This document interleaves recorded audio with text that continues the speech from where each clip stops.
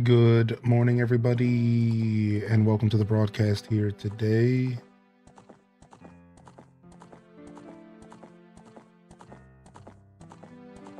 All right.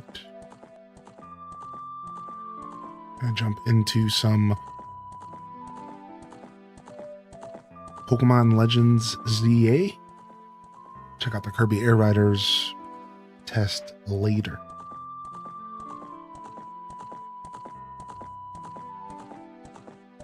Flash bang warning.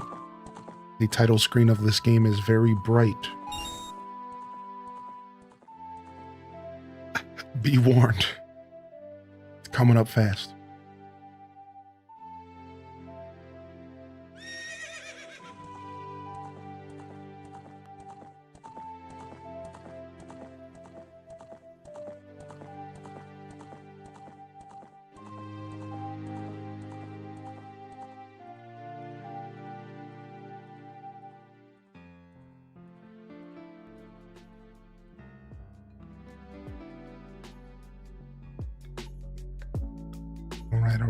All right. We made it. Ready to play some Legends ZA.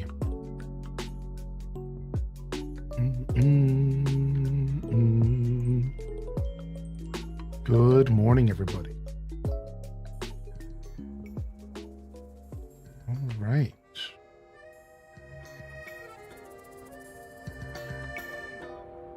Oh, you know it's a good time when we hear that song start up. Yo, there it is, dude. Happy Sunday, everybody.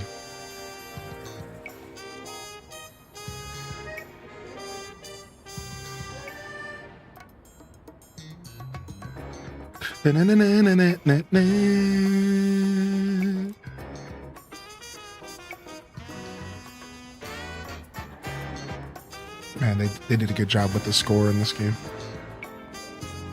My only request would have been a couple different songs that rotated, but still good music regardless. Yo, good morning, everyone. Welcome in here, dudes. Dudes and dudettes. Hope we're feeling good today. We did finish Zelda yesterday, yep. Right? A little bit ahead of schedule. So I didn't end up being here as long as I had originally planned yesterday.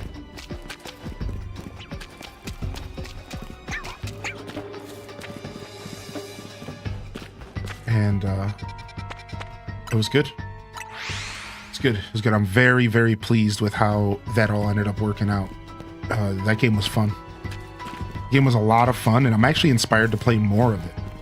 Because I think now that I've played it for the story and stuff, I think there's some potential for it to be a really good strategy game that I could really sink my teeth into and like pull all the levers and push all the buttons and try to create like super overpowered characters on the hardest difficulties. It could be fun, I think. Stuff that I never really did with the older Hyrule games, Hyrule Warriors games. I don't know. We'll see. I'm actually currently playing Dragon Ball Z in my free time, so I don't really have much time for a game anyways.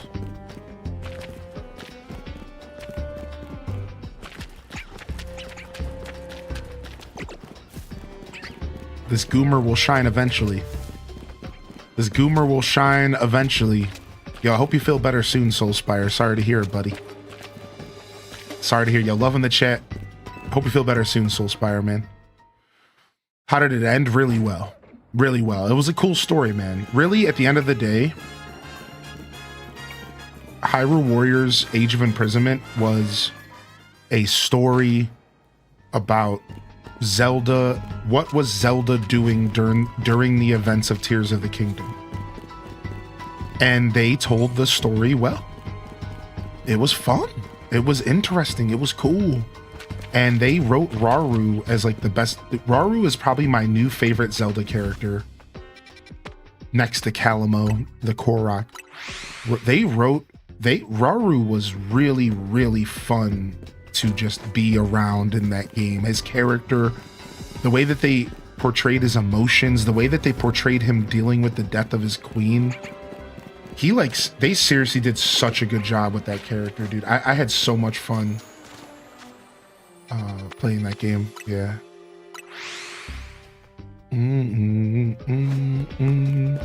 Yeah, good ending, good story, fun battles.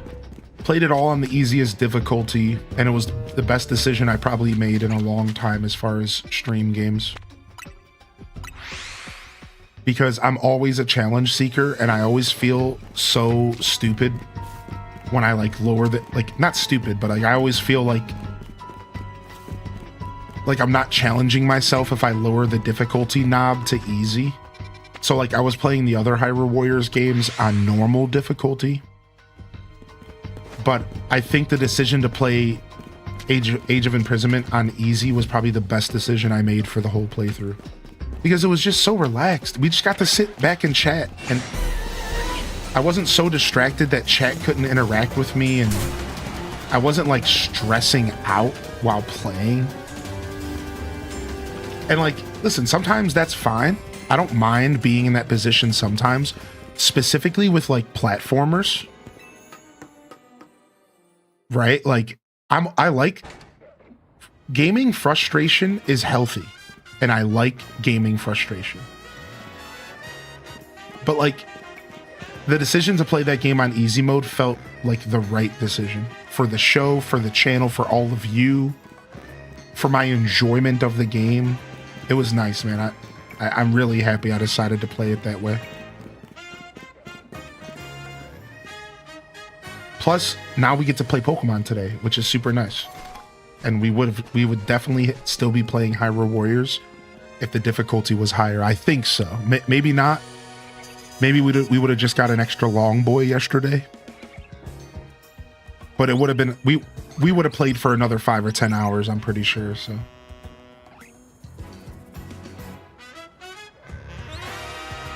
Yo, we streaking out here? We streaking out here? All right, let's see what we were doing. Let's see what we were up to. Let's see what we were up to last. So we are here today to do more post-story content. Welcome in here, everyone. If you're over on YouTube, good morning and enjoy the Pokemon show today. We will be playing some Kirby Air Riders later in this VOD. So if you're new out there, hit that like, subscribe. If you're here for Pokemon, enjoy it.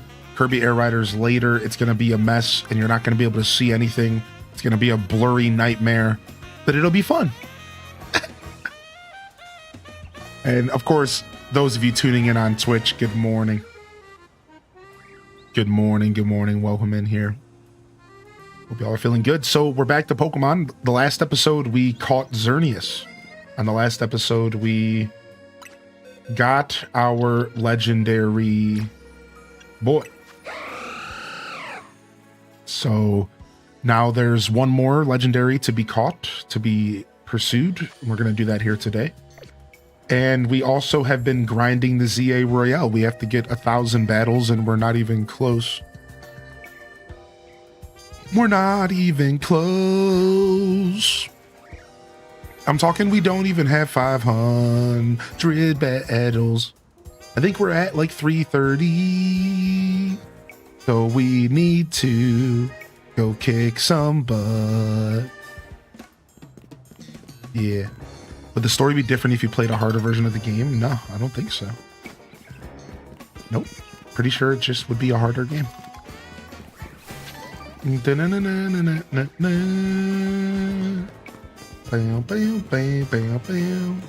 we're also doing some more side missions. We do have some side missions left on the map that we're going to be doing as well. I think we did all of the side missions that felt like they had to be done.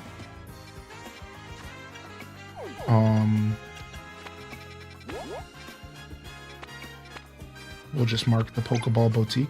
And then what about my mission list? Okay, we have to face the Frou-Frou League. We have to defeat the Elite Four Frou-Frou. We have to go catch an XL Avalugg and we have to go catch a jumbo variety pumpkaboo. So we do have a couple missions left to do. So since it's nighttime, we can go catch some pumpkaboos. I think they're only there at nighttime. What is it, Area 15? All right, let's start there. Oh no, I didn't do the mystery gift yet. Good question.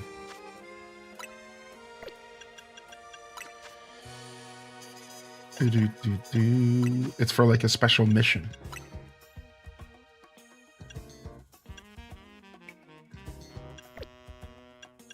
It's like a special mission, right? For a Pokemon or some nonsense. Shine bright like a gemstone. Cool.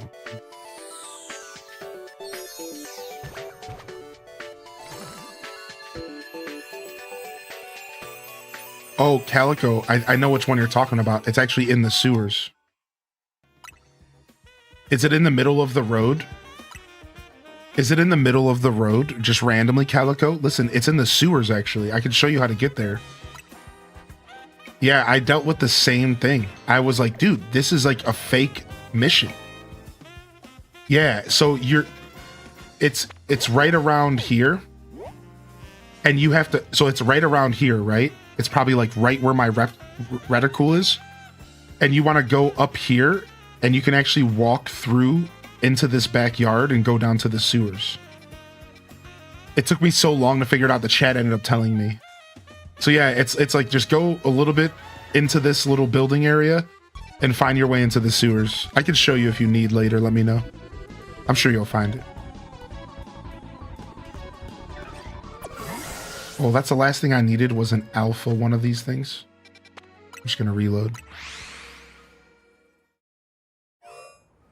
Yo, Alto Girl, thank you for the gift of the pastel pink garden. First sub of the day, dude. Thanks, man. Good morning, Pastel. Hope you're doing well.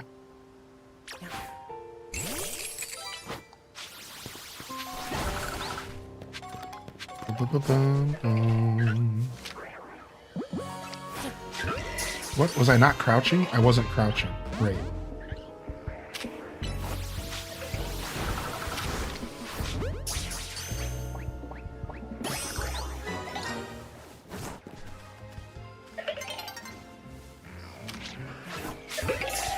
Oh, it's because my Pokemon's out. That's why they keep seeing me. Take a break from a game and you forget how to play it.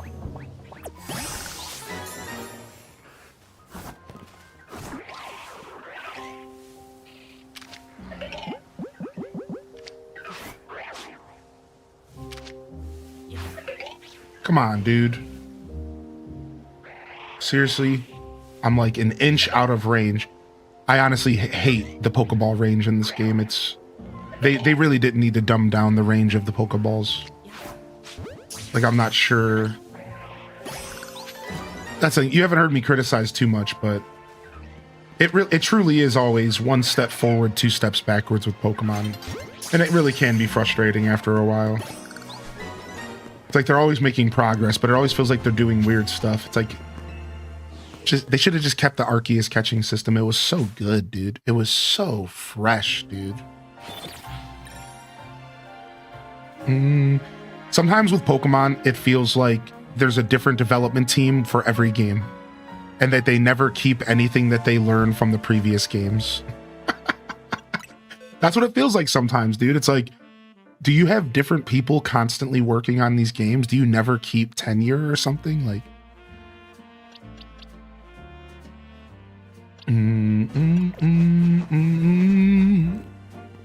yeah, I heard it. I heard it this morning. I listened to it this morning, Atomic Potato.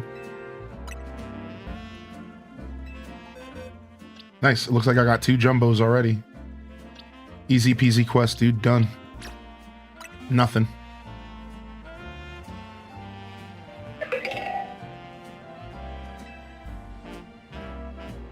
Sick.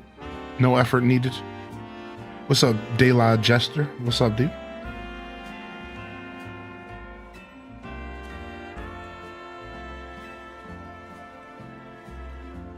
Forgive me, to be honest, I didn't really get it, but how could I not be convinced by the size of that Pokemon?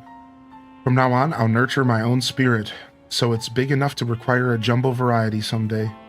From the bottom of my heart, thank you for bringing me a jumbo variety pumpkaboo. Cute. Little Wednesday Addams. Cute. Kirby Air Riders is a Switch 2 game. Yeah. Sorry, y'all. Kirby Air Riders is a Switch 2 game. No, a Switch 1. Sorry. Boom, boom, boom, boom, boom, boom, boom, boom. I'm not ready to face the Foo-Foo League yet. I need to raise some Foo-Foos.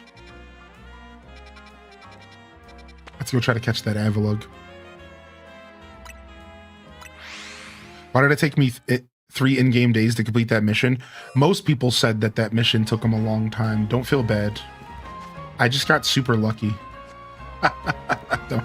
Don't feel bad. I think most people's experience with that mission was...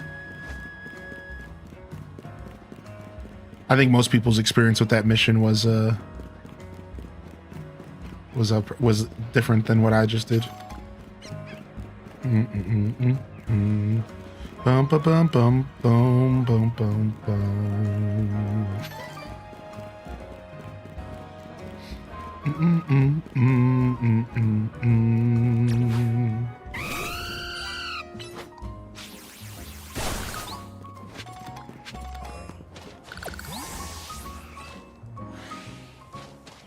Wrong entrance, but close enough. Wrong entrance, but close enough.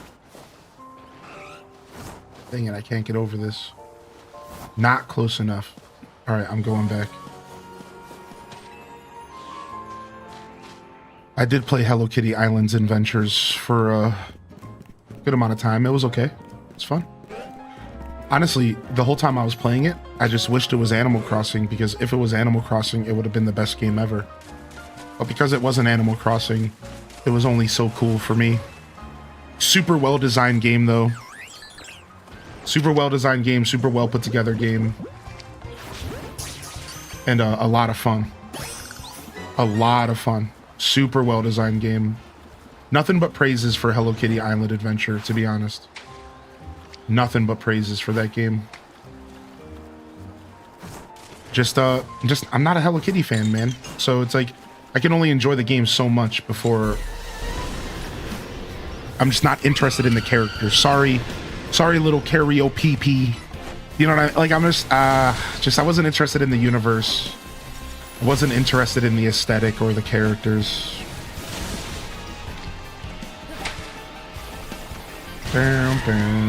Wow, that's a Stone Edge.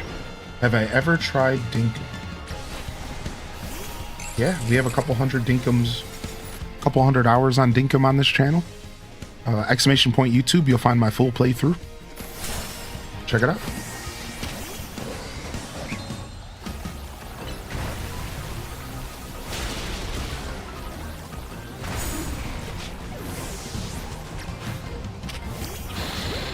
This Avalugg is actually absolutely wrecking me right now. This Avalugg is destroying me right now.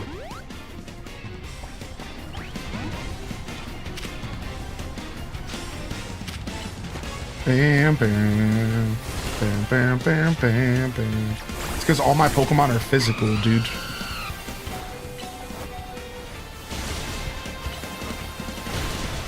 So I just struggle in these situations right now.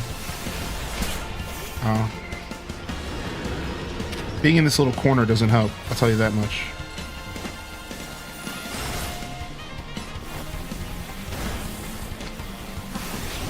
Get in the Pokeball, Avalugg.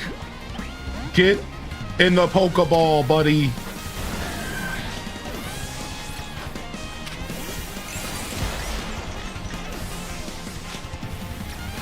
Stop takedowning me. Leave me alone, you're scary.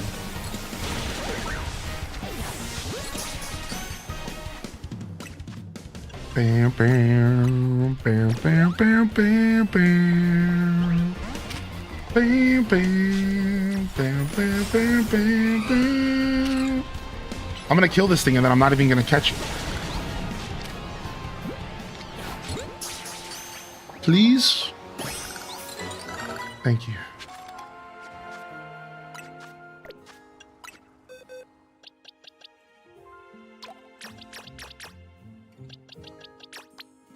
Oh no, this is all the intake. Okay, we're good. All right, nice. Let's go find that dude and give him his Pokemon. Yo, good morning, Bonnie. How you doing today, dude?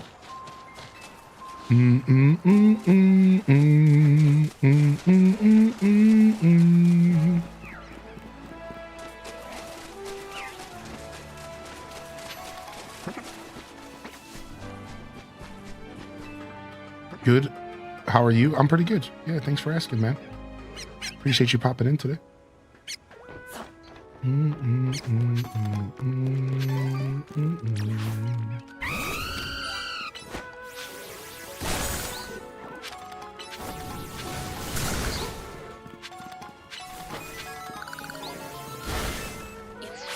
Oh, I did that too soon. And our hero was never heard from again. Dang it, I don't know where I'm turning in this Avalugg. Found him. I knew I was close to him. Started a new job, and I'm on an open shift this morning, so I have to be super early. Oh, that sucks, dude. Do you mind asking what time you have to wake up? I used to have an open shift that started at 5 in the morning, so I had to be up at 3:30 and leave my house at 4:30 to be there at 5. It sucked, dude. It sucked, man. I've been there, dude. I've been there, dude. I've been there, dude. This alpha's massive. It should fit all my Birdmite for sure. Are you ready, my babies? This lady's the ice queen, apparently. Are you ready, my babies? Okay, I'm not gonna lie. This is pretty adorable. I'm not gonna lie, dude. This lady was on to something. This is cute as hell. This is exactly what I wanted to see. My dreams come true. Let me take some photos. I'll need to post this on all my socials. Okay. 30 months spending my mornings in the most wonderful community. Thank you for all that you do. Cheers to 30 more, dude. Yo, Raina be coming with the tier 2 for 30. Let's go, baby. The tier 2. Enjoy that extra tier of emotes, homie. Thanks for sticking with us, man. And I'm gonna Uno reverse card you. Cheer for all that. Thank you for all that you do. There's not many people out there that I know that put as much love and care into the communities that you engage with. And that's really cool, man. And it should be noted and it's appreciated. I also would like to remind you that you're more than that. And just having you around and your energy is also super dope. And I hope you never feel obligated to do anything out of your comfort zone, whether here or anywhere else. And that I hope you just truly don't, you know, your viewership is enough and everything else is truly extra, and it's a blessing, man. So thanks, man. Just thanks for being around, dude. You're pretty rad, Raina B. Pretty rad human being.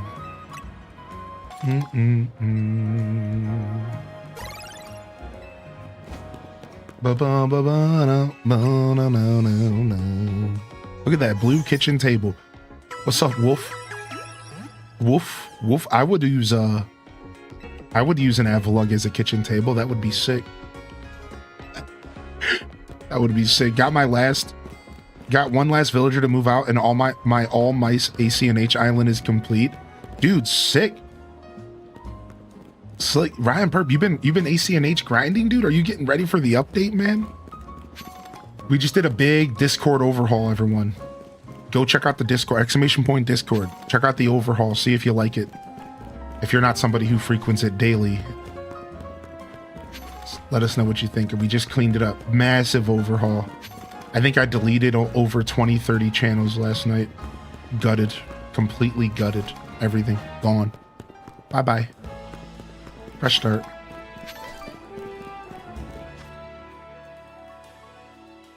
Prepping to be update ready. Nice. That's a lot of channels. Oh yeah, we gutted everything. I'm done with the clutter.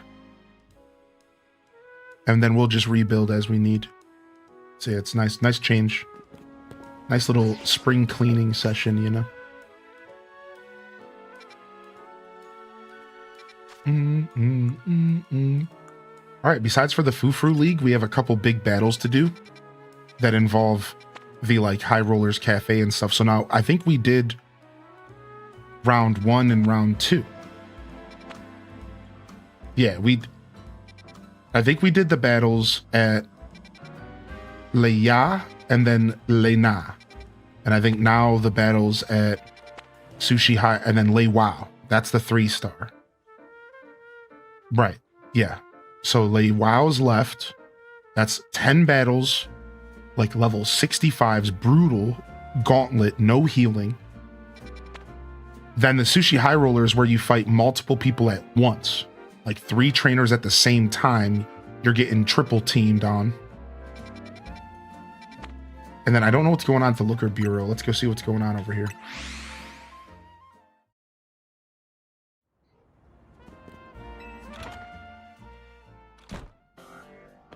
Yo, what's up? What's up, Mimi?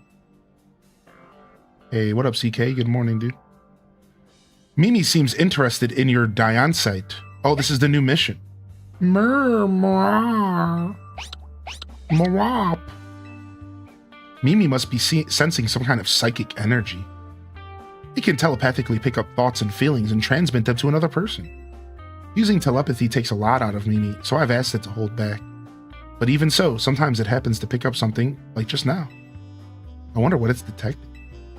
Maybe that Dion site you've got is imbued with some kind of strong emotion.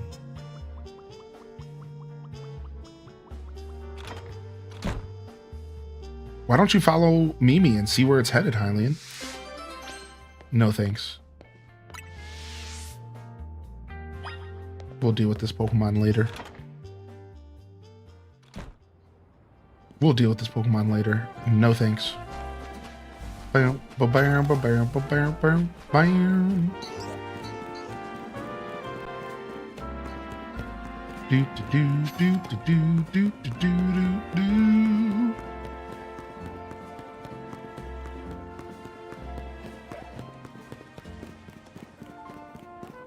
All right.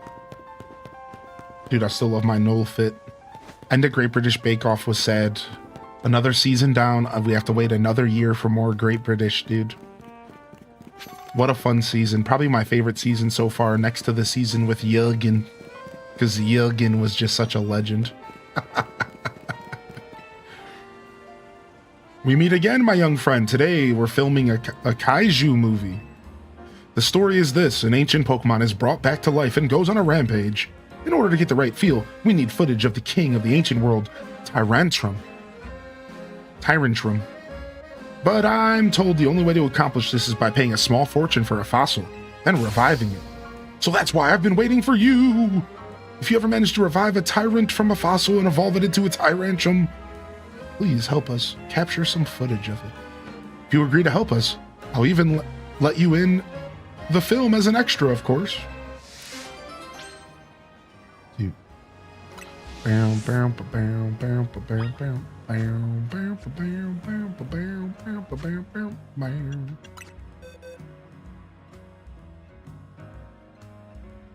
I don't have to take it out of my box. Let's see. Oh, probably. I should have one in here somewhere, though.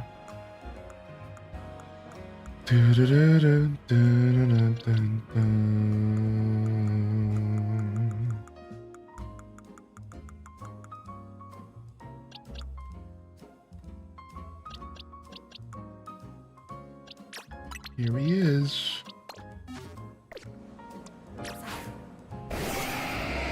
Honestly, this Pokemon's pretty badass.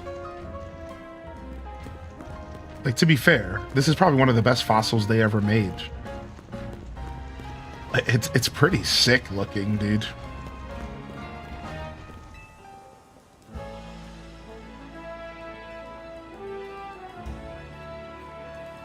You really have a Tyrantrum with you? Then I can assume you're willing to help us with the shoot.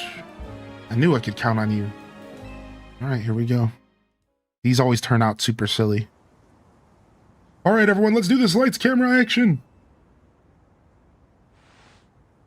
What is that? Just look there.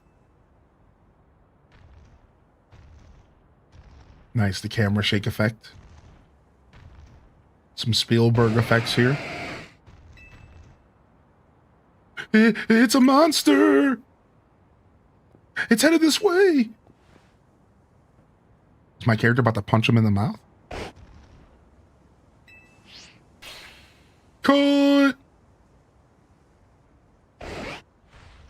Come on, now's not the time to try and get cuddles from your trainer. What are you trying to do, charm the audience? Director, in spite of its fierce looks, I think Tyrantrum actually can learn the move Charm. I guess even that vicious temperament doesn't stop it from being a cuddle bug with its trainer. What? That means it can be in the same scene. It can't be in the same scene as its trainer. But wait, hold on a moment. An ancient Pokemon forming a bond with a human. Yes, I think it could work. Are you sure, Director? I don't think we've had a single shoot where we've stuck to the script. Worry not. The theme of our films is no longer the terrifying reality of wild Pokemon. It is now coexisting with wild Pokemon. All of our footage showing the heartwarming sides of Pokemon fits perfectly with this new theme. And I dare say it's a better fit for the Lumios than focusing on the terror. Yes, this is going to be a huge hit. I can feel it. And we were able to make this pivot only due to your help. You have my thanks. So give me some of that Spielberg money then, dude. Wow, $5,000, that's it? Wow. You might as well just spit it in my palm and give me a handshake, buddy. I think that's the last one of those missions. We have 115 out of 117 done. Sick. All right, let's go to... Wait, do we have our... What's our ticket? Ooh, we're at 46 out of 50,000. We're so close to our next match. All right. So that's cool. So we have some time to burn until nighttime because I don't feel like using the... I don't usually use the whole switch. Like, I don't use the bench. I don't really need to do all that. Don't need to do all that. There's plenty of stuff for me to do running around the city waiting for nighttime to show up. Like Mabel's research. Like going and catching me some more ice types back at Area 12. Let's go. Let's go catch us some more ice types real quick. Does someone here in ACNH have an island named Only Fins? That's a good name for an island, I'm not gonna lie.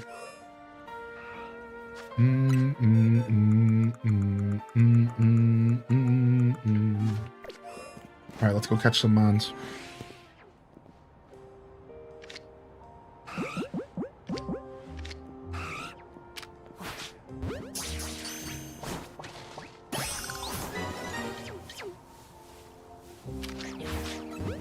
Dang it, he saw me last second there. He saw me last second. Okay, chill, buddy. It's really not like that. You're charging yourself up and everything, dude, yeah?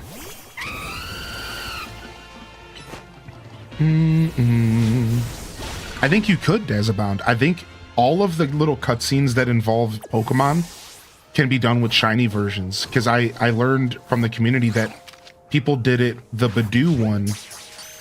There's like a Badoo contest, and you can do it with a shiny one.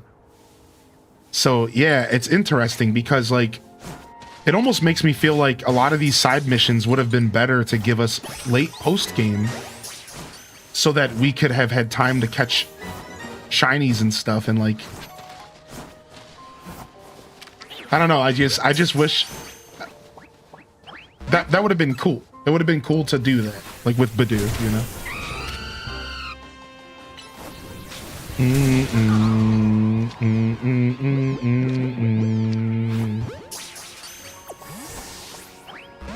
Okay, alright, go. Why don't you go somewhere else? You freaking jerkwad.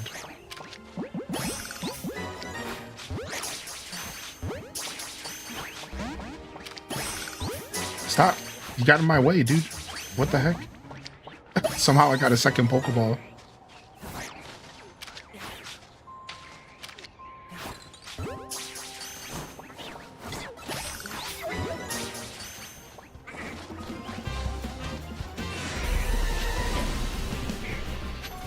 dun, dun, dun, dun. Yo, good morning, Jitterbug. Good morning, Gemini. Good to see you here, dude. What's up? Majinx, good morning.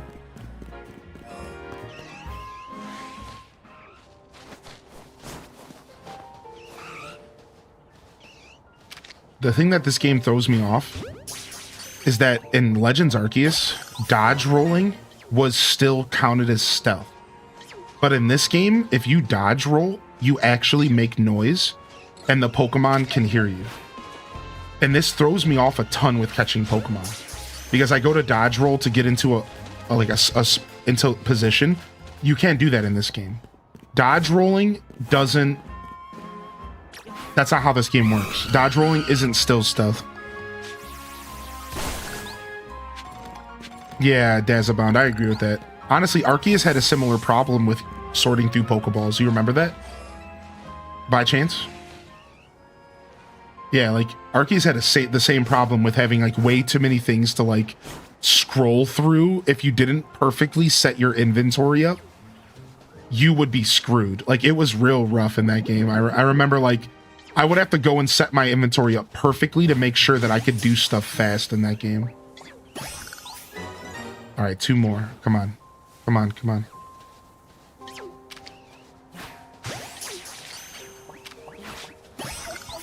All right. I'm just going to run through and whip some Pokeballs. Let's go.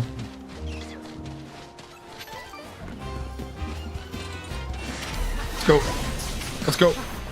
Let's go. Let's go. Let's go. Okay, see you later. Yeah, that would have been perfect random reject. I'm playing Dragon Ball Z Kakarot right now, and anytime you open up your menu to choose your special attack time slows, and it's so nice. It's so nice to give you a quick second to think and be like, how do I use, which attack should I choose? Yeah, that's actually that would have been literally perfect, right? All right, ice Pokemon are done. Let's go catch dragon types.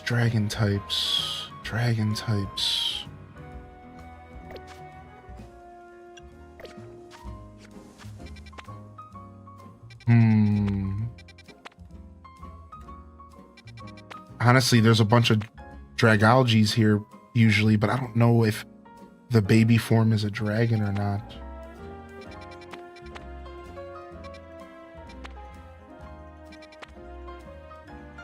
I know where to catch Goomies and Dragologies, the baby form. Oh, Noibats. Are Noibats a dragon yet? I don't think they are.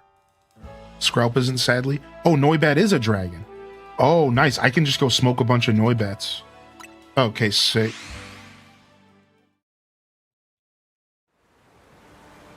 Rosalind Faust. Sorry I've been MIA. I've been work has been keeping me busy. No problem, Rosalind. It's good to see you here today, man. Never need to apologize about missing streams, all right? Never need to apologize about missing streams. Just happy to have you here whenever you get a chance to visit us. Thank you. Is this the one that has the Noibats at the end of the cave? 3 of them, I think. Or do I need to go to the other sewers? I think we need to go to the other sewers. No, here they are. And then sometimes there's one up here. Yep. Sick. Now, if this thing wasn't an alpha, I could have just teleported back. But because I'm in combat, I can't. Freaking alphas.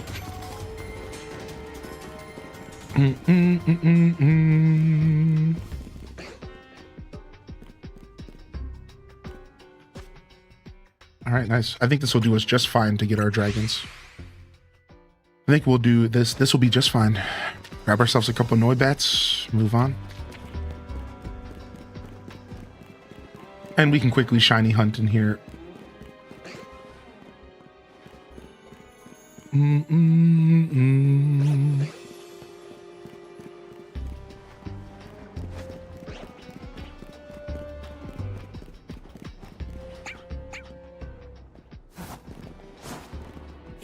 Oh, one of them's alpha. The one in the center tends to be alpha pretty often. Oh man, they didn't respawn. I wonder if I need to go in and out. Oops. Do you have a lot of full odd shinies? No, I think like 4 or 5. 5 of them. 5 of them, not too bad. Honestly, that's a lot for full odds, in my opinion. 1 out of 4,000 chance. So that's pretty good amount. 5 is pretty okay. I think the shiny charm makes things super crazy in this game. 1 out of 1,000, which it sounds like a lot still, but I guess we need to wait a couple minutes for these to spawn in, or they're not guaranteed.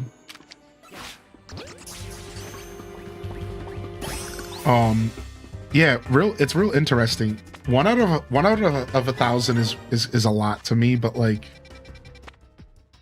I don't know, man. I've been watching people do shiny hunts, and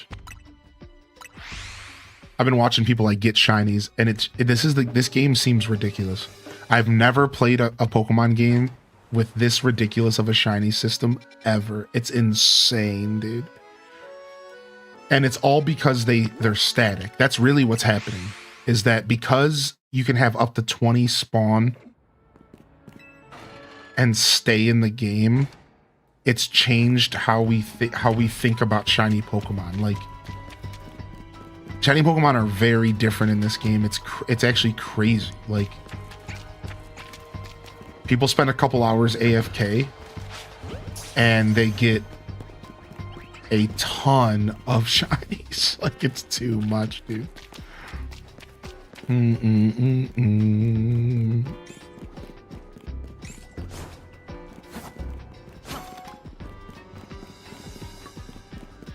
It's just too much, man.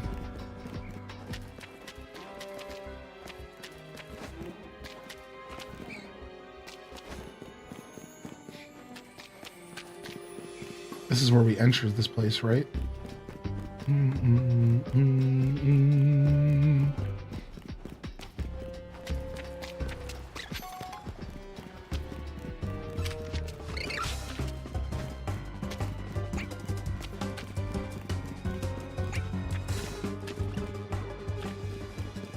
Freaking Scraggies. Oh, I need fighting types, actually. I think we're done with dark types. Let's check. Nice. I think we're done with dark types. Yeah, we are. Hey, Tokyo-chan. How you doing, dude?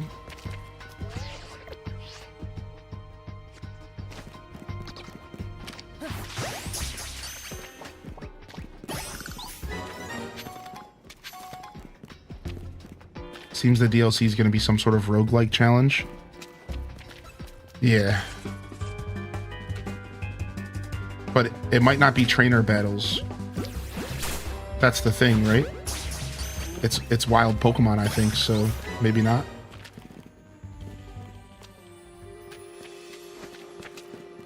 Yeah, we don't know too much.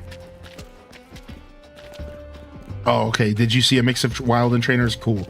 I only saw the trailer once, so I remember seeing wild Pokemon, but I didn't remember seeing trainers. Yeah, that makes sense. That makes sense. Yeah, that's cool. I think a roguelike challenge makes sense for this game. Sure. Adding replayability and variance, which I like. I understand why roguelikes are becoming popular, because it's actually a lot of fun. I play a ton of roguelikes. And it's fun, dude. It's fun to have random variance, and like, you get to do something again and again, and it's different every time. I will say, though, not every roguelike experience is built the same. Like, for example, Donkey Kong's roguelike experience didn't really feel that good. Like, it's fun, and it's intuitive, and it's interesting to some extent, but like,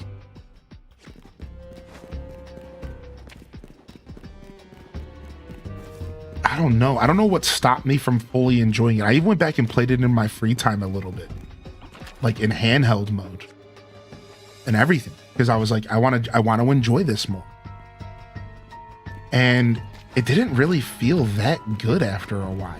Like it's just like whatever. Like it didn't, here's a good way to word it. It didn't hook me like rogue-like video games tend to do. Rogue-like video games tend to hook me, but I have yet to play a rogue-like mode that's like a side part of a game that like really hooks me. It almost feels like you need to design the whole game around it, or like it's not really going to actually work out. So this is all for me to say I'm a little nervous because I don't know how much fun this roguelike mode is going to be. Like, I'm going to go into it with an open mind, obviously, and hopefully it is a really cool way to keep this game feeling fresh. But it could also just be super repetitive and boring and not have any weight behind it at all. I don't know. I'm really torn on if it's going to be cool or not. Okay, we just need rocks and dragon types. I'm really torn on if it's going to be cool or not, dude. I'm super torn on it. Okay, 15 more dragons. Yeah, no, that's what somebody said about the leaks, Dazabound. I heard leaks that confirmed that it's a roguelike, but maybe it's also just speculation. Right? It could just be them speculating by what it looks like.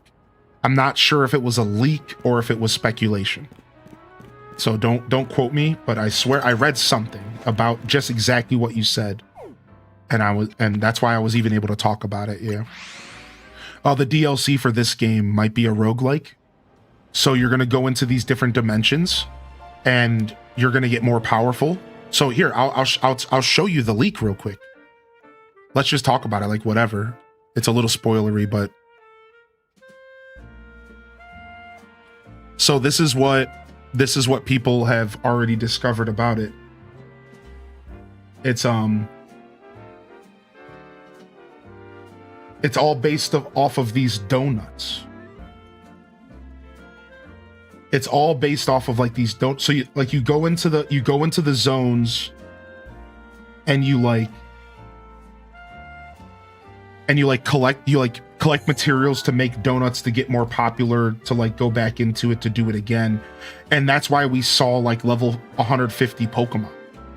Because what's going to happen is every time you go back into these zones, the Pokemon are going to get higher and higher level, and it's all going to be like on a timer. And then if it's a roguelike, the way it works is it's going to have meta progression. So you're going to be able to make yourself stronger, but every time you go back in, it's going to like reset. Or it's going to be like a challenge where you keep pushing it until you can't handle it anymore, and then it resets. So you see how this is like level 120s. Small hyperspace wild zone detected. So you're gonna select a donut, and then that donut is gonna. So you have, look at survey time plus level 5. Like it seems like they are setting up for a roguelike.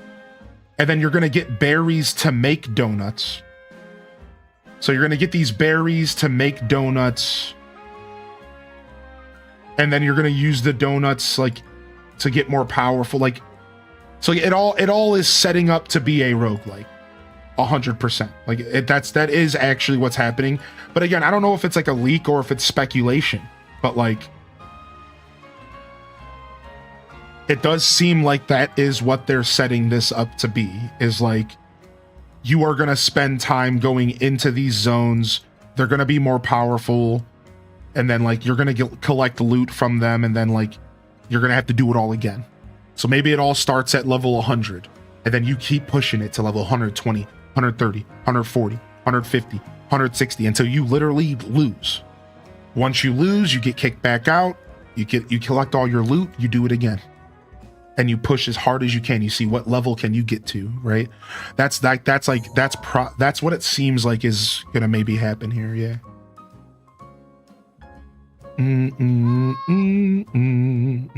I was wondering how you liked Age of Imprisonment. Yeah, it was fun. Yeah, it was a lot of fun for sure. It's definitely not for everyone, but I was having a blast.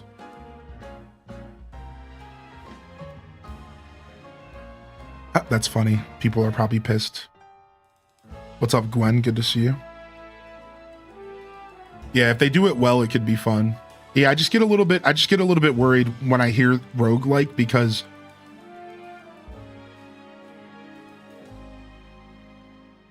it's becoming one of those terms that are getting bastardized. Right? It's like, let's turn everything into a roguelike. And it's like, well, are you sure you're not just creating a repetitive experience that you can keep doing over and over again that actually doesn't have any weight or stock to it? Because the difference between that and a roguelike is a roguelike has weight behind it, and like your decisions matter.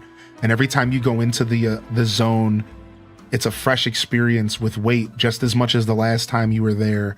And every decision you make is calculated, and every decision you make helps you get further along in the roguelike experience until you're either triumphant or you try again. You know, it's like, it's interesting because maybe that's what I didn't like about Donkey Kong, is because the Donkey Kong, it didn't feel, there was no why. There wasn't like, this is your goal, like Hades, for example. Like, there wasn't like, you're trying to get story or you're trying to like beat the game. It was just like, keep doing this to do it. And like every time in Donkey Kong you did it, you just did it to unlock more. It was like, why are you doing this? To unlock more so that you can do it more. Okay, but then after I unlock more to do more, why am I doing this? Well, so that you can unlock more so you can do more. That's not a roguelike. Like, you don't just put a system in front of someone that's like, well, the reason you're doing this is so that you can do it more. What? No, like there needs to be like a reward, like a reason, a story, a game, a finale. Like there needs to be something that I'm working towards. You can't just be like, do this thing over and over again so you can unlock more features so you can do this thing over and over again. Like, what? Like, yeah, like there needs to be some reason why I'm doing this. What am I working towards? What is the goal out of all of it? So I'm starting to realize like developers are misunderstanding what roguelikes really are and why they're so fun to play. There's usually like a goal at the end of the tunnel that's really hard to get to. And you're working towards that goal. You know what I mean? Like, and it's difficult usually, and it's challenging, and you have to really work at it. I never found that in Donkey Kong, unfortunately. I was never like, I never understood what I was doing besides for just doing it to do it.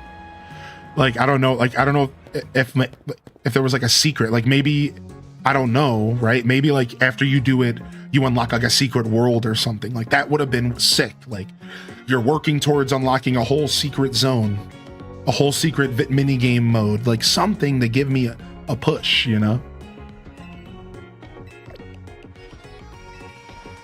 Yeah, something. Like I don't think any of that's there though. I think they truly just put the mode in the game for funsies, which is cool.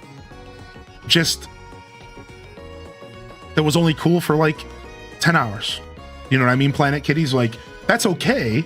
It's okay to just put something in a game that's fun.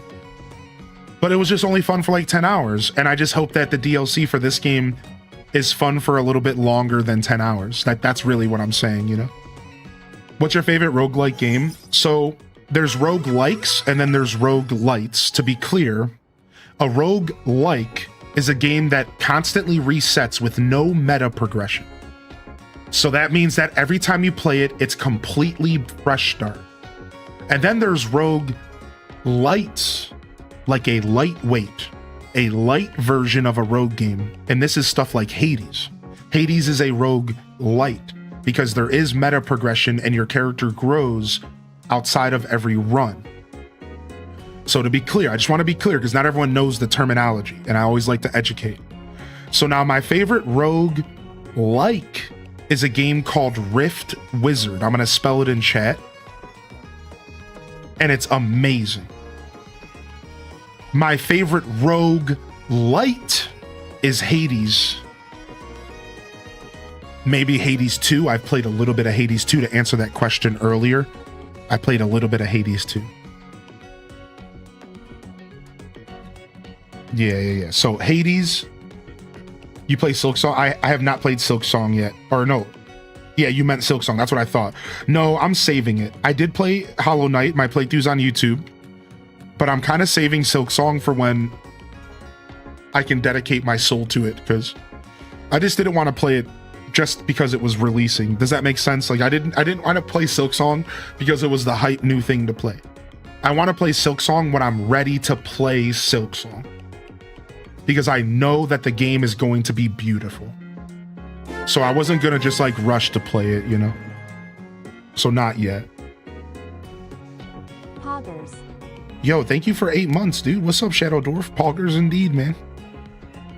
Poggers indeed. What is this question I missed in the chat here?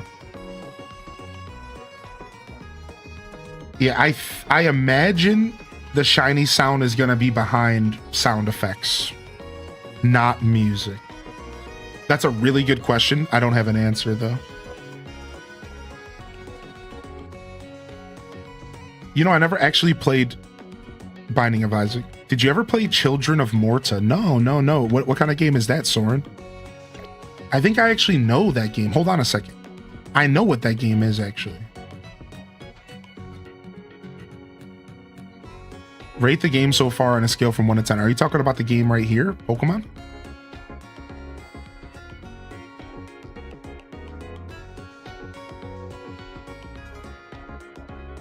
Oh, I do know what this game is. Yes, dude, this game is on my radar, dude. Yes, this game was on my radar because they were obviously going in the direction of like Hades.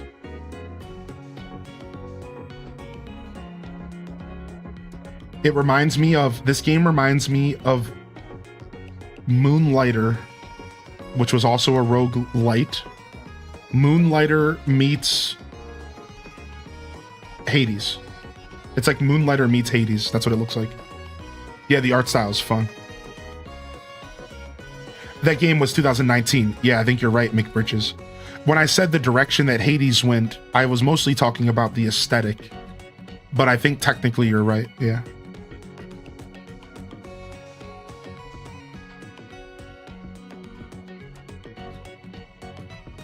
Convention was awesome. Went on a nerdlesque show in WoWie. Was awesome. I cosplayed Pura.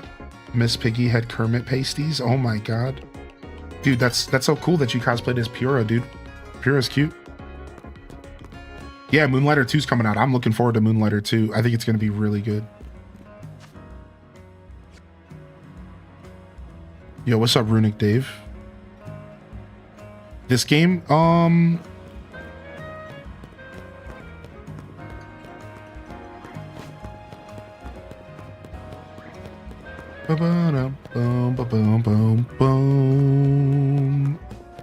Good morning, by the way, Smitty. I don't know. I like this game a lot, though. And I think it's set out to provide a new experience in the Pokemon space, and that experience is fun. I think the good about this game is that they're attempting something new, and the battle system actually ends up being the best part of the game. The battle system is really dope, and it's something that I've kind of wanted my whole life from a Pokemon game. Like my literal whole life, I've wanted to have a battle system that was like live action, kind of like Hunter in World of Warcraft. Like I've talked about this on stream even, and we got it. We literally got it. Like this is it. I also think that the city setting is good. At first, it's like, how are they going to make a Pokemon game in the city? And this is awkward. But it's good. The city setting actually works really well to provide an experience that we've never had in a Pokemon game. And it's really cool. So I think the good would be the battle system. The city is actually really good. The music is, and Pokemon games music has been top tier for a long time, is also really good. I think the bad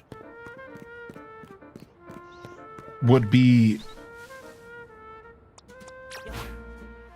the fact that they pulled away from Legends Arceus's catching system, and while you can still catch Pokemon in live action, I think that they took a step backwards by limiting the way that we catch Pokemon, because I think Arceus did it right. The better way to word it is, I think Arceus did it better. I'm not going to say this game's doing it bad. I just think Arceus did it better. I'd also say that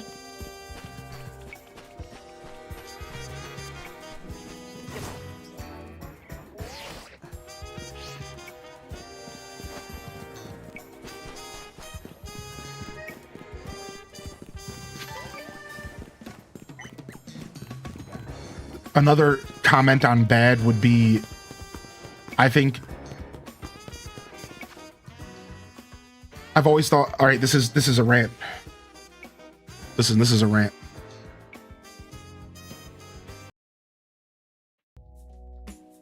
I've always thought that DLC was complete garbage, because DLC usually and a lot of times implies that it was content that could have been in the game that wasn't.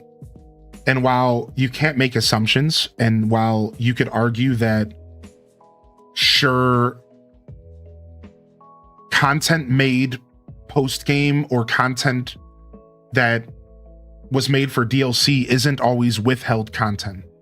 Sometimes DLC content is truly stuff that just didn't make the cut. They didn't have time to design what they wanted to, and they needed more time.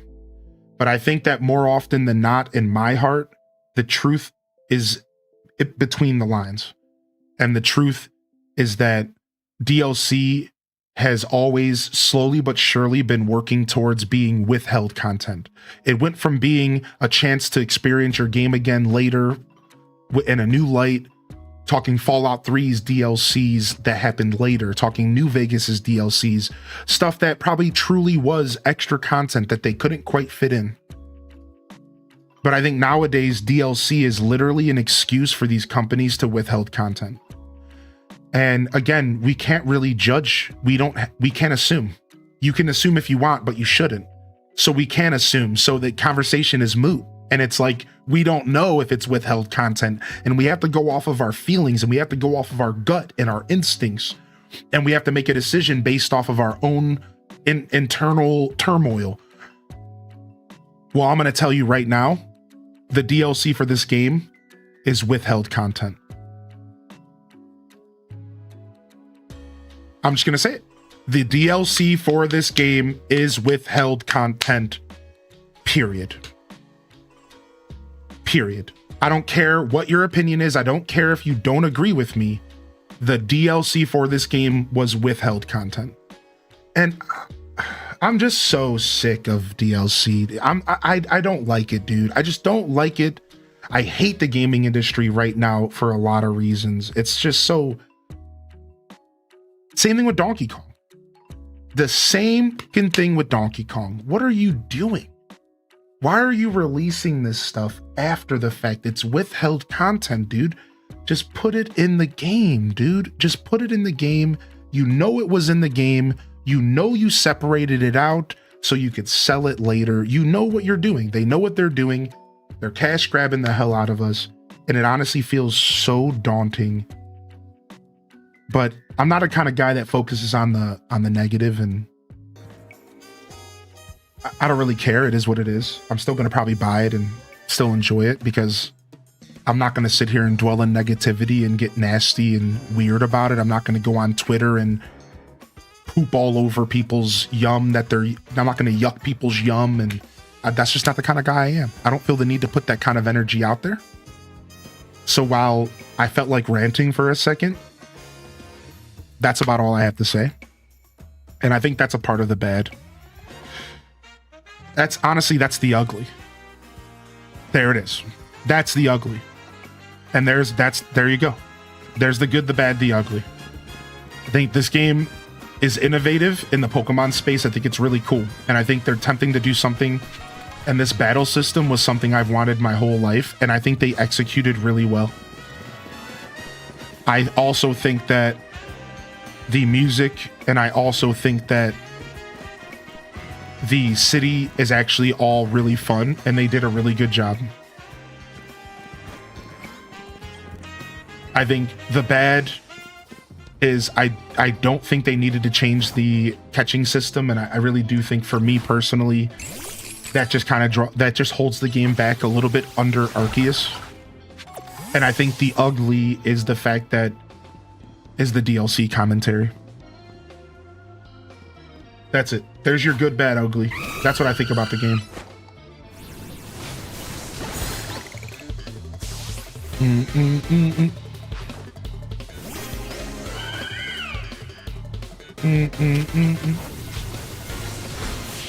That's what I think about the game. I just bought the DLC. Yeah, I'm gonna buy it and play it too. Yeah. Yeah, dude. Yeah, I'm gonna buy it and play it too, dude. I'm excited. I think it's gonna be cool. Like I said, I'm a little worried about it, but I think it's gonna be cool.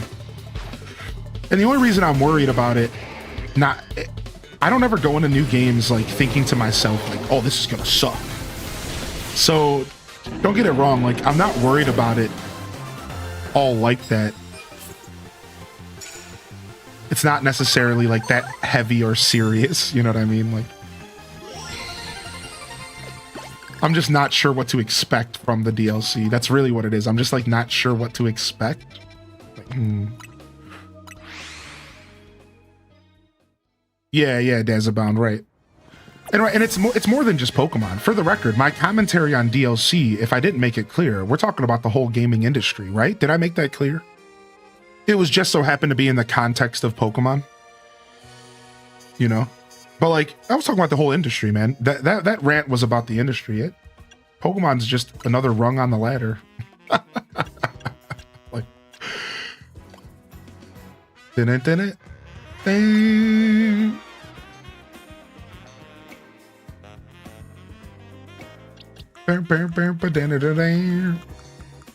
Alright, we have to actually take these battles serious.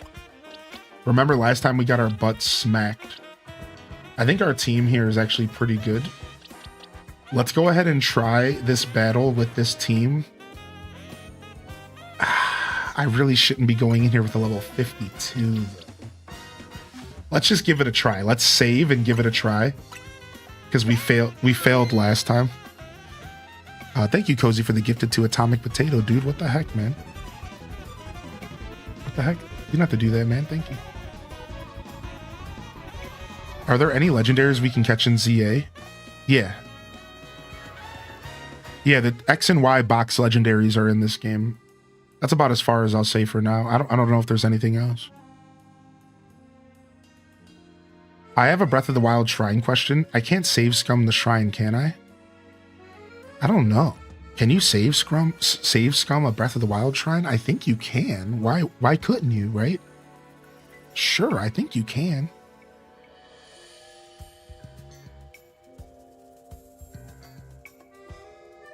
I did pre-order a ZA DLC when they announced it. They moved the date to December because I'm probably not going to have a paycheck yet at release. That makes sense. Yeah. You got to take care of yourself, right?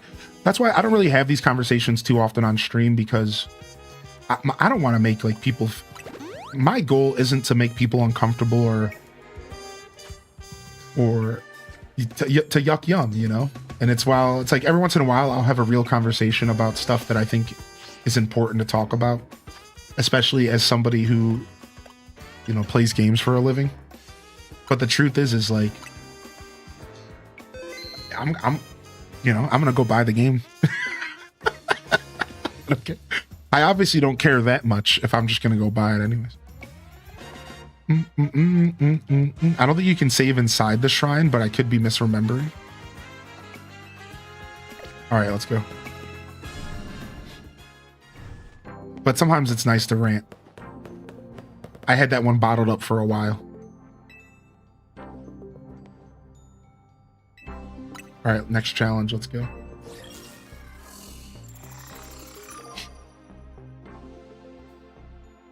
I played the Princess Peach Showtime demo.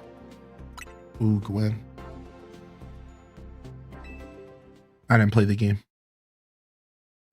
But I played the demo. I could tell you that Princess Peach Showtime is short, but fun. So if money is a problem, be careful. Because I've heard Princess Peach showtime's like only 15, 20 hours, classic Nintendo. But it's real fun. It's a blast, but it's short, sweet, concise, done. I don't know how much extra content there is, so you're only getting a small experience. That's what I heard. Echoes of Wisdom will give you a bit more time, maybe closer to 30 hours, especially if you take your time with it, because it is open world and there's a lot of side content. So if hours of gameplay is your thing, you might want to think of Echoes, but yeah. All right, here we go. We haven't fought Gwen yet. Here, this is exciting. Let's see. She's about to destroy me, huh? Level 65s. I bought 3 level 50s with me. I'm about to get destroyed, dude. All right, here we go.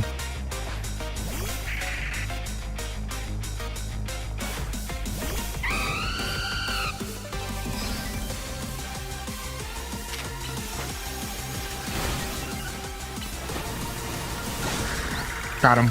Got him before the Phantom Force. All right, let's send out Pinsir. Pinsir doesn't want to be here. That's not good.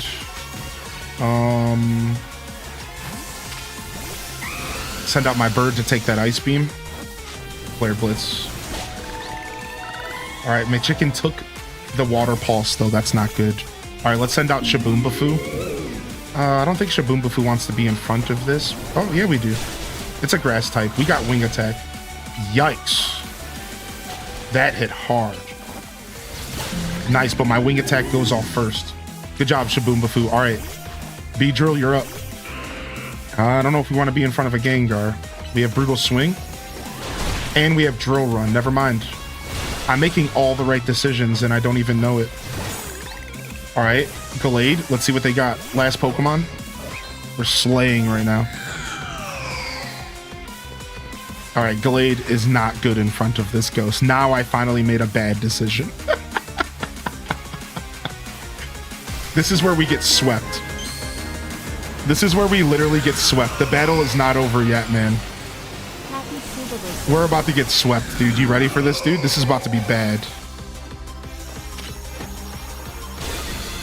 All right, can I get a Will-O-Wisp off? I don't even think fire types can be burned. Okay, thank you, Meg, for 37, dude. What's up, man? Can I get a Thunder Wave off, please? I don't know if the Thunder Wave didn't go off. Yikes. All right, we're about to get swept hard. I'm going to detect this attack. Detect. X-Scissor. Lunge.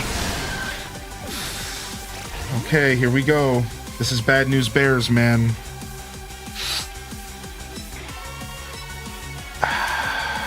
I have to hope it calm minds again.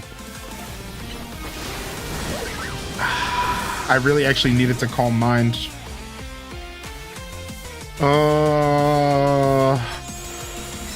Nice, I waited out its Mega Evolution. That's nice, dude. That's kind of nice, actually.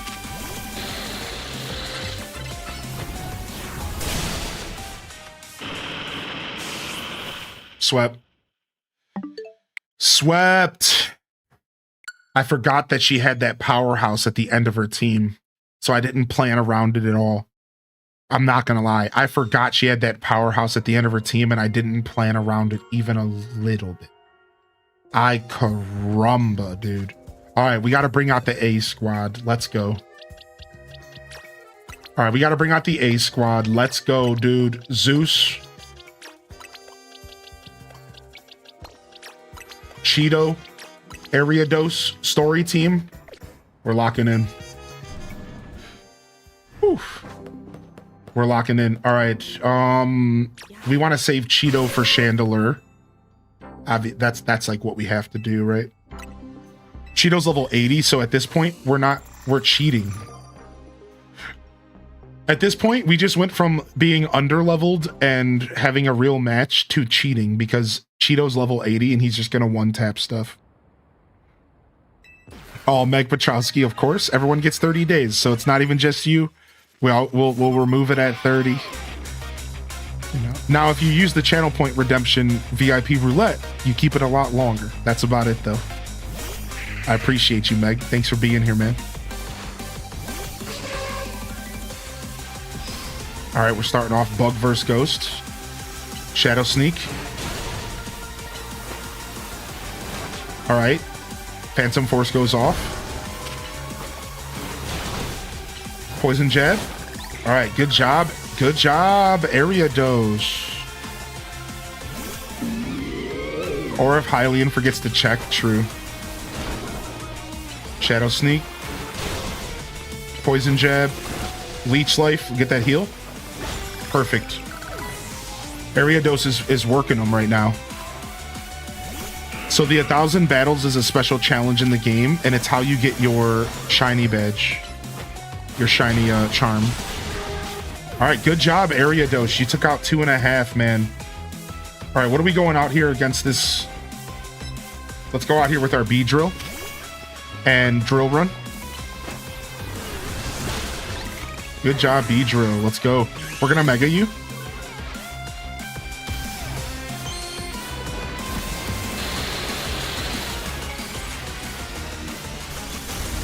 That's a big B.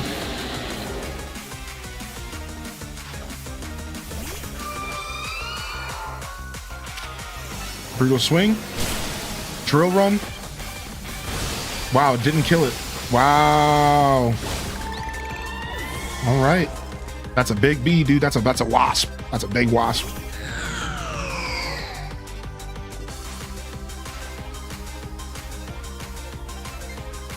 Yeah, Jitterbug, that makes sense. It is worth it avoiding a self-guilt trip, yeah. I just wanted to say that to you because I was hoping nobody was feeling like bad for enjoying their favorite games. And you know how I feel about that. So I just wanted to make sure you were good.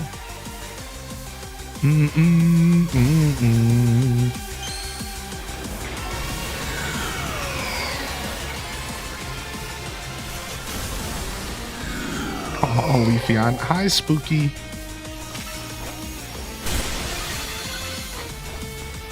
Nice. Chandelier destroyed, dude. I knew having B-Drill ready to go just to destroy it while it calm-minded was gonna work. Because I know, look at that, it just one-shot my Manectric.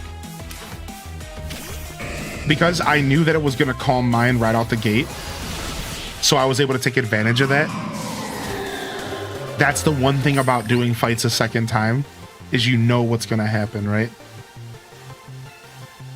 So like I took advantage of that. I was just like, all right, that's our 6th reward match. Nice, some protein.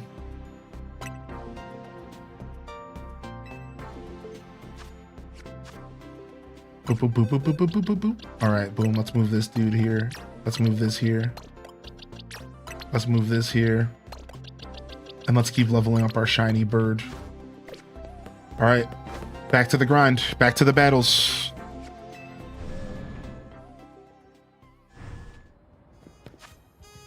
No, Elementalist. The 1,000 battles is a part of the research. So no, only one shiny charm. But that would be crazy, right? Bam, bam, bam, bam.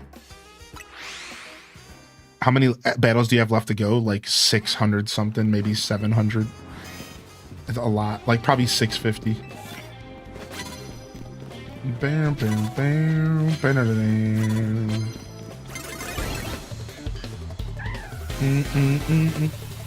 Wish. I watched a video about the rarest shiny Pokemon in the game. Rare event Pokemon and shiny Pokemon that are never going to be available ever again. I watched this video about it, and what it mentioned was these group of Wish Pokemon. So apparently back in an older generation, there was like this event during like 2 weeks or like a week or something, or like a weekend. It was like a timed event. All right.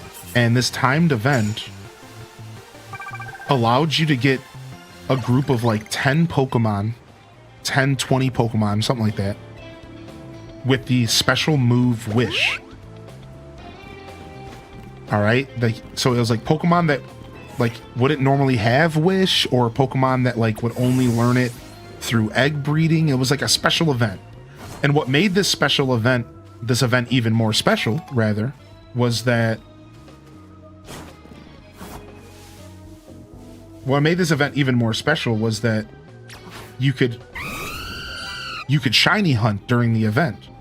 So only like the dedicated few people who like made a point to shiny hunt during this event could get this wish egg Pokemon. And apparently it's one of the rarest. These Pokemon, these wish egg Pokemons, are technically one of the rarest shinies out there, because you would have had to have dedicated yourself in an old era of Pokemon. I think it was 1 out of 8,000 odds. Maybe Misuda method was around, so maybe less, to get yourself a shiny version of this like wish egg. But what made it even more difficult is that you wouldn't know if it was shiny until you hatched the egg.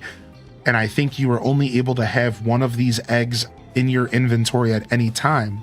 So you had to have like multiple save files to transfer the wish egg over to, check it, see if it's shiny, and then do it all again. And it was like this whole process. So apparently it's like one of the rarest shinies in Pokemon history is from this like wish egg like event or something that I'm not even doing a good job describing. And there was a couple other really good ones as well, like shiny Darkrai, because there's no way to shiny hunt a Darkrai right now in Pokemon history. And the only way that you could at one point was an event, and the event no longer exists. And they patched out the ability to cheese the event. So while people are still able to cheese the other Pokemon from the event, which I think was Shaman, Darkrai is no longer able to be cheesed because they patched it. So like, there's no way to legally get a shiny Darkrai anymore. There's no way to legally farm shiny Darkrai in Pokemon anymore. Like, there's no legal way to do it. You could obviously do it illegally, but there's no legal way to shiny hunt a Darkrai anymore. It's gone. It's over. At least not right now in Pokemon. And now, my first thought when I watched this video was, what about Legends Arceus? Because Darkrai is an Arceus. But I think he might be shiny locked. I think that's what's going on. I think he's shiny locked.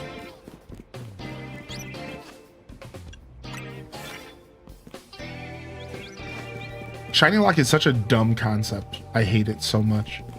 Oh, we're gonna make this Pokemon not be able to be shiny because we don't want you to have it yet. Like, what? Just let me play with the game, dude. Let me do whatever I want to do in the game. Why? Why are you locking shinies from me, dude?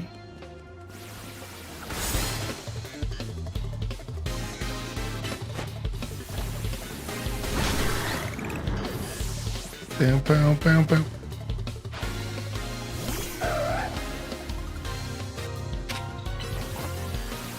Yeah, no, not this one. You want to know the worst is Pokemon Go. Because in Pokemon Go, you don't even know if something is shiny locked unless you look it up and do research. And it's the same thing with the Pokemon games. It's like, let's say you don't know something is shiny locked and you spend hundreds of hours hunting like a starter just to find out like the starters are shiny locked. But you wouldn't know that unless you spend time outside of the game doing research. And I think that's so lame. Like,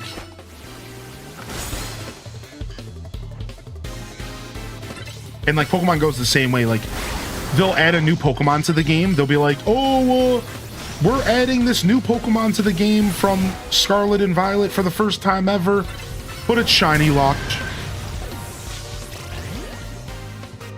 Why?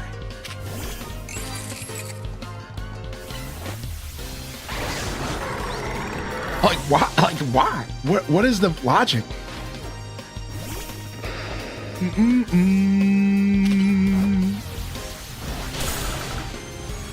Darkrai's not shiny locked in Pokemon Go. Oh wow! So you can still get Darkrai in Pokemon Go. Pokemon Go seems to be the only way to get any shinies that are locked from the games. That makes sense. Yeah, it seems like Pokemon Go is how you get shinies from that are locked out of the games when it comes to legendaries. Pokemon Go is just that game.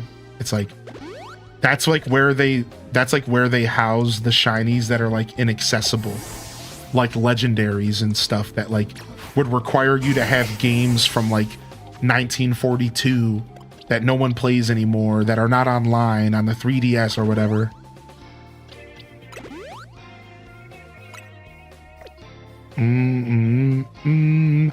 I've done the system transfer from Switch 1 to 2. I can delete the memory card on my Switch 1, factory reset it, and then it's good to be given to a friend. Yeah, I think so. Yeah, it sounds like you covered all your bases, dude.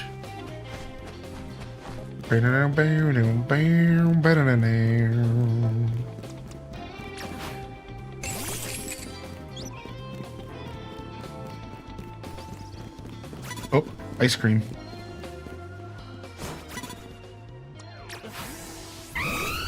Yo, turn around, lady. Yeah, she turned around. What a boob, dude. Why would you turn around, dude? I'm right in front of you. His R3 button on his Switch Lite broke and he can't Mega Evolve. That sucks.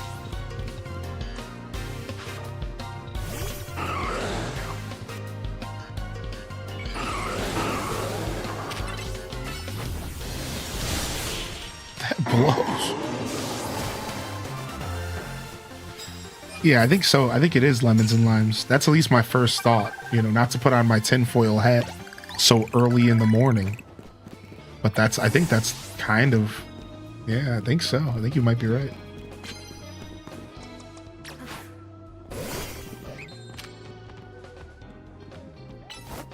Yo, good morning, Duck Wilder, by the way. Welcome back in here, Duck.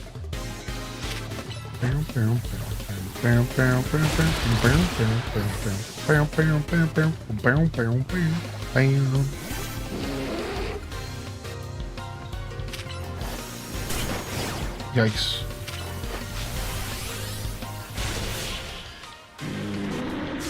What up, Flip Toast?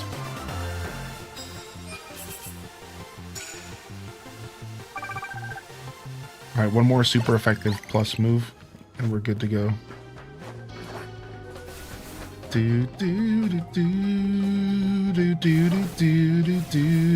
What is this contraption? Just let me get up to the roof, dude. Get me out of here. I'm just going to a new location. Just give me a ladder. Why you gotta make me play freaking Legend of the Hidden Temple to get to the roof? I only make that joke because I'm in the middle of like trying to do enough battles. So I'm like, I'm in the timer. I'm like, dude, hurry up. The time's a ticking over here, dude. Steel type. Honestly, I should have removed the drowsy.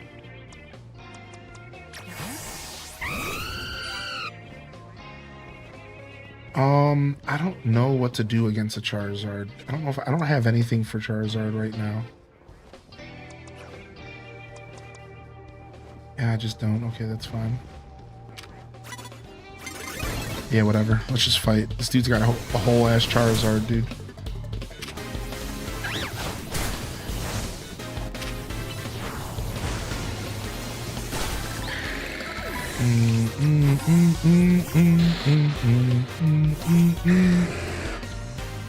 Yeah, we finished Warriors, so you're good to avoid spoilers.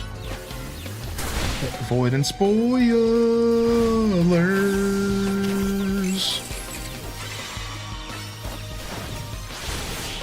Yeah, we finished Hyrule Warriors. It was fun.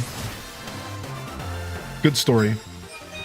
Hyrule Warriors was a game that was a story-driven game. It was about the story. The whole reason you were playing it, I think, is for the story. And so it's good to avoid spoilers in that situation because the story was great. They wrote that Rauru has become one of my favorite characters in the Zelda universe after that. Rauru is so cool. I'm not even gonna front, man.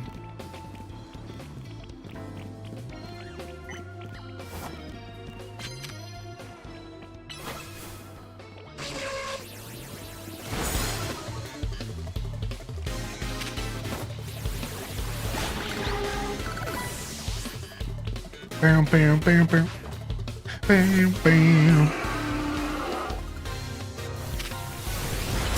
Pokemon Go adds too many modifiers to Pokemon. I don't want to hunt shiny event hundo regional legacy move Pokemon. Yeah, Pokemon Go is weird. It's never hooked me, I'll tell you that much. No matter how many times I try to get hooked into that game, it just doesn't hook me. And I couldn't even tell you all the way why. I'm gonna be real, like, I'm not even sure if I know exactly why it just doesn't hook me. I try to really enjoy the game.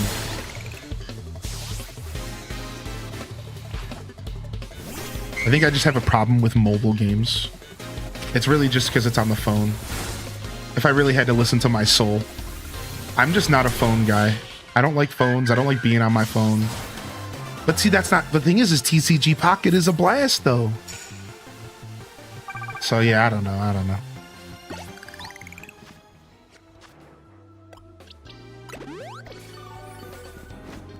Bam, bam, bam, bam, bam, bam, bam, bam, bam.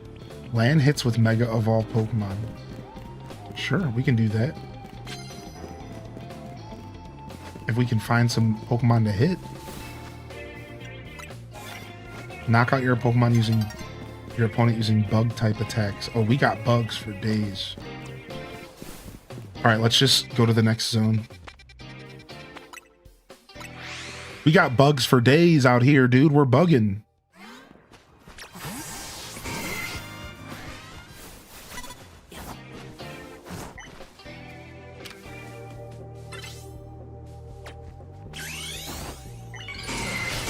This lady doesn't see me. I'm in this bush in front of her. Look.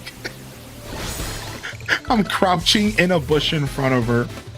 She's just looking right over me. Oh, I don't see that, dude.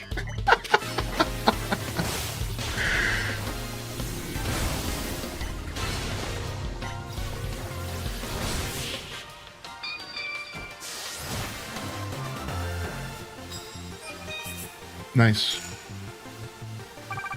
Nice. 2 battles away. Maybe not even. I need to knock out a Pokemon with a bug type.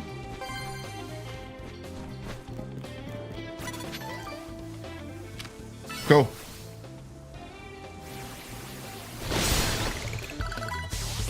Calico. I believe it, dude. Especially the Pokemon. Bum, bum.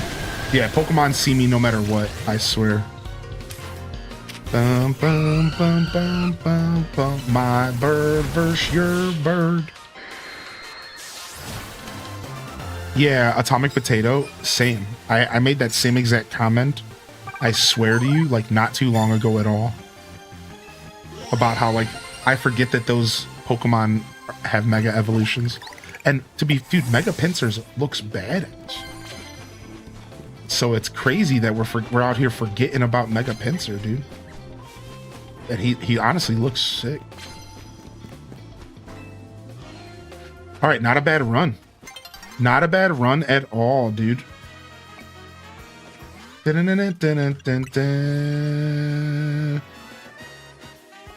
a bad run. All right, let's go do our next challenge match. Did you see I finally caught some shinies? No, I didn't see. You 3 actually took 1 apparently to unlock them. Nice. What Pokemon did you get? I must have missed that. All right, let's get our A team back out. We're obviously going to need the squad. The only thing I'm going to hold back is Cheeto. Honestly, these Pokemon are getting leveled up. Let's just try again with the B team. It's fun to challenge myself. Let's just try again with the half B team, half A team. Because it's fun, dude. The challenge is worth it. You got a Goom. Oh, I did see your picture of the Goomy. Now that you mention it, I did see the picture of the Goomy. I did see that. Alpha Swirlix and then a Bellsprout. Nice, nice Alpha Snatch. Nice Alpha Snatch up. Just managed to beat the story yesterday, so far I've managed to get a shiny Lucario, Kangaskhan, Mareep, Pyroar, and a Mogul. Nice. JJ, good to see you in the chat, man. And it was free range. Free range shinies are the best, dude. My team management is terrible. I need to make a spreadsheet.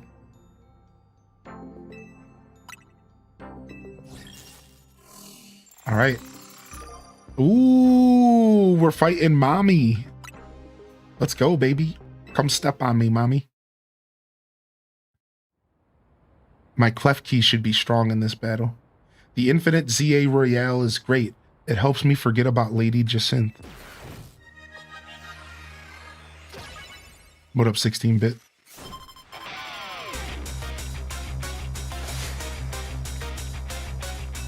She'll Dino stop you for sure. Dino stop you.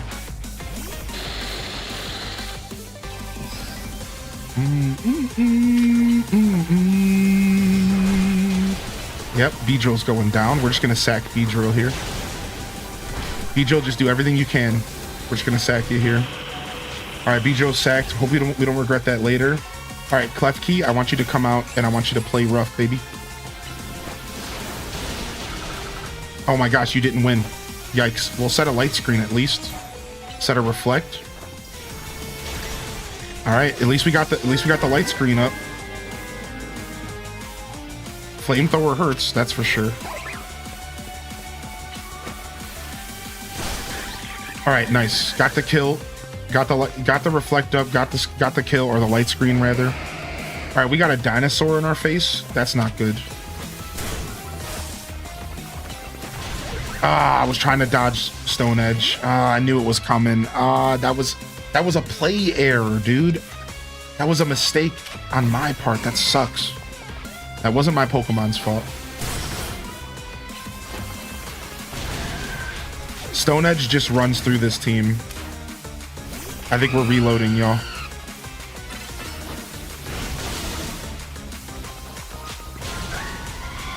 Stone Edge just runs through this team. It's like, what are you gonna do when 4 of your Pokemon are weak to Stone Edge? It's like, what are you gonna do, man? Well. What's up, Losters? We tried going without our main team.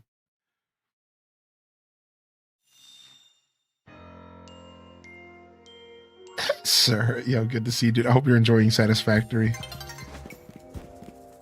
All right, time to bring out the real team. I tried, man. I made a mistake. Is that Beedrill's name Pokemon #1? Yeah, that was requested from the chat. It's one of the chat's requests. Shiny Ghastly this morning, nice. All right, let's save again so we don't have to go through that cutscene. So we learned the hard way that if you fail one of these challenge matches, you lose your whole challenge ticket. Did y'all know that? And you have to go grind up 50,000 challenge ticket points again. So don't lose the freaking battle. Save first. Save first. Save first and reload.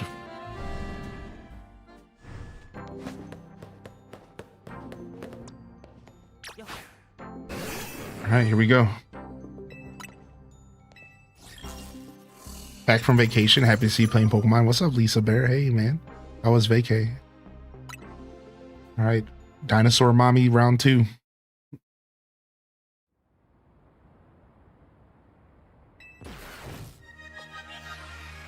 Still going to be a tight match.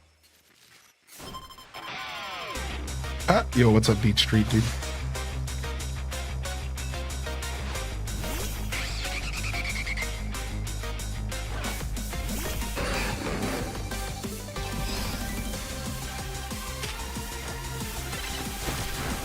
Nice. Nice Ice Fang.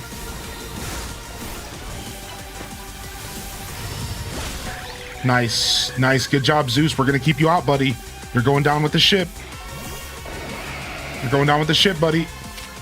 Just get an Ice Fang off. Good boy. All right. Tyrantum. I think we want to send out Barbicle. And we want an Earthquake here. Double Earthquake. We both Earthquaked. Dude, this is just a tank off, dude. This is just a tank off, dude. He used Earthquake. I used Earthquake. He used the fighting move. I used the fighting move. He used the rock attack. I used the rock attack. My team is still super weak. Without Cheeto, my team is super weak to rock. This is real bad. Without Cheeto, my team is super weak to rock. Okay, we got through that. This is scary. All right, Altaria. I'm gonna switch. I think we can go Iron Tail here. Why did I think Iron Tail was gonna do anything? That was a bad switch on my part. All right, let's charge. Get that special defense. Wing attack. This is a bloodbath here. Iron Tail again. Spark. Nice. Nice. Shaboomafoo! My hero, dude. Oh, fucking no. A Garchomp. Oh, no. And it just swords danced in my face.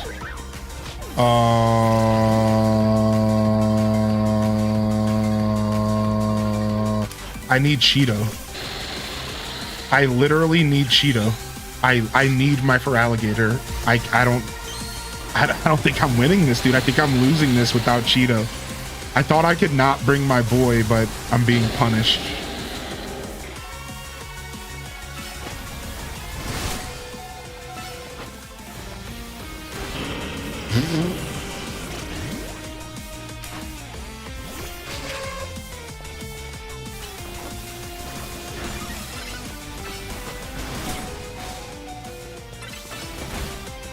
Okay, we almost got through him. Our bird's left. Our bird just has to kill it right away. Bird, go. Just kill right away. 130 HP, one Pokemon left. Okay, not good for me. It's a water type. Uh-oh. I think it's a water type. I think we lose this.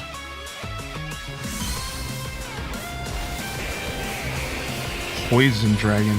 Hopefully this thing doesn't pull out a Hydro Pump or a Stone Edge. It protected. What? Hydro Pump. One shot. Tag. Dude, I love that these battles are real. These battles are real. I love that these are real battles. All right, I need to stop pretending like I can't. I had to bring Cheeto, man. I have to bring Cheeto, dude. I thought I could go without my boy. Cheeto's just gonna walk through him, though. I just hate that Cheeto's level 80 because it feels so cheap. I need like another water type. All right, I need another like answer to rock types, ground types. Because like rock runs through my team. You have to notice like Beedrill, weak to rock. Emolga, weak to rock. Jelly, weak to rock. Manectric, weak to earthquake. Boss, weak to earthquake. See, like, so it's like super unfortunate, but like my team's just not good.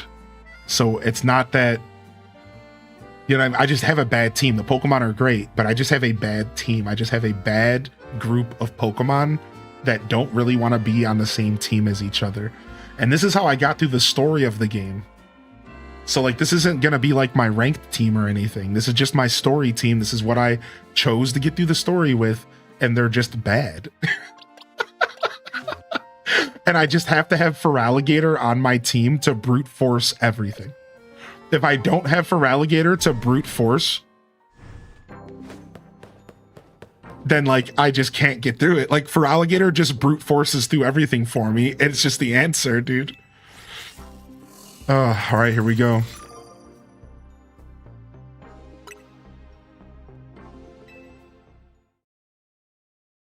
battling the shiny to get the shiny charm. I don't mind, but I only need 100 points. The fact that I need 450 more battles for the last request is worth 2,000 points. Yeah, it's weird how they set up the point system, Vigilante. It's weird. They almost make you feel bad because like the points go over. Yeah. All right, round 3. Are we gonna do it this time? Oh my god. The problem is for alligators going out first, which I don't want. So we have to instantly switch here. I'm switching. Boom. Perfect switch. You like that? Perfect switch.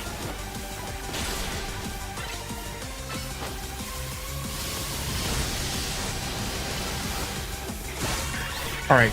70 HP. We're doing all right here. That perfect switch probably made this all gonna be pretty okay. All right. Ice Fang. I tried to avoid that earthquake. I tried, dude. All right. What are we doing against Tyrantum here? Let's send out Barbacle again. I think Barbacle actually is okay to be in front of this thing. And we're gonna plus close combat. Beautiful. We're gonna surf to get away from it. And then we're gonna go ahead and Rock Blast. No, it died. It got crit. A little bit of a different story this time with the crit here. Let's send out our B to just drill run it out of existence. Good job, B.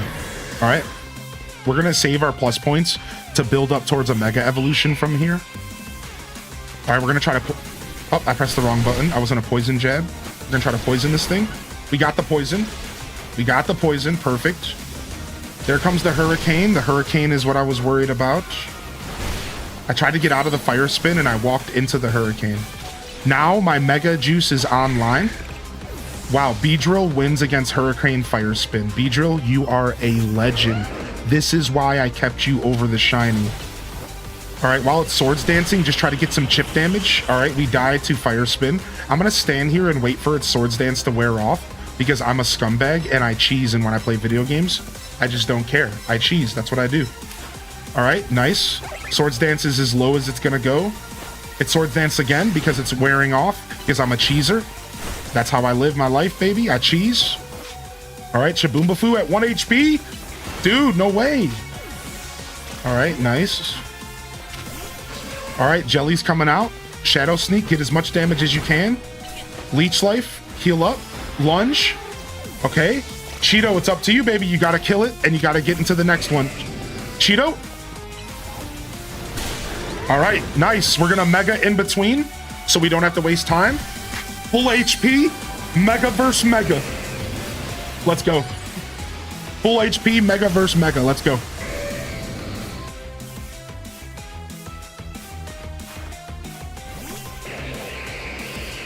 Bam, bam, bam, bam, bam, bam. And now we just have to hope that it doesn't have a super hard-hitting dragon move. And even if it does, I'm going to be using a dragon move against it as well. So this is just dragon on dragon warfare right now. See who hits harder. I'm level 80. It protected. Oh, nasty strategies. The protect almost beat me. The protect almost beat me. Dude, wow, dude. The protect almost just beat me. Because then it protected and dragon pulsed and almost one-shot me. Protect. These NPCs are out here strategizing. And the worst part is I knew that protect was possible because we fought her already.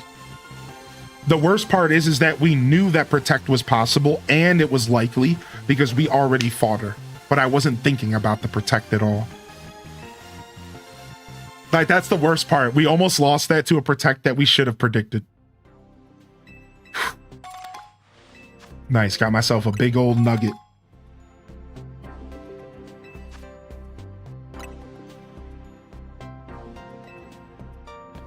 All right, nice. GG's. Yeah, protect in this game is definitely viable, but protect is always viable. Protect's just one of those moves that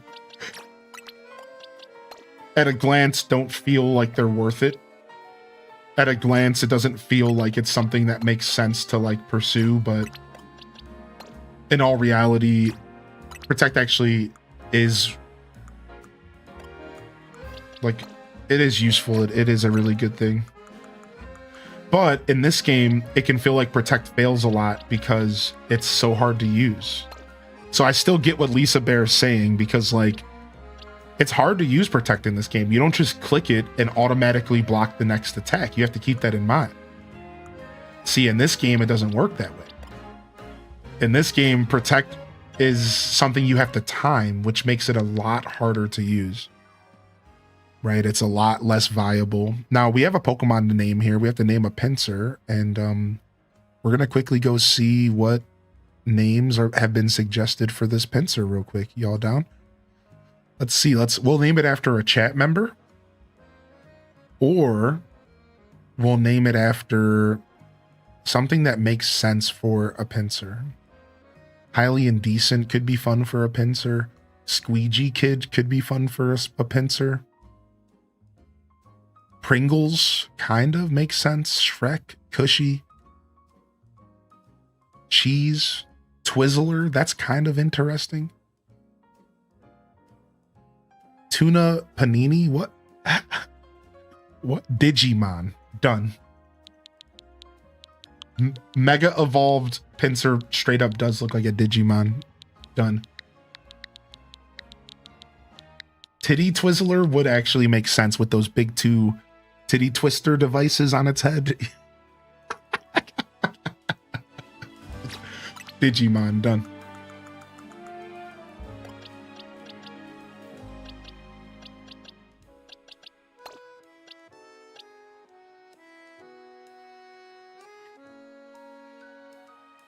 Yo, what's up, Mchu? Wow, dude. Titty twister devices? Yeah, look. When this thing gets a grip of those nips, it ain't letting go. We're talking purple nerps.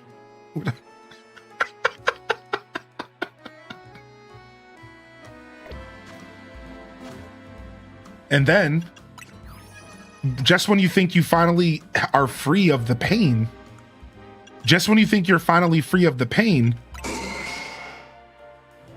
he mega evolves.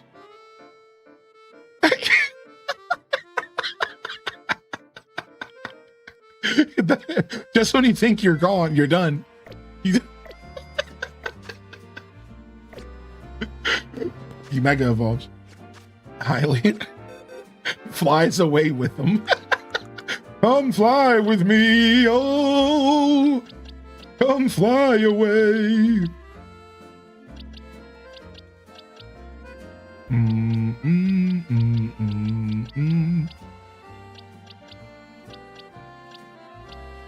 All right, we're gonna get this Electros leveled up.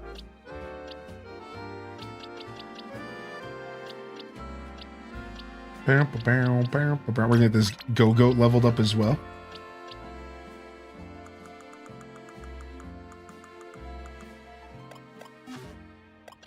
All right, now we might actually have an Electros-ite. Let's see.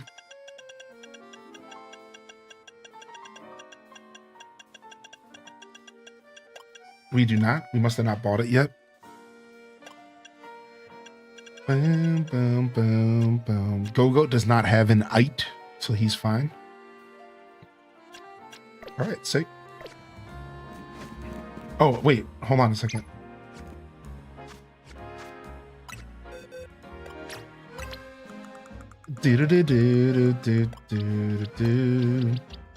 All right, we'll bring our shiny bird with us again. McChicken. Our shiny boy, McChicky Nuggy. All right, we're gonna bring Emolga. We're gonna put Emolga away. Let's grab one more Pokemon that's worth leveling here.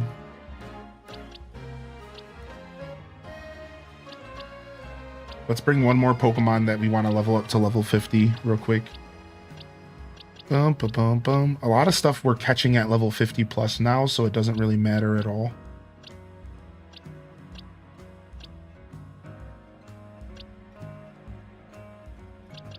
Stunfisk. Bring him up. Bring him in. Wait, I thought Electros you got from a battle or something. I thought so. And she definitely used an Electros-ite in a battle, but it might still be something you have to purchase. Speaking of, we're at Quas Artico, but I don't think I have any Mega Stones. I haven't been smashing the Mega Stone as much as I usually do. Oh, I am. I'm stacked out at 999. I lied. Speaking of, let's go make some purchases. Have you filled your Pokedex? Yeah, so my Pokedex is completely full, except for literally one Pokemon. And that Pokemon is, well, almost. So first off, Zygarde. Then this legendary, which we're going to go get right now. And then 3 evolutions that I have to do. And then we're done. So yeah, sorry about that. So I need the 3 evolutions that I forgot about. I just have to go catch some Eevees. I've just been lazy. So like, that's really it. We could go catch the Eevees right now. I just got to remember where the one Eevee that I want to farm is at. You have a favorite shiny? Charjabug, but they're not in this game.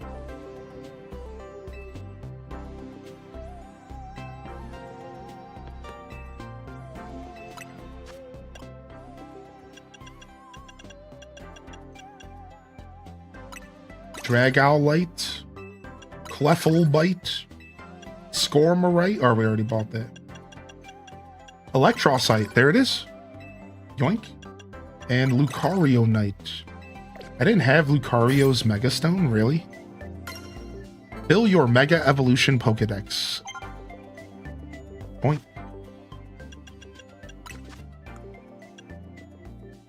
Alright, 2 more for that. Give item to hold.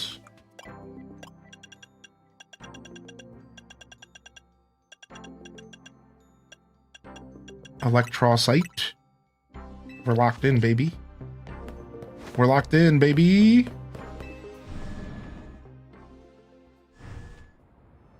You want to see my wild zones? Here you go.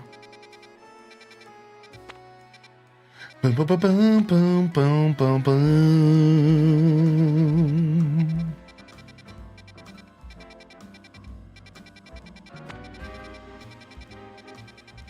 Area 19 has Eevees. Oh, I didn't realize that.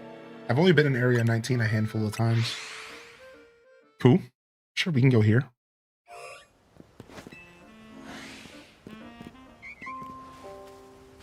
I need to catch some more Foo-Froos anyways.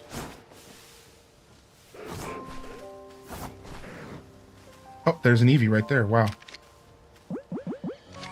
Oh, it sees me.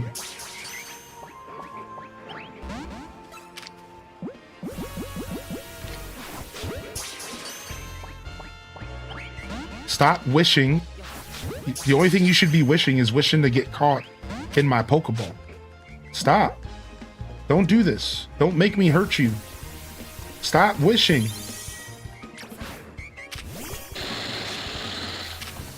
All you're doing is wishing. I'm wishing you would just let me catch you, dude. You're not doing anything. Stop.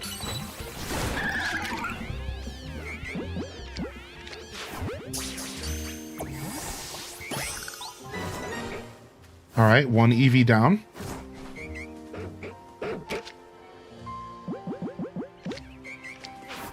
No, somehow it saw me. Shut up. Okay, got it.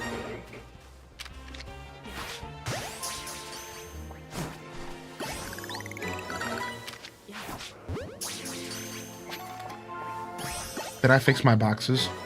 I didn't go back to intake, did I? I didn't think so.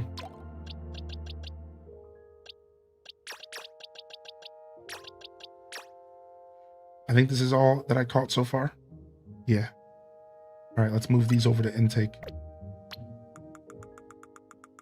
I like to keep things organized. Now that I've taken the time to organize my boxes, I'm even more trying to make sure they stay organized. I did it off stream. It's nice and neat. I didn't show it off to everybody, but like, look. So I have all... I think I have all the boxes available. There might be more, but there we go. And then starting here, Pokemon's 1 to 30 because there's 30 per box. And it's all organized per Pokedex number for the living dex. And then I have a couple variance boxes, a couple shiny boxes. And then my intake starts here where I just like store all the Pokemon that I'm catching so that I can sort them and release them and get rid of them if I need.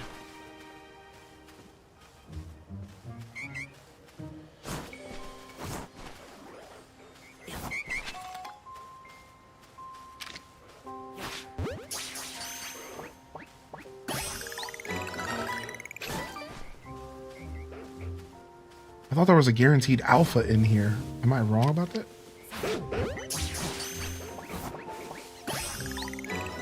Do all these freaking bushes regrow, dude? I thought I cleared all of these bushes out.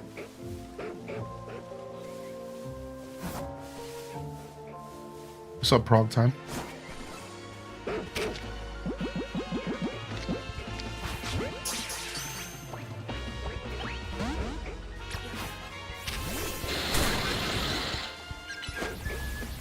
They come back the next day.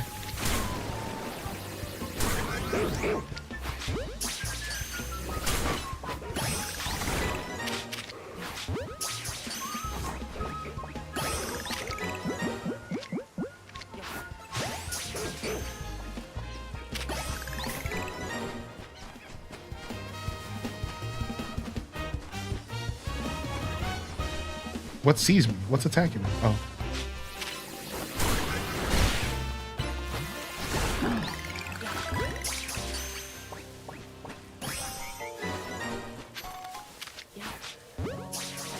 Alright, where the rest of these Eevees at? You said up to 3 Eevees can spawn? Do they just run around the grapes? Do they just like run around the grape areas?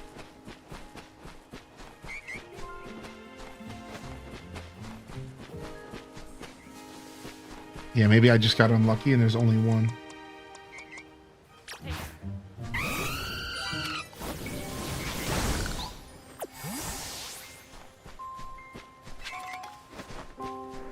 They're rare spawn between the grape bushes. Okay, so it really is just... I probably only got one to spawn.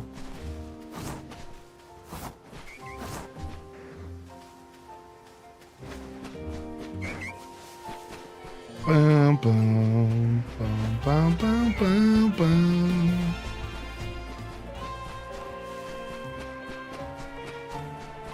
Yeah, I haven't spent a ton of time in this wild area. I kind of like it.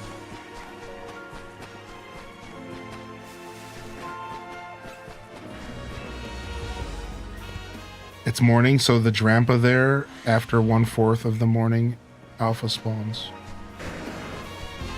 Wait, what am I doing? Oops. Not paying attention to what I'm doing.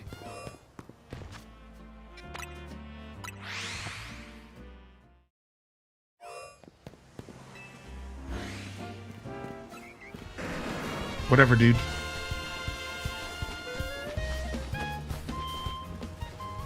Whatever, dude. What's up, Zekaros? What's up, Raiders? Oh, don't the Pokemon take like a certain amount of time to respawn? I'm realizing like I don't know something about the spawn. I thought once you catch a Pokemon, it's on a delay before it comes back. Once you catch it. That's the thing I'm forgetting. Alright, where was that other Eevee at that spawns outside of the wild zone that I know of? Let's run around for a second. I know what it looks like if I'm in the area. I just have to find the area. There's multiple, but I'm looking for a specific one.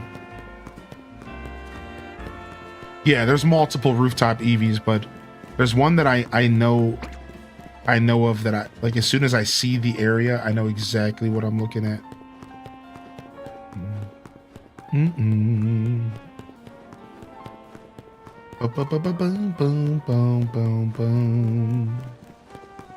I'm just looking for a stack of scaffolding.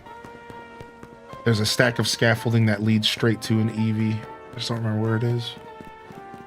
Hope y'all were having a good day today, Raiders. Thanks for popping in, man. Thanks for thinking of me.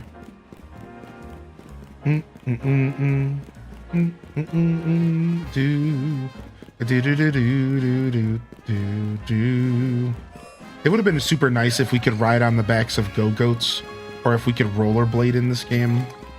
I really do think that was a missed opportunity, and I wouldn't be surprised if that was actually planned and they cut it because of performance. Because at this point, they knew that this game had to run at a consistent 60 FPS on Switch 2. And no matter what, they had to make sure that that was a priority. So it's like, they probably sacrificed that stuff. They probably sacrificed anything that had to do with movement speed, because that's just frame tanks. Bam, ba, bam, bam, bam, ba, bam, bam, bam. Was it hard to find Dratini? No, not at all. I stumbled across Dratini on a rooftop pretty early in the game.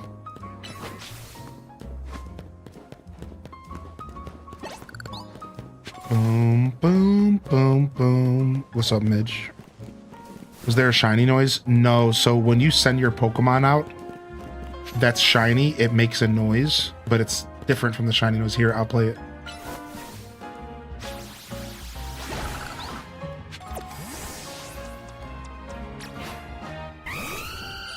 That noise. You hear that? Blink! That's just me. It's me pulling out a shiny Pokemon. Now, it's not the exact same sound as the shiny sound, but it's close enough to trick people who are watching the stream. Yeah, it's not the exact sound, but it's close enough to trick us all. Believe me, I've been tricked by it as well. And I'm playing the game, and I've straight up been tricked by it more than once.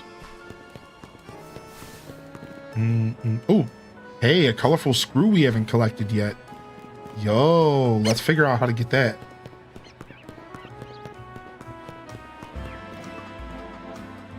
Had to start winding down. Yeah, no problem, dude. We were playing Legends ZA. We got to rank D. Oh, nice. Nice, dude. Nice. Oh, I'm glad you popped in. And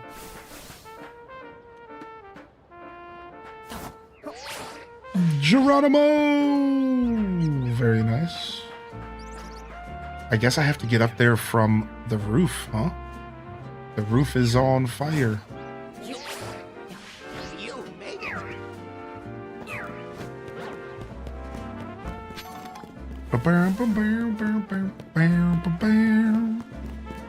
Yo, thanks for the raid, man. Super cool of y'all to pop in. There's the roof I'm looking for right there. How you doing today, Fark Squared? Welcome to the show.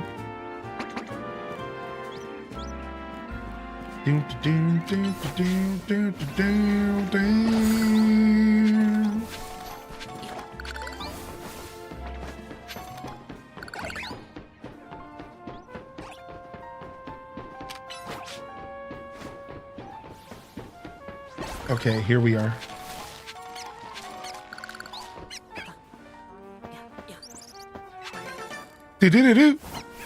Oh, you just finished the 1,000 trainer battles, dude? Nice.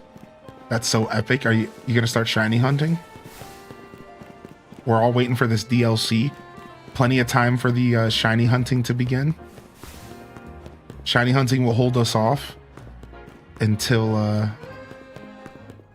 this DLC, and then we'll just continue shiny hunting for the DLC. I wonder if the DLC is going to expand the Pokedex, and if so, by how much? Has anybody thought about that?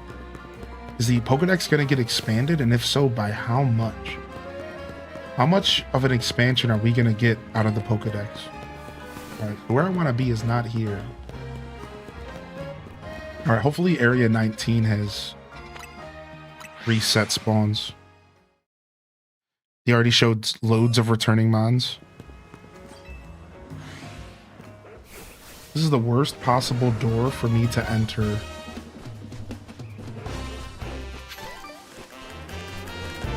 The literal worst possible door for me to enter, dude. Okay, he left me alone. Bark, bark. Bark, bark. Bark, bark.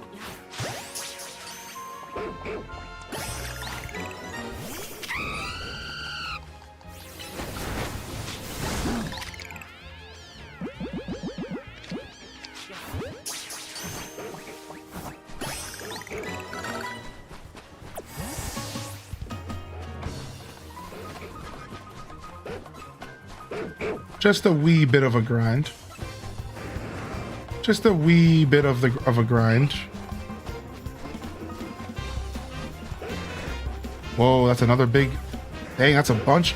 Holy heck, there wasn't this many Kangaskhan's here the last time I was here. Oh my lord. Damn, damn, damn, damn.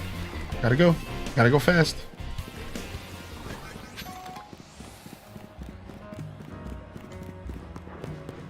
Y'all watch the extended voice-over trailer for the DLC? These Dimensionaries are going to be some roguelike, light-based off the trailer and the donuts. No, I didn't watch the extended trailer. Was there an extended trailer? Let's watch it. And yeah, we talked about that this morning. It's probably going to be a roguelike. Pokemon America. Yeah, roguelite. It'll be a roguelite.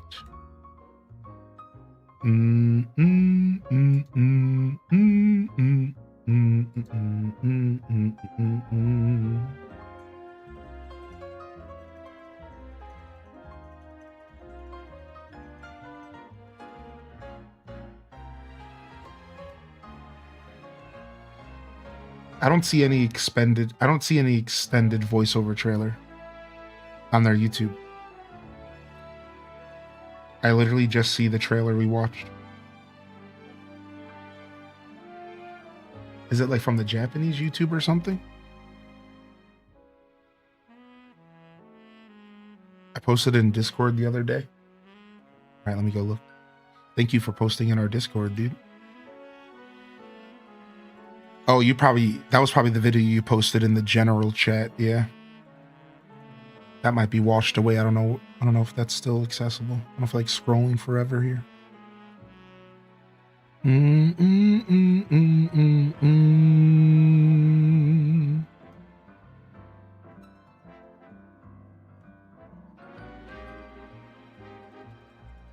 This is the same trail.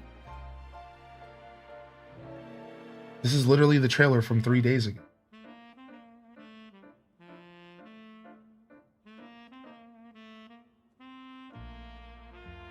It's exactly the same length and everything. 3.5 minutes. Let's watch it. Is it different somehow? Pokemon Legends ZA Mega Dimension DLC. It's time to see what new adventures await you.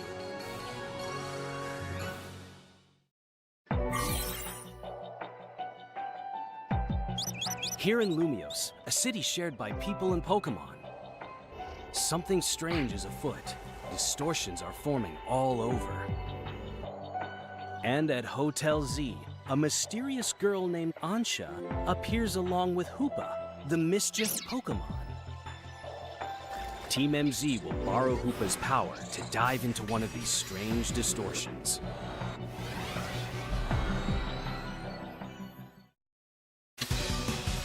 On the other side, you'll find yourself in an otherworldly, not quite Lumiose city.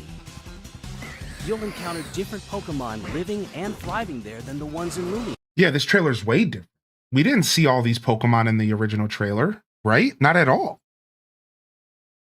No way. This is way different. Something strange is afoot. We didn't see all that. Distortions are forming all over. And at Hotel Z, a mysterious girl named Ansha appears along with Hoopa, the mischief Pokemon. Yeah, sick. This trailer's way better. I didn't know this existed. One of these strange distortions. Yeah, this is sick. I didn't know this existed, dude. We would have watched it. I'm glad we saved it for today, though, since we're playing Pokemon today, you know? On the other side. Because the other trailer released on Thursday when we were playing Zelda. So it was like, I didn't really want to mix those camps too much. I was just like, you know what? Whatever. We'll just watch it quickly. Whereas at least, you know, now we're playing Pokemon. So this makes just way more sense, you know? You'll find yourself in an otherworldly, not quite Lumiose city. You'll encounter different Pokemon living and... Yeah, like look at that. They showed quite Lumiose city.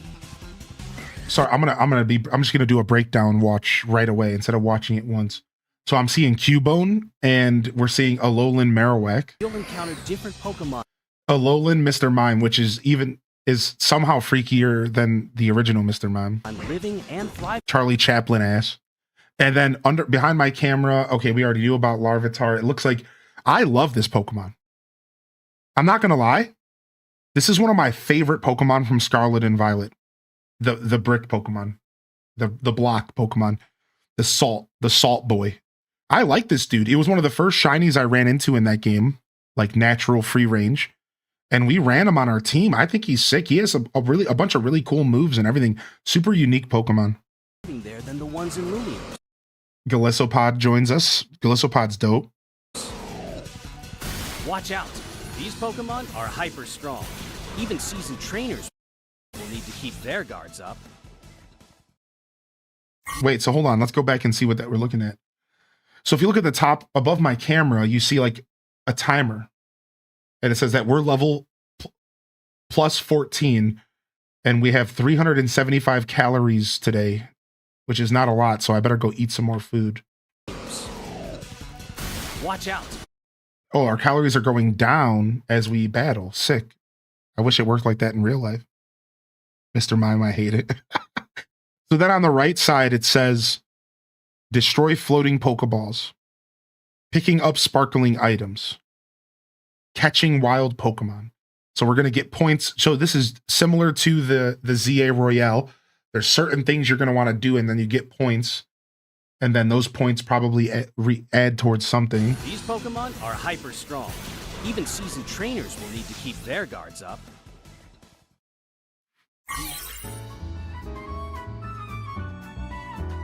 To go adventuring in hyperspace, you'll need help from Ansha and Hoopa. Ansha is a talented donut chef.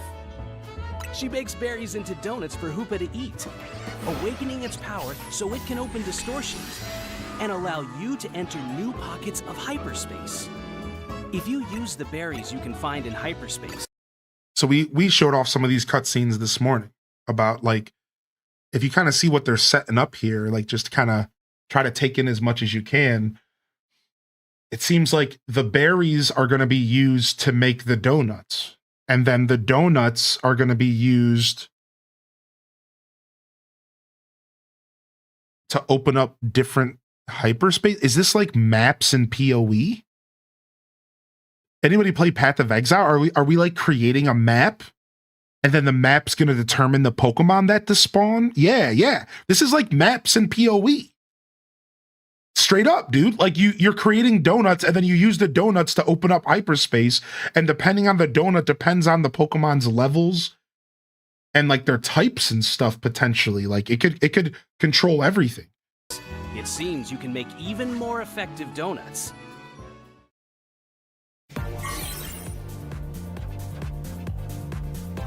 A newly arrived trainer will help you in this investigation. Karina, the successor to a line of Mega Evolution gurus. She'll join Team MZ in tackling the mysteries of hyperspace Lumios. Dude, she looks crazy with all those Mega Stones on her. She looks nuts. Yeah, level 70 Here's Pokemon. with a newly discovered Mega Level Evolution. 70 Pokemon Mega Chimecho. that they were battling. In this form, Chimecho is flanked by dangling copies of itself. When they resonate with each other, they can unleash mighty sound wave attacks. There's also Mega Baxcalibur. Hold on. Sound. Her Chimecho is also level 150, but it's yellow. And it says, look at this. I figured it out. Look at this. Above my screen, it says plus 57. And below my camera, it says level 157. Do you see what's happening? So the Chimecho is level 100 and it's getting plus 57 levels while it's here. So this player's Chimecho is level 157. So that number, that yellow number above us, is somehow affecting the level of my Pokemon. So let's say it's me playing the game right now. And we're going to be able to boost our Pokemon past level 100 as well. So we're not just fighting level 170 Pokemon with level 100 Pokemon. So you're going to be able to boost yourself up. And if you look above me, there's a plus, there's a defense symbol and a special attack symbol with a 1. And then there's a shield and a rock symbol with a 1 in blue. And then there's a sword and a sun or an ice symbol. It looks like an ice symbol with a 1 that's in red. So maybe somehow determining like this wild zone, this hyperspace dimension is like all of your special attacks are weaker, but all of your regular attacks are stronger or something. Like there's obviously manipulations. It must be the donut, right? Like there's obviously manipulations happening here. There's also Mega Excalibur, distinguished by the blade on its back. Even bigger now thanks to Mega Evolution. With such a big blade, Mega Excalibur can smash all. And then look at the symbols. So look at now Mega Excalibur is 162. And look at the number above the screen. Level plus 62. So we figured out that mechanic. We don't know what the star ratings mean. We don't know what the 0 out of 20,000 means on the right of the screen. And then if you look, the symbols are different now above my camera. There's like a bug symbol or a poison symbol. There's like an eyeball. So whatever that stuff means, it has to affect what's happening. And Dazabound points up a great comment here. Trainer battles confirmed. So you're not going to just be in here battling wild Pokemon, which I thought that it was going to just be wild Pokemon. It looks like we're battling trainers.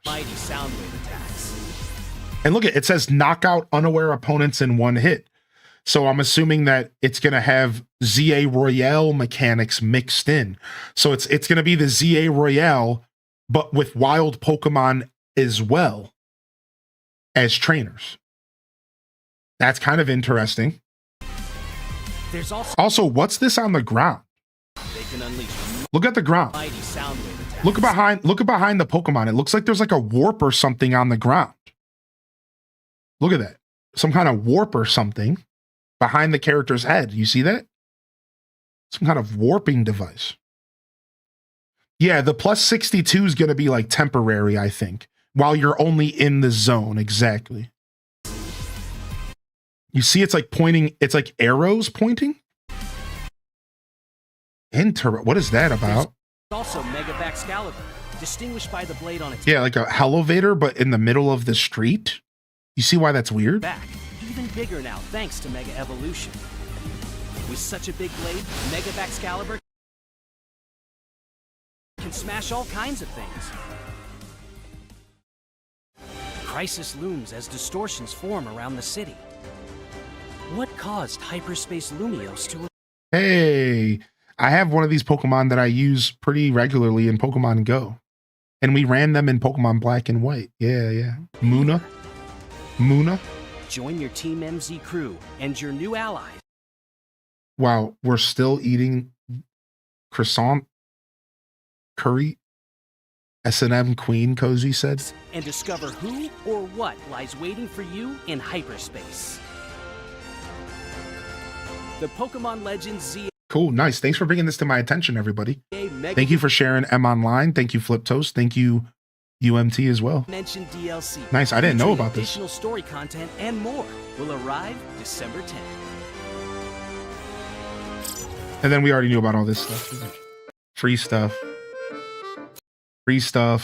missions. This is all. So it was basically the same trailer for some things, but then there was a bunch of other stuff they showed off as well, which is interesting that they basically released two trailers, one for like television and one for YouTube that has more details. No other secret Pokemon releases, by the way. I was watching the whole time, looking at our teammates, our Pokemon's like team and stuff, and they didn't do any cheeky reveals. Like if you look under here, like there's nothing cheeky or anything like that. So I think we've seen everything that is available. I think we've seen everything. I was wondering if they would do like a super cheeky little like background reveal or something, but sometimes they like to do that kind of stuff. I love that we go back to Corbo's office because I love Corbo. So that makes me super happy.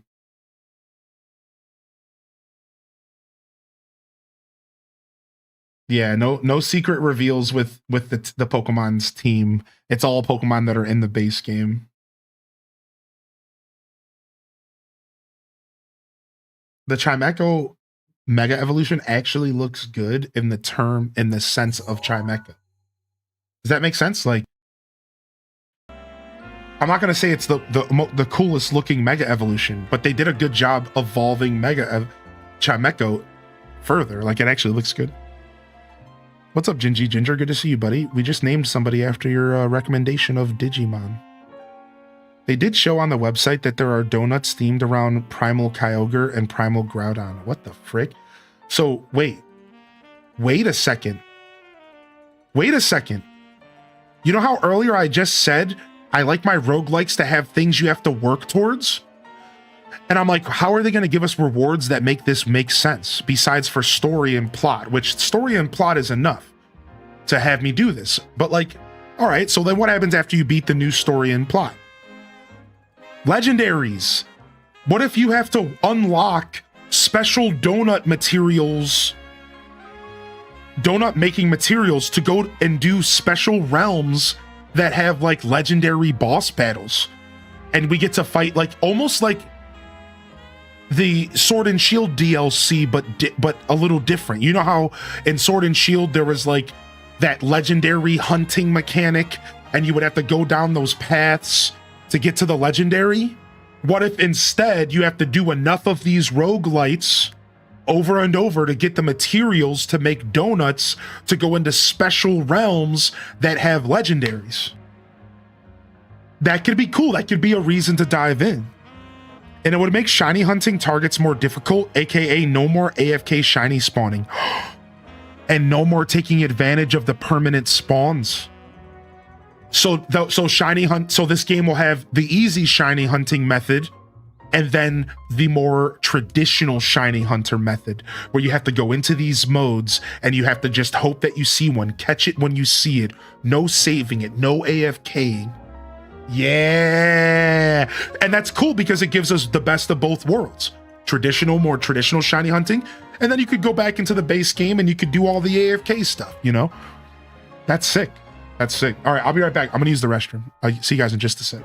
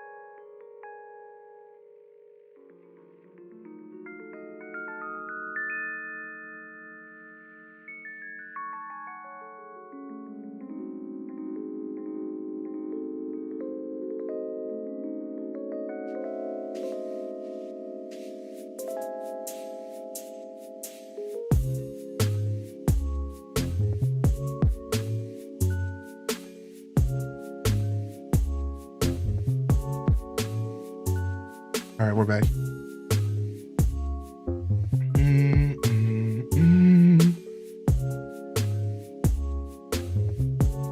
Interesting, man. I'm pretty excited about the DLC. We'll have to see what they do. See what they have to do with it.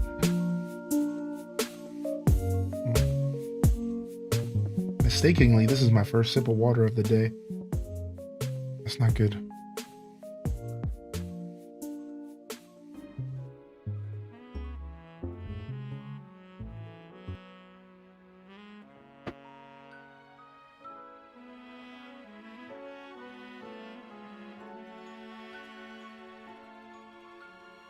Bam, bam, bam, bam, bam. Excited for Wish Blossom Rants? Yeah, dude, yeah. Yeah. We'll be checking it out. We'll be checking it out. I got some got reached out to for some opportunities, and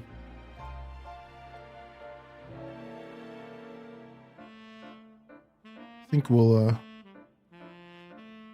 for sure be checking out Wish Blossom Ranch here on the channel. Seeing what the new DLC is going to bring to the table. And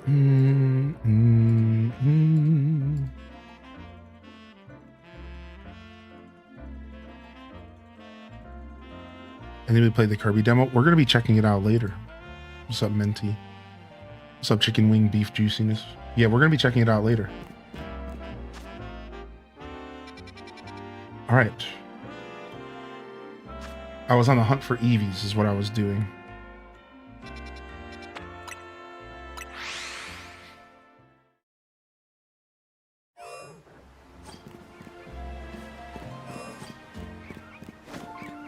Dang, I should have like marked that area off on the map. There's like this perfect scaffolding spawn for Eevee. I think it's around one of the circle wild zones. Here it is. Bingo. Right outside 16. Perfect. Found it. And it's right next to this spawn, which is absolutely delightful. So yeah, apparently if you catch a Pokemon, it does take a couple minutes for it to respawn. So since we're not shiny hunting, we are going to have to wait a couple minutes between. But now I have two different spawns I can travel between, and that's all I wanted. Now I can travel between the two different wild zones, and I have two options here.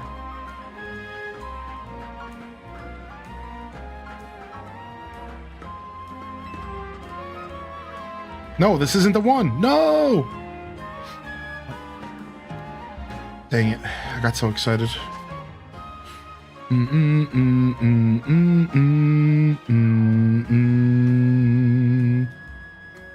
it. I got all excited. I don't remember where the scaffolding is for this. Right. Alright, let's go back to Area 19. It looked just like the area that I'm looking for. I hate this entrance so much.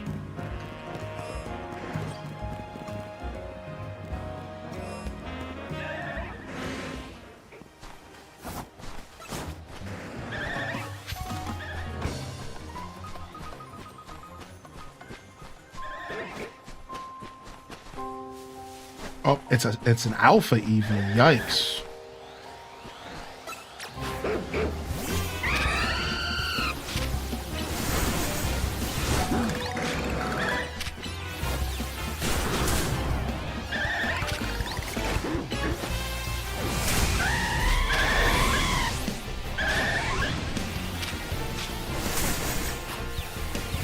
Bam, bam, bam, bam, bam, bam, bam. Sorry, I'll turn it down a little bit.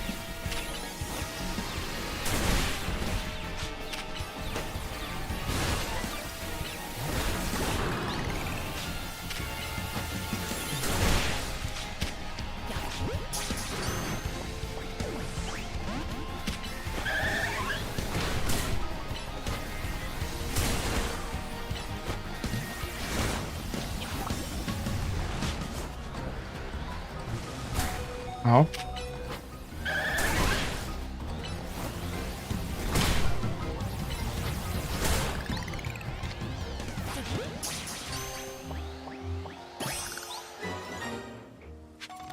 Scaffolding you're looking for is by 11. Cool, cool. Thanks, chat.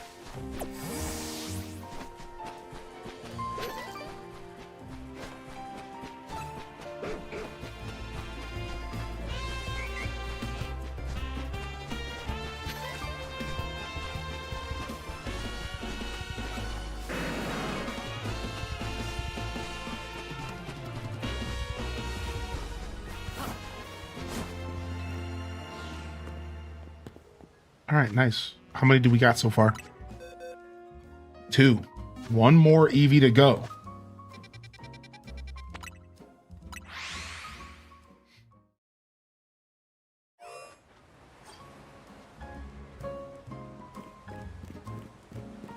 Bam, bam, bam, bam, bam. Ba bum ba bum bum bum bum ba boo. Got a shiny Pidgeotto. Its shiny form is ugly. What is shiny Pidgeotto? Just like a slightly different color or something? It's like not too different, right? It's just like a slightly different color.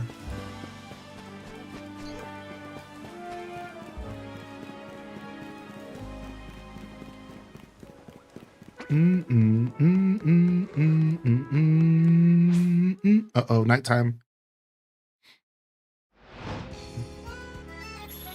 All right, time to battle.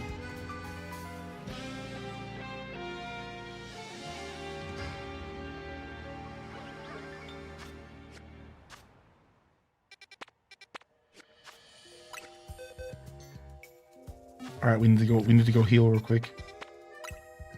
Battling time. Finding a shining Eevee would be amazing, for sure. It's kind of in the same boat with the shiny Alpha Banette. Hate that it's just a slight color change, but the Mega does it more justice as a shiny. So I think sometimes the subtle shinies are cool, and I think sometimes they suck. So I'll give you a couple examples. I think it's actually pretty cool when a shiny is like, for example, like Gengar's tongue.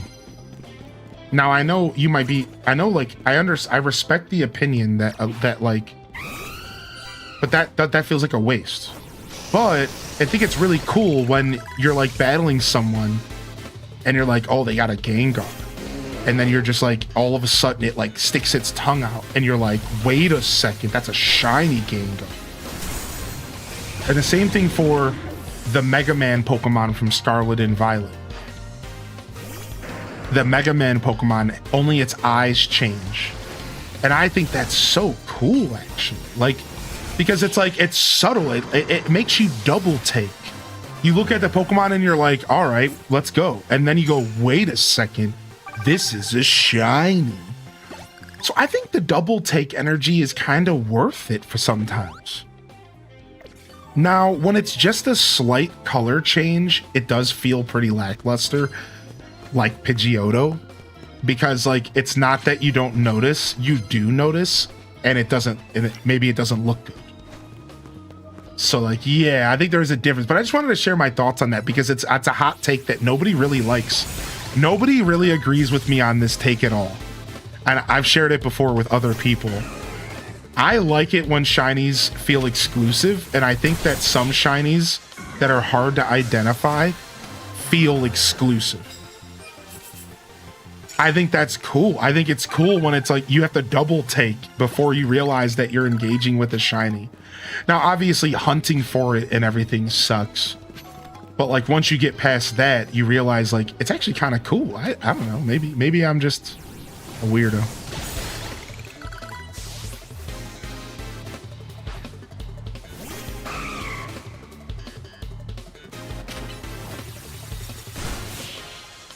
I like shiny Gengar. It's more gray now than it used to be, which is cool. Yeah, like they did the same thing with Slowpoke in this game. Slowpoke is actually a little bit more purple than he ever used to be. He used to just be like an off pink, and now he's like a little bit purple, which is super cool that they did that. I really appreciate what they did with Slowpoke. I always feel bad for colorblind folks. Yeah, that's why like they have been making effort. Like Now the shinies have a sound, plus sparkles, plus a different color, and which all leads towards more visibility. But you're still right. At the end of the day, that's not in every game, and shiny hunting for some people probably has to just kind of suck. Like, not really be accessible at all.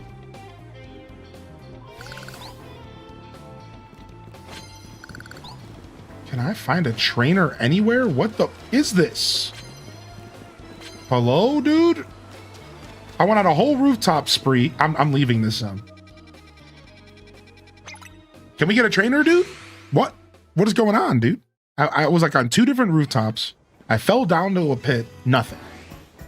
Hello?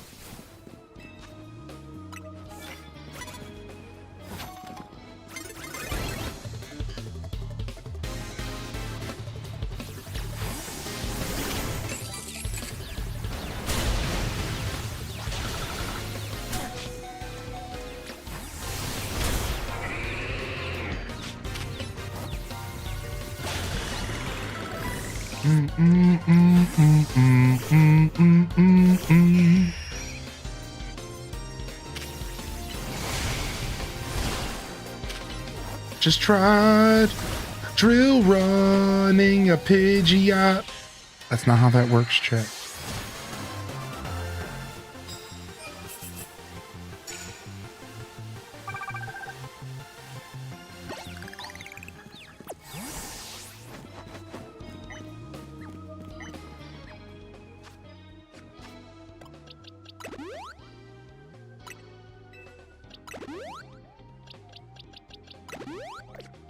Alright, let's just start off this fight with a super effective dark attack. Or sorry, a regular dark attack. Because we have a mission for it. Then we'll drill run here. Dang.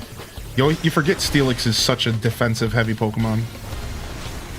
It can take a couple hits, dude. Doesn't matter if it's weak or not.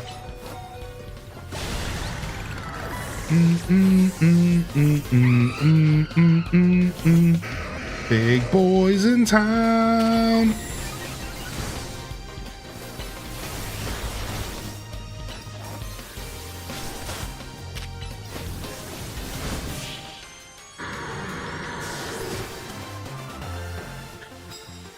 You said that just means all Pokemon are shinies? That's so funny. I'm colorblind. So all Pokemon are shinies. What a cool attitude. I'm hoping to find something that's weak against flying, dude. I'm being a little bit picky this time, but I might just have to get into a fight here. Oh, here we go. She fought me.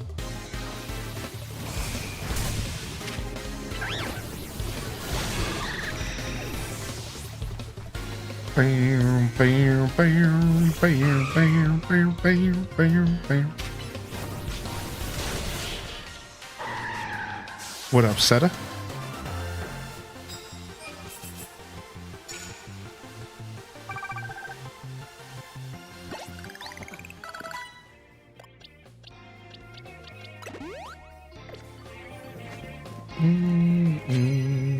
Bam, bam, bam, bam.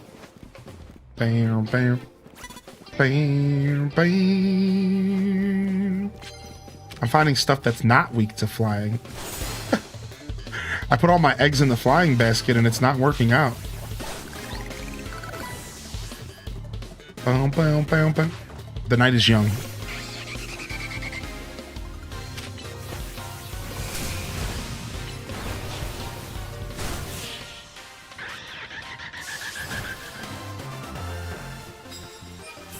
I never thought about it that much until I watched somebody who was colorblind play DK64. Yeah, I grew up with a colorblind friend, so I've kind of always knew what the limitations of colorblindness really do to a gamer. Just through, you know, hanging out with him and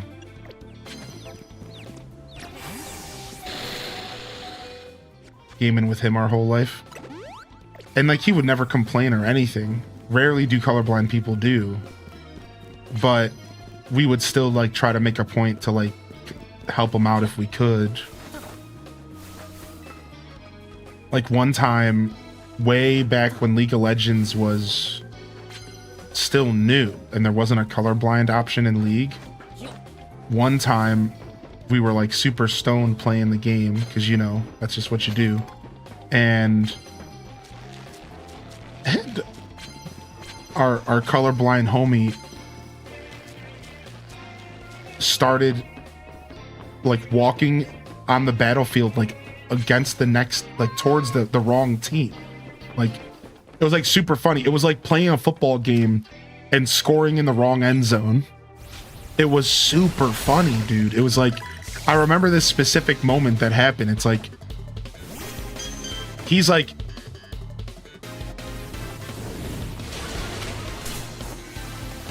in our base trying to take down the towers, and he's like, dude, like something's wrong. Like I can't attack these towers, bro. And we're like, homie, like you're in our base, dude. It's like, we're like, dude, like you're not, do you not realize? Like it's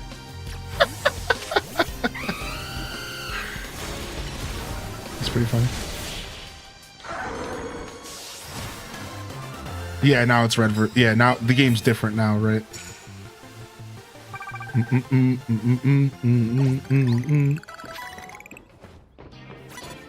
Dang it, dude. No, nothing that's weak to flying, dude. This is brutal. I shouldn't have put all my eggs in the flying card basket.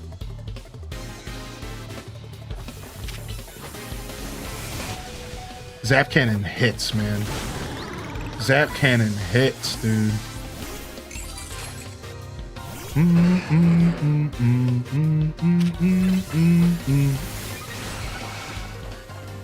Bow, bow, bow, bow, bow. Bam, bam, bam, bam, bam, bam.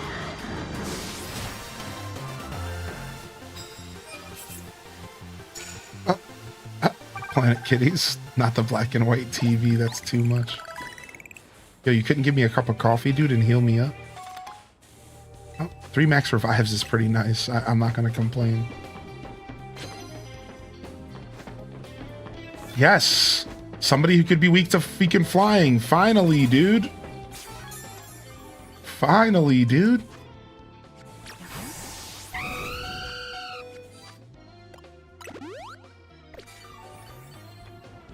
Can I fight it from over here?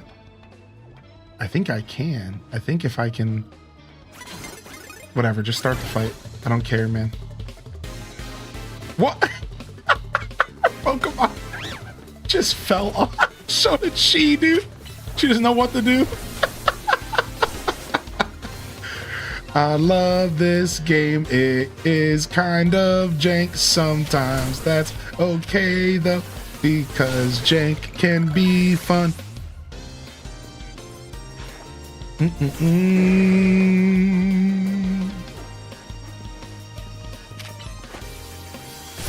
What? Detect?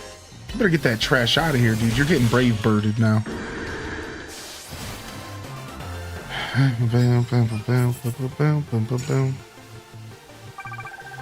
Land super effective fighting moves. We're so close. We need one. We need more. I was hoping not to kill him too fast, but it happens. Sneak up on your opponent before they spot you. Sure. Garbodor. Up explosion. That's all these garbage bags do is explode. It sucks. He's gonna do it again, dude. I'm just gonna stand here.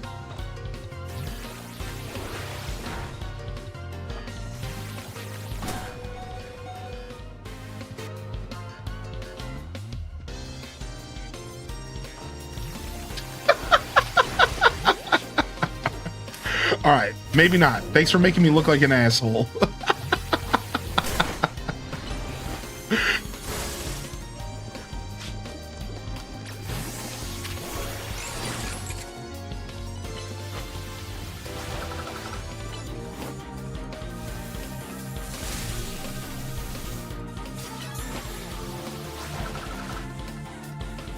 Okay. The battle is over.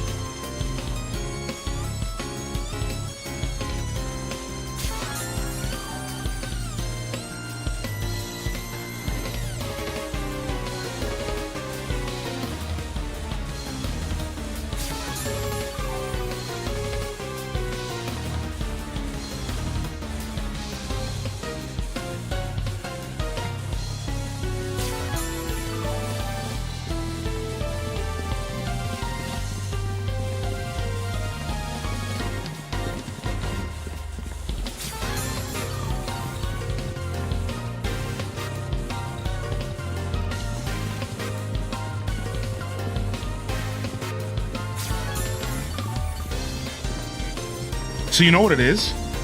I don't think his Garbodor has any attacks outside of poison attacks, huh? Because that could be what's going on.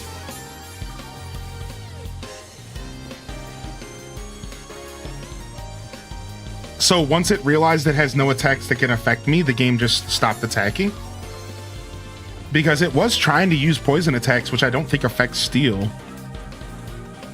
So I wonder if that's what's going on. I wonder if the game is like, well, we can't do anything, so we're not going to even try. Yeah, like, I wonder if that's what the game, like, the game is like, we only have poison attacks, so game over. You would think it had two other attacks, though. It showed Sludge Wave and Gunk Shot. You don't have two other attacks, dude? What if I just walk over here? What is going on? What is happening? Why is he not what if I switch Pokemon? Wow, scumbag! You killed my Go-Goat, dude? You freaking scumlord! I told you that's what's going on. This is what happens when a Pokemon has no attacks. I figured it out. This is what happens when a Pokemon has no attacks that affects a Pokemon. It's a standoff. It's a staring contest. Look.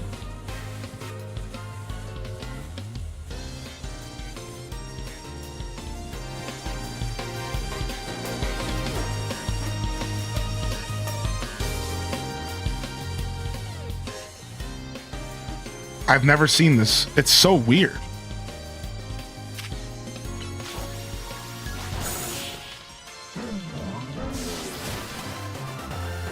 What's up, Robo?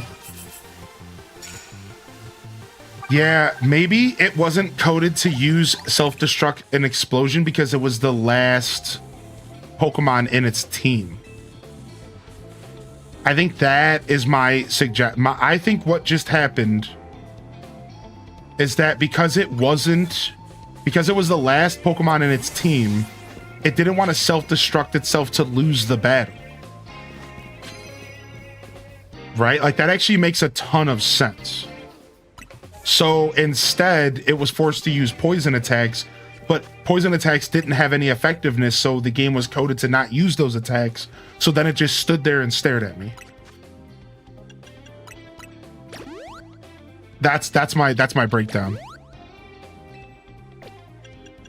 Because I think that's why the first Pokemon that came out did use Explosion. And that's why I made the joke, because they always explode, but apparently not. Apparently not if they're the last Pokemon.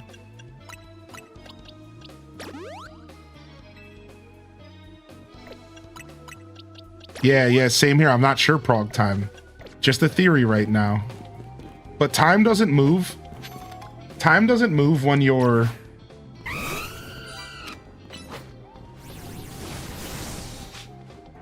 Time doesn't move when you're in a battle, so that's why I was able to do that and just like hang out.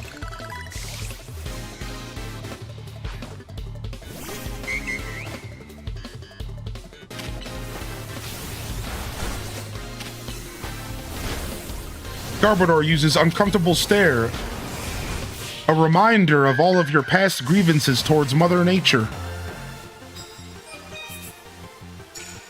Garbodor uses...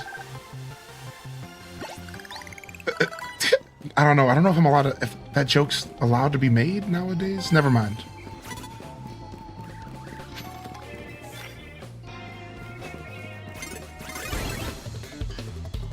Pum, pum, pum, pum.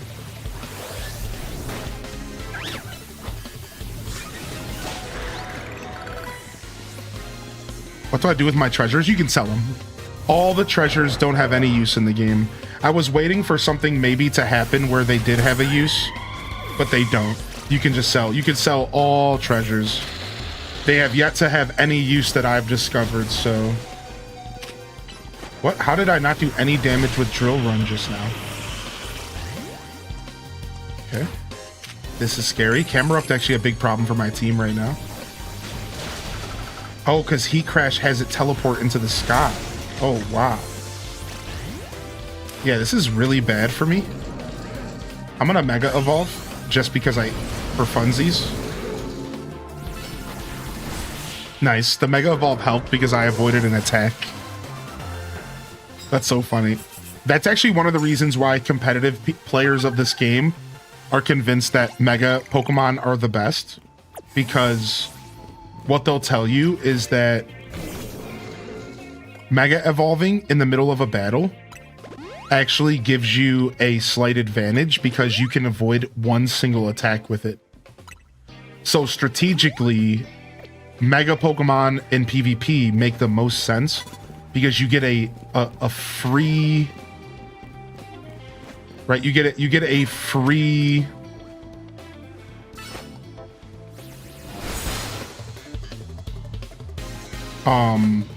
dodge. You get a free protect once every Mega Evolution. And if somebody's coming at you and they're giving you trouble, you can use Mega Evolution to avoid an attack. So a lot of people online are like, yeah, no matter what, Mega Evolution are the only thing you should be taking into PvP. Being able to dodge a full attack is way too important. Which, like, when it comes to min-maxing, I'm gonna be real with you, they're not wrong. Like, when it comes to min-maxing video games, that is technically right. Like, yeah, like, if you're trying to play by the rules, if you're trying to play by the rules of the street, you probably want to have Mega Evolving Pokemon.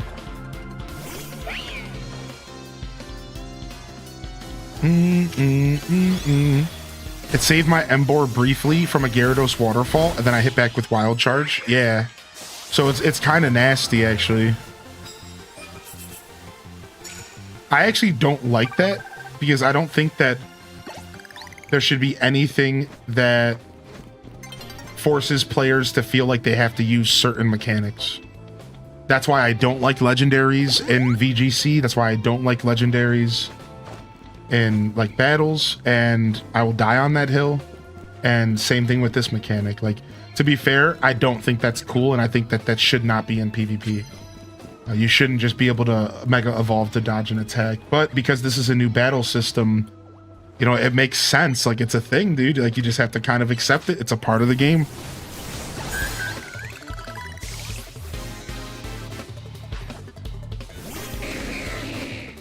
I heard the new meta is just going to be spam Xerneas. Sounds about right. It's a legendary, right? Like, of course it's going to have the highest base total stats next to Garchomps and stuff, and you just spam, yeah. Sounds about right. Give players an optimal option, and they will ruin everything to be optimal. That is gaming in a nutshell. Give a player a system to break, they will break it, even if it makes their game not fun. Even if it makes the game completely dry and boring and uninteresting, they will always do the boring, uninteresting, dry thing just so they could have a couple more ranker points above the next player. And it's just so uncomfortable. It's so unfortunate, rather.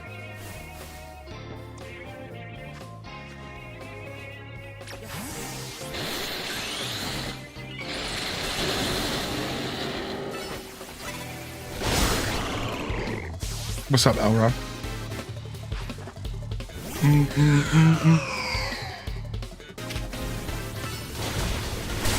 But to be fair, from a different perspective, just to keep conversations healthy, a different perspective is that people want to have fun playing with legendary Pokemon, and a lot of people love legendaries, and a lot of people think that legendaries is super cool. And who am I to say that we shouldn't allow that? You know, who am I to say that people's favorite Pokemon shouldn't be allowed in battles? You know, that, like, that's not right on my end either. So that's why I don't like really care that much. I just enjoy the game. I just play it for what it is and move on. Give me 2v2 doubles. Now, that would be sick. 2v2 doubles would be sick. You want to know what I found out though? I am Dan. I found out that you can do private lobbies with just 2 players. Meaning, that's right, you can do private lobbies and you can do one-on-ones in this game. And now I'm thinking about how we should be doing one-on-one tournaments and fun stuff like that. I didn't know that. So originally when this game came out, I was like, okay, I guess I won't host a tournament because 4-player tournament sounds weird and messy, and how do you declare the actual victor? You know, private battles have points and stuff. It's just weird. I'm like, whatever. Whereas I realize now that actually this game has potential for fun tournament stuff, dude. Because you can go in 1v1s. You can do 1v1s in private matches, man. You have to admit that that's cool. 1v1s sounds like a blast to me, dude. Like that just sounds like a blast to me, dude. Like, that's so cool, dude.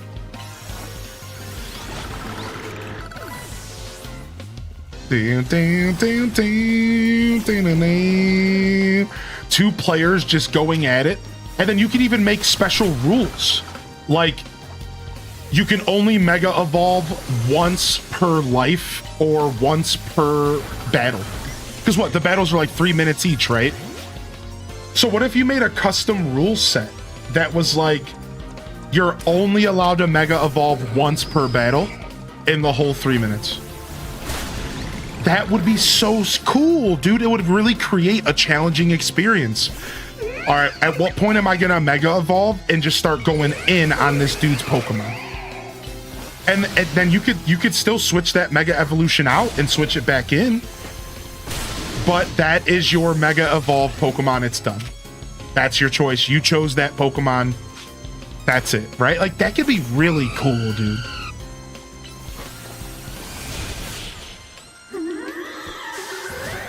Yeah, random reject, right. Like, you could use the point system for the tournaments if you wanted to, yeah.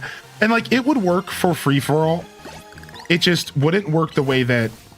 It would be different, which is what you just said, right? Like, because really, we would have to sit down and find out what things are worth the most points, and what are people just gonna do to farm more points. That's the problem with free-for-all. The only problem with free-for-all is what it actually does is it creates an experience where if you were to do like a tournament, that players would just farm the best point-making mechanics. And they wouldn't actually battle each other. Whereas 1v1s, you could just straight up say who wins the battle. Done. And then you don't have to deal with people being weird farmers, you know? Like, it's like playing Mario Party and knowing that the bonus at the end is random, so that you turn your whole gameplay based around landing on question mark spaces, like knowing that like I can get more bonus stars. It doesn't really matter what happens in the battle because I can get more bonus stars. Like, it's kind of that vibe. It's like, do we really want to make an experience where people can just show up and not actually battle, but instead do like weird things to win, you know? Nice, look at that. Look at that. 180,000. That's the most I've ever made in one night. Wow. Yeah, what's up, Brittany, dude? I hope you're safe. All right, nice. Let's go take our challenger on. Let's go get our next challenger ticket. This is challenger number 8, I think, and we're just a little bit out from doing some Kirby Air Riders this morning. So, anybody has the Kirby Air Riders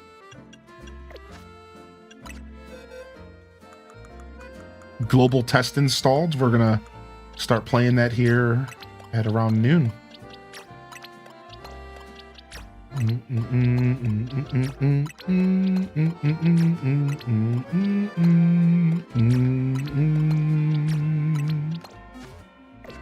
right, let's go heal our mons real quick.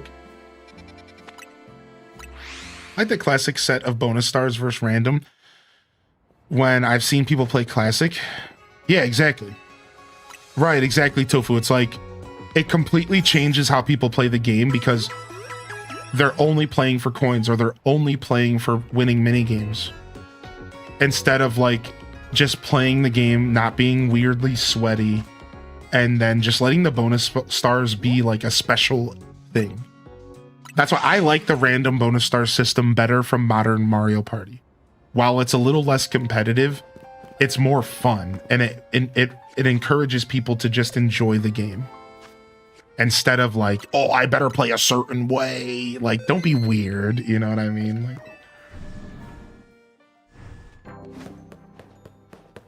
but a free-for-all tournament would totally work. All right, we're going to start with Shaboombafu. All right, y'all down for this? Challenger match number 2 today? Number 3 today? Oh, we're fighting Naveen, which means we're fighting Scraft, which is okay for us. We have flying types. All right, let's do this.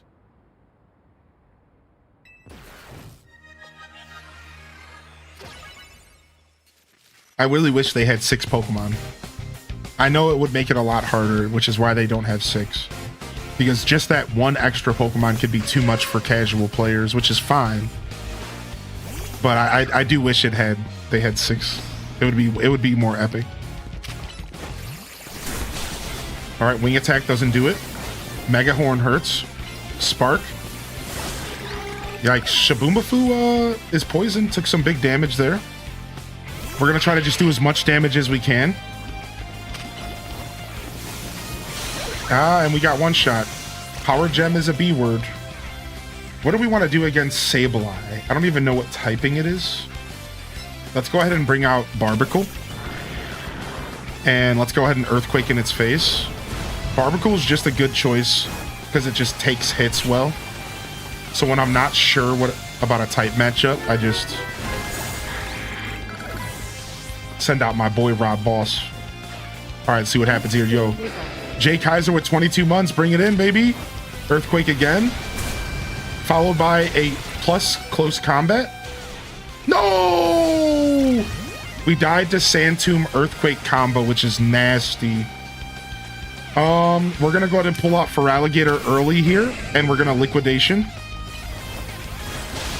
All right, Feraligatr, you gotta get out of that Sand Tomb. Get over here, get over here.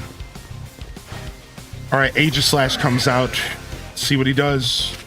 Earthquake, you're done. King Shields. All right, I'm gonna Swords Dance in front of King Shields because we have time. And I'm gonna Earthquake again, one shot. All right, let's send out our flying type. And let's wrap this up. This is an easy one for us. This was an easy one for us here. All right, Scrafty, let's wield your Mega Evolve power to maximum. Honestly, Scrafty's Mega Evolution is cool. He's like a hip-hopper. Look at him. He's got his little gangster hood on. Just leave me alone, bro. Oh, I don't have any flying attacks on my Beedrill. This is a mistake. Oops. Uh-oh, we might actually be in trouble here. No, we're just gonna power through it with Feraligatr. I don't care. Feraligatr, just end this.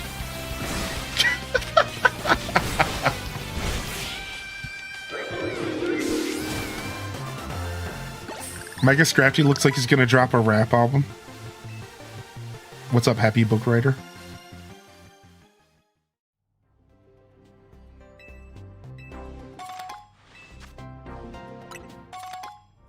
All right, 10 pieces of experience candy locked in. All right, nice. So we've now completed 8 reward matches. Nice. We're cooking. Let's go check our Mabel's research.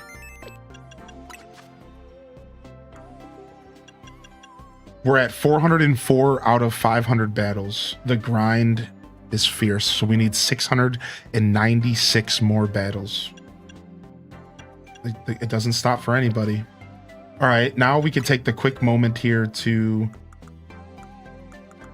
go find our Pokemon in intake real quick.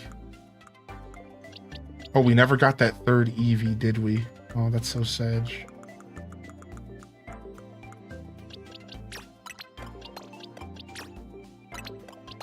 All right, we still have a third Eevee to go hunt down, apparently.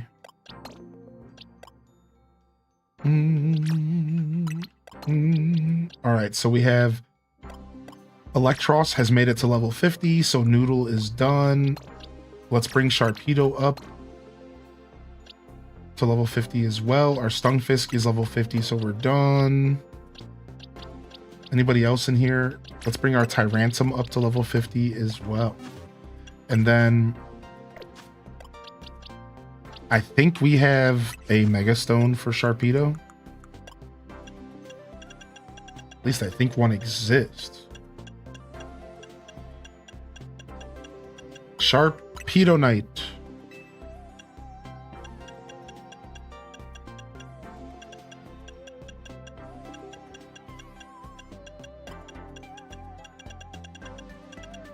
We still have to do the DLC quest, but we'll get there. We're not in a rush, man. We're not in a rush, man. We'll get there. Yo, thanks for the follows coming in. Also, thanks for the subscription on YouTube today. Subscribing is a free way to support, and it's very kind of you to hit that subscription. Thank you. Thank you very much. You know what that means, chat? Hold on a second. We are very, very close to 3,000 YouTube subscribers. We are 4 subscriptions away from 3,000. That is epic, man. That is so sick. Check out the YouTube support if you're new out there, and you could be one of our first 3,000 subscribers on YouTube. Thank you for hitting that like button over there, and I hope you are enjoying the show. Now, we are going to do a game swap here. Pokemon fans, don't worry, more Legends ZA will return, but today we're doing something a little bit special. We're going to check out the new Kirby Air Riders global test that's going on for another 4 hours, I think. We're going to play this for just a little bit, and we're going to check this out. So let me go ahead and change my titles and stuff, and then we're going to lock in and check this out. Let's go ahead and do that.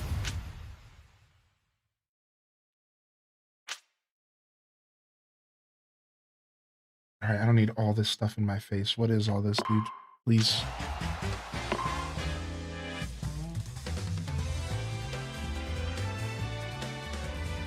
All right, sick. Boom, boom, boom, boom, boom, boom, boom.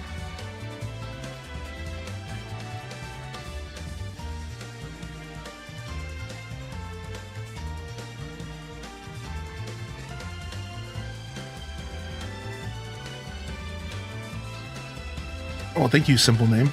Appreciate that, dude. All right, give me just a second, chat. What? How's everyone feeling this afternoon, though? While we're locking in, jump in the chat. Let me know you're out there. All right, Kirby Air Riders.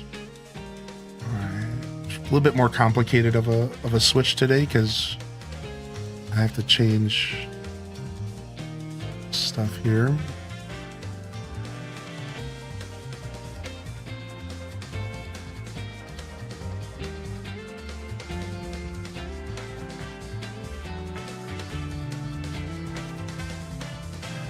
Hey, and then let me get Switch switched up as well.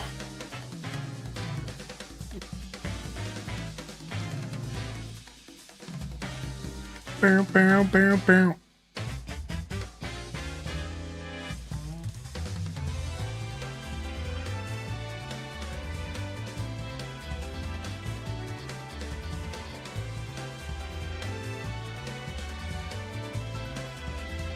All right, sick. We're locked in, baby. All right, so let me go ahead and explain what's going on here. So they decided to release a global test, and it's this weekend, and it's also the next weekend. I believe next weekend as well. And you're going to have a chance to check out Kirby for a set amount of time, and there's 3 different time slots for every weekend. And again, I think it's next weekend as well. So if you've been under a rock, which is totally okay, but I will call you Patrick Star. Kirby Air Riders is a GameCube game that is making a return. It's not even a remake. It's not even a sequel. It's like, it's not a sequel. It's like a remake. It's like, this is Sakurai, the developer's way to make the game that he never got a chance to make because of rushed development and other technological holdbacks back in the GameCube era. So basically, it's like a remake. It's not a sequel. It's just it's the same game, but the vision that he would have wanted in the past. And we're gonna check it out. And there's even online options, and I think we can even create a lobby. I think we can actually create a lobby and play.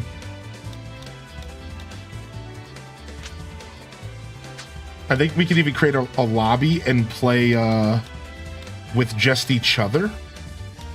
Yeah, create a room and play with friends. So we can do that. If y'all want to get it downloaded, it only took me about 10 minutes to download right now. So if you want to play this with me right now, if you have a Switch 2, get it downloaded. I'm going to start off by doing some lessons so I know what the I'm doing, because I have no idea what I'm doing. So let's do some lessons. Let's just now really our goal here is to just show off the game and check it out a little bit. It doesn't matter if we play together, whatever. But really, I'm just here to check the game out and show it off a little bit for people that are curious about what this game is going to be all about. So let's go ahead and learn together how to play it. And let's go through some lessons. So we're learning how to turn. Machines will move forward on their own. You can turn in different directions by tilting the L stick along curves. Okay. Start.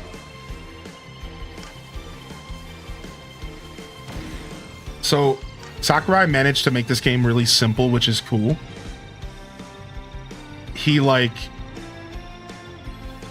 The game can be played with only like 4 buttons. So while what you're gonna see here is gonna look super complicated, it's not that complicated. Start. It's literally a 4-button game that's just super chaotic, super silly, and a lot of fun. And like I've read a bunch of people like talking about it, Start. and everyone who's been talking about the game straight up has been like, dude, the game's kind of chaotic and there's a lot going on, but I'm having a blast, so it doesn't matter, and I just can't stop playing it. That's like been like the general sentiment. It's like, I have no idea what I'm doing. I don't understand anything, but I'm having a blast, so I can't stop playing. You know it's a good game when that sentence can be said about it.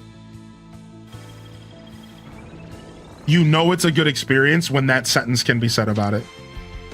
Right? Like, you know it. Like, that's a pretty interesting thing for someone to say about a game. I have no idea what's going on, but boy, am I having a good time. Right? So like, I think that's cool.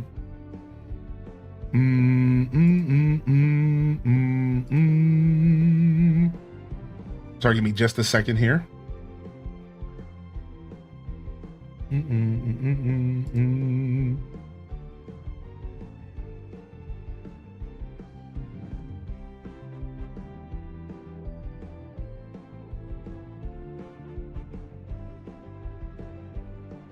All right, so as you ride forward, hold B to slow your machine and stop in place. Okay, so you do have some control over your character.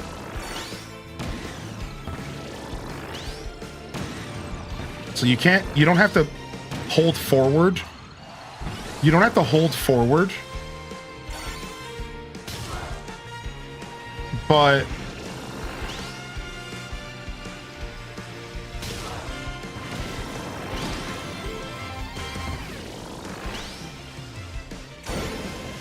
You do have to break. Clear. Cool. Press B. Press and hold B to charge. Boost dash. Keep holding B to charge up as much energy as you can. Start. Wait, didn't you just say... Oh, I see. Let's play. Didn't you say that B was break? But then now I'm boosting with the same button? That's so interesting. Like, what the heck? Clear. Why does it remind me of Smash? Yeah, because it's the same Smash Brothers creator. No need to say duh or anything like that. You might think you're being playful, but really you just come off as if you're talking down on someone for not knowing something. So do me a favor and none of that kind of interactions in my chat, all right? You might have thought you were being cute and playful, but in all reality, you just make people feel bad for not knowing stuff. So let's, don't say duh to anybody. Like, that's weird, Again, I understand that you were just having fun, but in a text chat, you don't know this person. You've never met them. So let's not have fun with them. Let's be kind, all right? Yeah, the developer of Smash Brothers is the one behind this game, which is why it looks and feels so much like Smash. So your intuition is 100% on point. You just might not have known that fact, dweeby.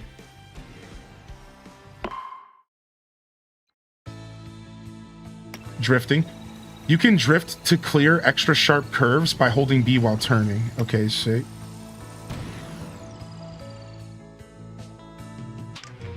Mad at Daw? Oh, no one's mad, Jesse.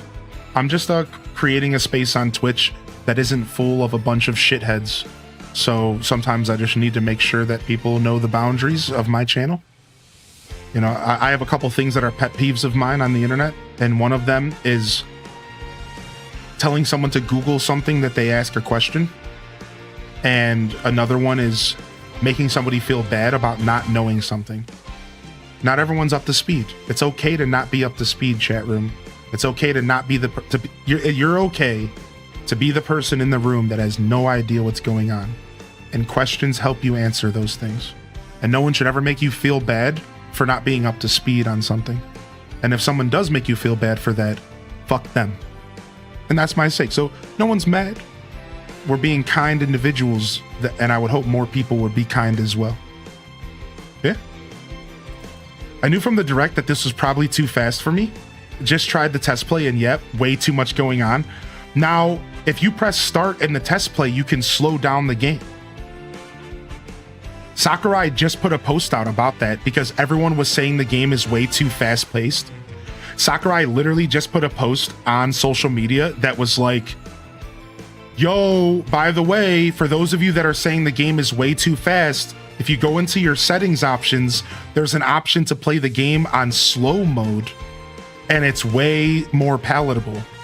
So for those of you that are feeling that way, there is options to circumvent those issues, which is super cool.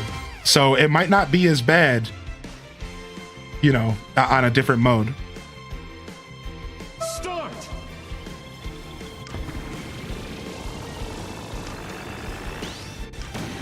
Okay, that's cool.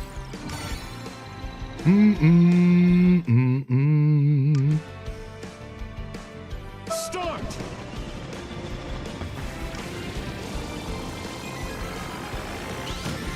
Oof, that was a wide drift.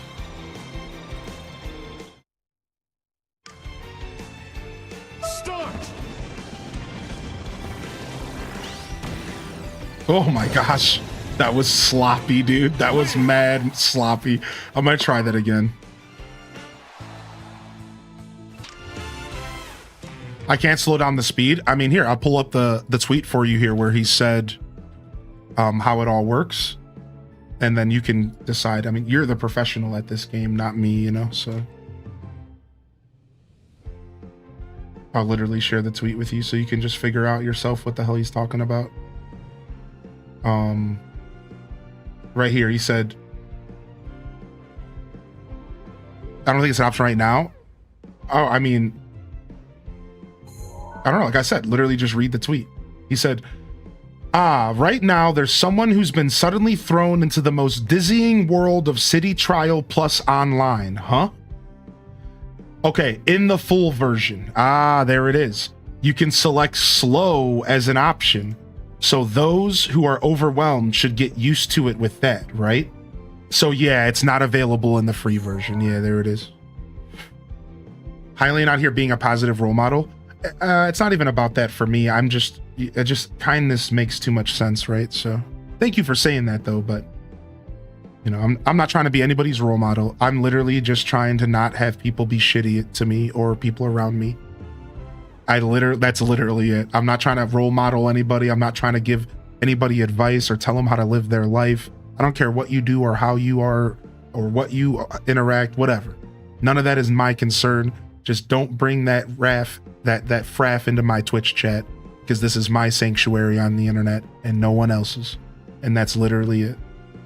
Yeah. Thank you for saying that, but I'm not out here trying to be nothing more than me. I'm just Joshua. I'm just highly in descent. I ain't no one's role model. I'm just a dude on Twitch playing video games. I shouldn't be anybody's role model. I have all my problems right outside of the stream. I'm just a regular dude who plays video games for a living and who got blessed to be surrounded by great people. And you know what helps keep those people great around you? By nipping any kind of unkind actions in the bud and saying, you know what, that's just not welcome here. If you want that, there's a bajillion streamers on Twitch that you can go engage and have fun shit talking each other. That's just not here. We don't do that here. When I go on other Twitch channels, I'll even sometimes shit talk because it's welcome there and it's fun. And I'm a dude who grew up on the streets and loved talking smack to their buddies. So I'm not above showing up to a Twitch chat and trolling someone. I've done it plenty. You know, it's not about that. It's just about, this is my space, and all I ask is that this space is not like that. That's what it's about. So thank you for saying that, but I don't like being labeled anything. I am no one's role model. I don't got this shit figured out. I have no idea what I'm doing in life. I promise you. I promise you. Start!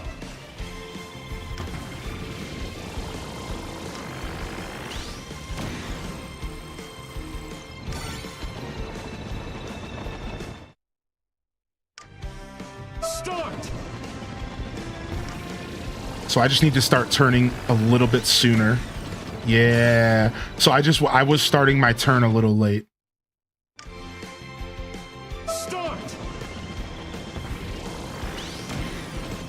That's much cleaner. Sick. Win!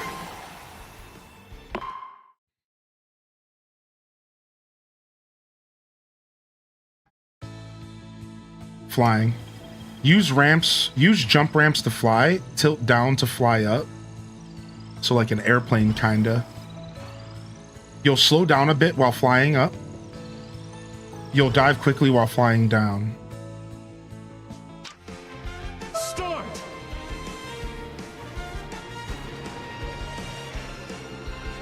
So you don't necessarily want to nosedive, because then you're gonna really slow yourself down. Start! So you wanna balance it out. Honestly, the flying mechanic's interesting.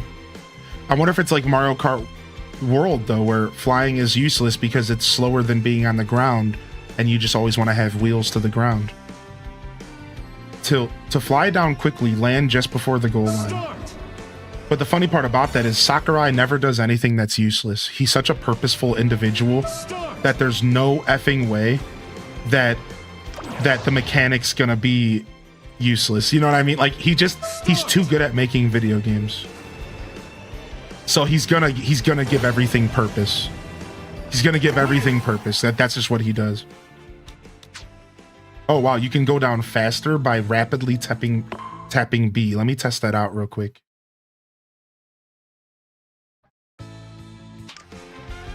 Start!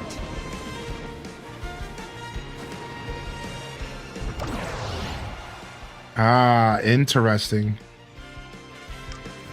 Start!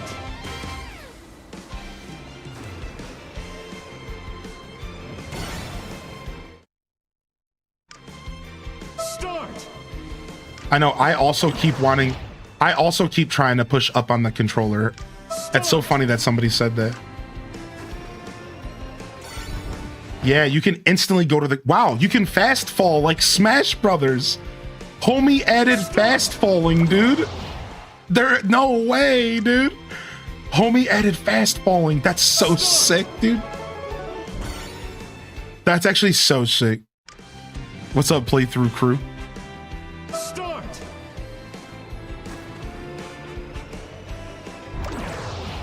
A little too fast, huh? Start.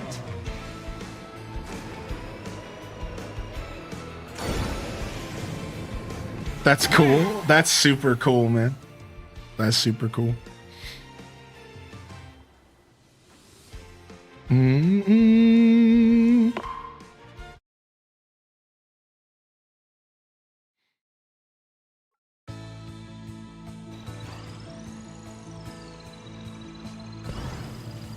You'll land perfectly and get an extra boost of speed. So this is something that I was trying to do in Mario Kart World, but in the end, I don't even think it matters. I don't think we ever confirmed that landing matters at all in Mario Kart. But when I first picked up Mario Kart World, I was like trying to make it to where I always landed perfectly because I thought it affected your speed, which it could. I don't know if we've ever confirmed it, but it doesn't feel like it after hours of gameplay. You want to level out automatically while flying. Try to land without steering. Okay, so there's automatic leveling.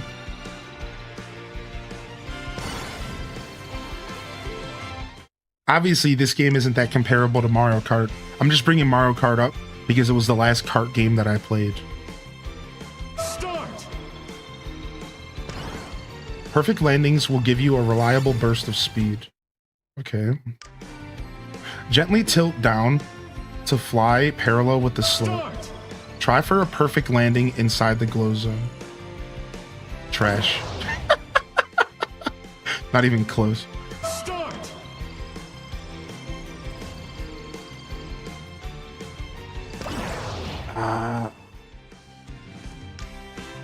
Start. I didn't think it was gonna let me use B. This one's confusing me because so you don't want me to fly for too long? That's better. Okay. I see what you wanted me to do. Win. Inhale capture. If you press B near an enemy, you'll inhale it. Enemies that spit back out will become star-shaped projectiles and fly forward. Air riders are able to inhale or capture enemies. Okay. Start. It's funny, like the B button does everything. This is what I'm saying. He somehow created an experience where the B button literally does everything. What? Like, so you have to slow down. You have to slow down a little bit to inhale. So it's almost like it's a balancing system for the game. If you're gonna stop to inhale to attack the people ahead of you, you have to slow down your top speed a little bit. It almost feels like it was designed to be a balance thing.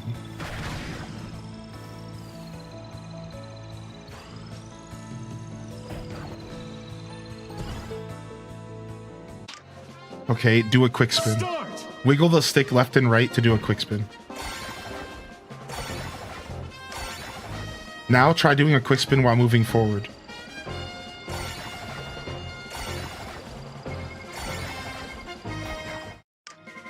Defeat the enemies by tilting the stick left and right to do quick spins. And because you don't have to hold up, it's like easy to do. You don't have to think about it. The boxes in Trial City can be opened with quick spins.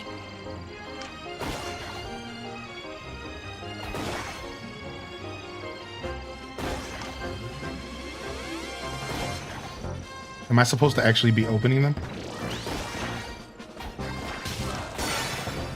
Okay.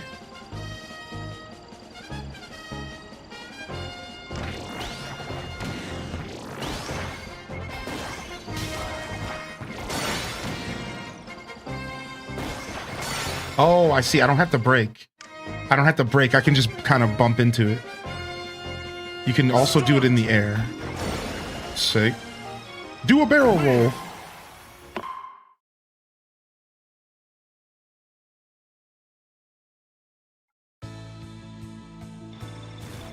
Once your special gauge builds, trigger your special with Y. The gauge naturally fills over time and fills up faster when you attack or take damage. Dude, that's so sick. Learn and master each rider's special. I love the idea of special attacks being in this game. That's so cool. I can't wait. I'm going to be maining Team DDD. Start!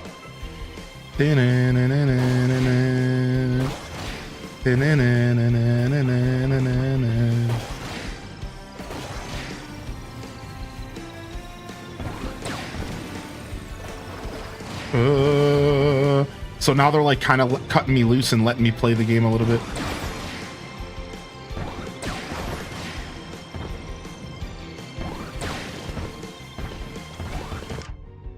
You filled your special gauge.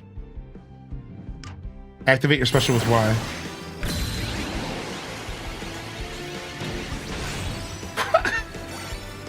What the frick?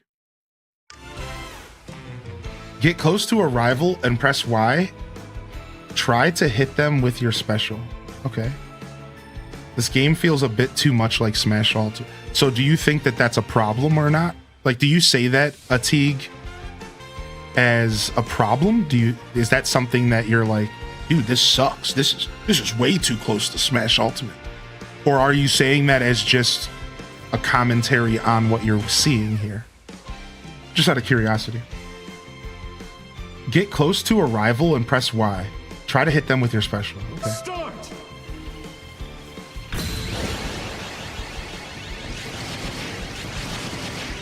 Oh yeah, this game's gonna be a nightmare for bitrate for sure.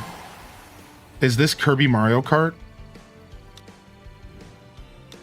Yes, if you want the most simple, lighthearted explanation. But there's a lot more going on in this game than just karting. So like, but yeah, like if you want the most simple, like I'm talking pumpkin spice latte basic explanation, you could say, sure, right? After growing up playing Air Ride, I'm incredibly excited for the game, but I think it's a bit too snappy rather than flowy. Still having fun though. So is that your way to say that Smash Ultimate is a snappy game and not a flowy game? Because I'm still confused how what that has anything to do with Smash Ultimate.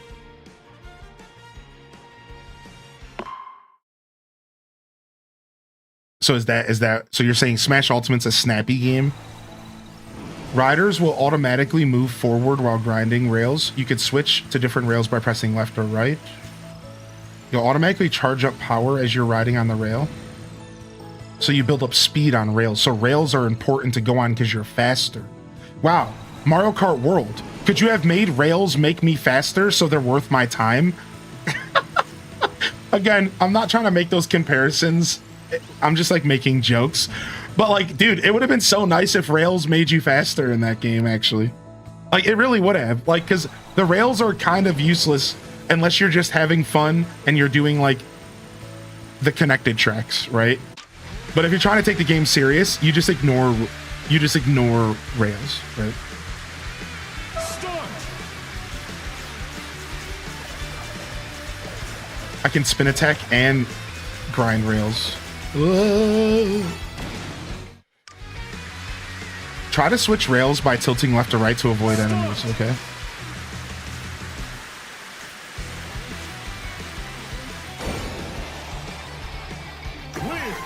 Clear. So I grew up playing Melee, and it's the same evolution from the GameCube version to the Switch version for both titles. I grew up playing Melee as well. So you're under the impression that Melee was a more flowy game, and you think Smash Ultimate is a more snappy game. And then you think that Kirby Air Riders follows the same development design, going from that flowy, beautiful, buttery Melee to a slightly less buttery Smash Ultimate. Because I do agree with that assessment of Melee and Ultimate. Melee is a flowier game, whereas Ultimate is a snappier game. But I would still argue that Ultimate is the perfect middle ground between Melee and Brawl in Smash 4. Whereas they managed to come back to Melee with Ultimate more than 4 and Brawl. So while I do agree that Ultimate isn't quite on the level of Melee, I would argue that Ultimate is the closest thing to Melee that we've ever gotten since Melee. I would argue that. So I do agree, but I think Ultimate still does have a lot of Melee's energy to it. So I played Smash Brothers competitively, and I've been playing Melee. I'm 36 years old. I've been playing Melee my whole life. And I still follow and play Melee to this day. So I will go ahead and flex a little and say I am an authority on this subject. And I know exactly how Ultimate feels compared to Melee. And I don't think they're that drastically different. But obviously, if you've played Melee your whole life, you're going to think that they feel different. Because they do. They're different games, different hardware, different technology. But I think Ultimate is a really good feeling game. That, like, if you were to take and make Melee in Ultimate's engine, it wouldn't feel that different. I don't think it would. I don't think it would feel that different. But it obviously would be different. You can't remake Melee. So yeah. So now I never played the original Kirby Air Riders, so I can't make the comparison, unfortunately. But it's cool to hear insight on the comparison you made. Was perfect for me as a Melee head. Literally perfect for me as a Melee head to give me an understanding of your feelings towards this game versus the original. That's cool. That's cool. And I'm sure your assessment's probably not too far wrong or too far off. That this game probably feels different than the original for a couple reasons. But yeah, I mean, what do you expect? Technology's going to be different. You know, and at the end of the day, if there's one thing I've learned in life, it's that you can't sit around hoping for the past to repeat itself. Classic World of Warcraft was nothing like World of Warcraft in 2004. No matter how hard you squinted to pretend that you were playing the original experience. It wasn't like that. It was never ever going to be like 2004. No matter what they did. So it's funny because I don't think going into Kirby Air Riders, you should be thinking to yourself, I wish this felt like Kirby Air Rider. Because I think at that point, you're just missing the value of modern life. Like this is the new life. And like, why pretend that something is like something from the past? Just go back and play the old game. You know, like, so yeah, I think that this game is gonna feel different no matter what, better or worse. And it's cool to hear somebody's perspective and hear your take on it, because I don't doubt that it feels different. Yeah, I bet you it's a pretty different experience. Yeah.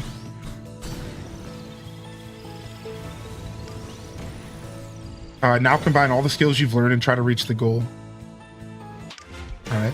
It's finally time to show off your skills. Finish 2 laps before your rival. Oh, shit. Here we go. You should check out the original. Yeah, one day I might. Oh, I missed my boost. One day I might check out the original. I was kind of thinking about doing it before this game came out.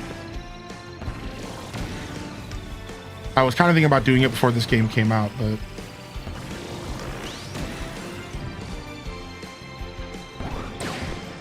Alright, so I can get sword power if I suck this up. So how does that work? How do I use my sword power? Do I just go near enemies and I hit them?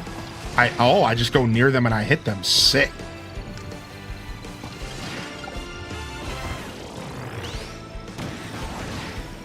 I really like that drifting slows you down, but like it feels good. Like drifting always slows you down. Drifting has slowed you down in every kart game I've ever played. And then you get the speed boost to make up for it. But like, it honestly feels good. It feels good in this game. It feels punchy. It feels snappy. Excellent. Can you make an album like 2004 album? Just go listen to the album you like. Right, exactly, right? It's like, so it's tough, you know, because when we pick up games that we love that are kind of being remade, it puts us in a tough position, and you can't help but notice those differences. And, you know, you can't help but notice those differences. So it's cool to have a conversation with someone who's played Melee and Ultimate, and then who's playing Air Rider and Air Riders. To hear you make that comparison really made me happy, actually, because that's really cool. And it's like, oh, okay, all right. So I could see how, right, like you as a gamer are going to have to make an adjustment, unfortunately. And that's tough. That can be tough. I know I still prefer Melee over Ultimate all these years later. So I get it, dude. All right, let's, so we did all of our test rounds for the basics. Let's go ahead and do some city trial testing as well.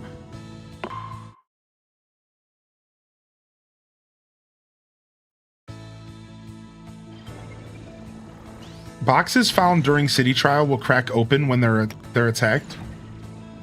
Once you break a box open with quick spin or other moves, items will tumble out. Make sure to smash open any boxes you find. So my only problem with this game is that I think this game's going to be a terrible stream game. Start. And I'm a little worried about that. I'm actually starting to question if I want to stream this game at all. I'm gonna have to go back and watch the VOD from today to really decide. I think this game's gonna be a terrible stream game. So I used to say this about Mario Kart 8 Deluxe. Mario Kart 8 Deluxe, I used to feel like was a bad game to watch, but it was a fun game to play. So like, if you didn't own Mario Kart, or if you weren't interested in Mario Kart, Start. then watching a streamer play Mario Kart felt stupid. It's like, there's like nothing really to like latch onto viewer wise, but playing with the streamer feels good. Start. And I wonder if this game's gonna give me that feeling as well. Like, I wonder if this is gonna be the kind of game that as a viewer watching my stream, you're gonna be watching with your jaw open, like, what the f am I looking at? And it's gonna be super not fun to watch as a viewer. But then all of us playing it are gonna be like, oh, this is so much fun! And I feel like that's what this game's gonna be like. I swear, I have a hunch, dude, that it's gonna be a game that's like really hard to watch, but really fun to play. This might be like a Discord kind of game, dude. Discord game night kind of game. All right, so when you can hold Y to jump off your machine. Start. I saw online that people were sad that we didn't get more of an open world Kirby after using Kirby in this open world environment. And I thought that was cute. I think Forgotten Lands is perfect the way it is, though. Shadow Star. Win. So I enjoy watching streamers play this game for the sense of nostalgia it gives me. I don't have a Switch 2, so I enjoy watching streamers play it. Approach any vacant. If you press Y and dash towards it, you'll swap machines after bumping into it. Okay. You can also lock on to weakened rival machines. Press Y to chase them down. You'll steal the rival's machine and send them flying.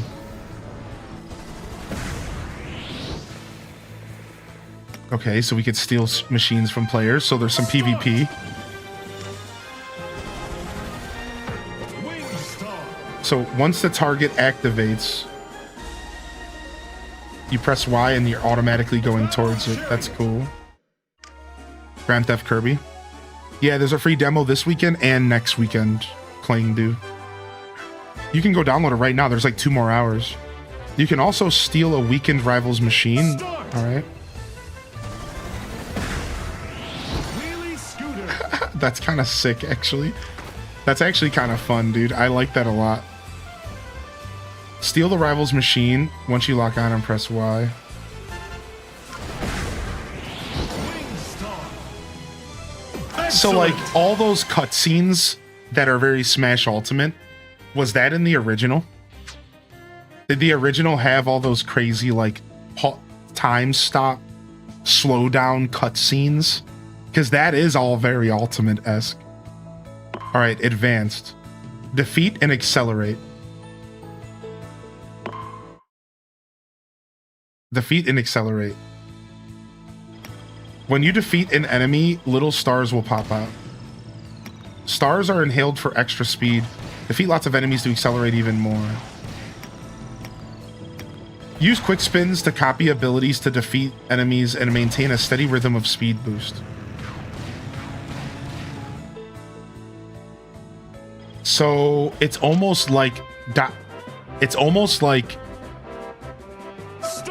defeating enemies is the equivalent of dashing off of stuff in Mario Kart.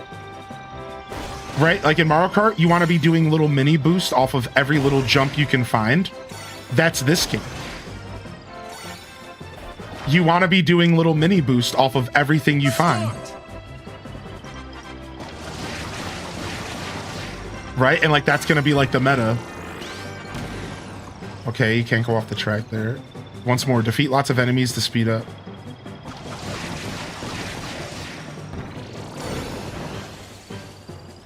Win. Next lesson. Star slide. Machines will scatter stars as they race forward. I know about this from the trailer. So we follow the stars and we speed up. So this is a really cool catch-up mechanic where if you're losing in a race, you can follow in someone's star track to get a boost, which is actually kind of cool. I like this.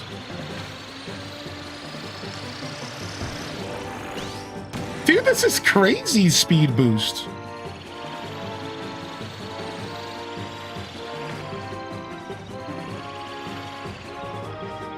Star slides will go stronger the closer you are to your opponent. This is interesting. Win. This mechanic was in the OG, but no stars. It was way less than this. It was also kind of random. All right, let's see if you can turn while following the guide. Start. So we have to pump brakes. I should have actually read what I have to do. Minimize your acceleration by turning by tapping B repeatedly as you turn. Okay, so I'm not tapping it fast enough.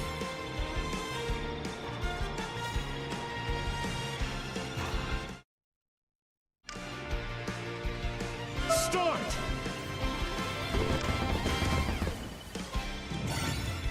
Interesting. It's a little weird. Start. Am I not doing it fast enough? I don't think I'm turning early enough there. Let me try again. I don't think I'm turning early enough is all that's happening. Start. Oh, well, at that point, I turned way too early. I keep trying to press up to move. I really have to wrap my head around this. Start. Maybe I'm not doing it enough. Maybe I'm stopping too soon. Start. It feels like way worse than just drifting. Why would you not just drift? Win. You won't charge while brake pumping, but it's useful when following curves. So not turns, but curves. Okay, so it's like, it's good for like more subtle turns. I don't like this mechanic. This one feels uncomfortable to me. Start. Yeah, this one doesn't feel right to me. I should watch the little video at the beginning.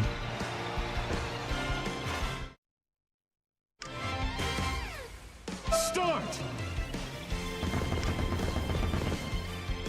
Yeah, it feels so wide. Start.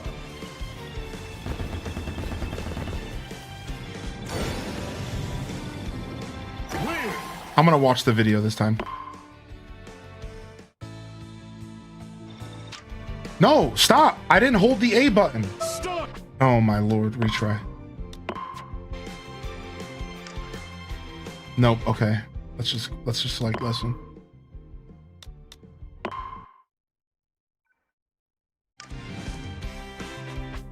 It showed the video when you paused.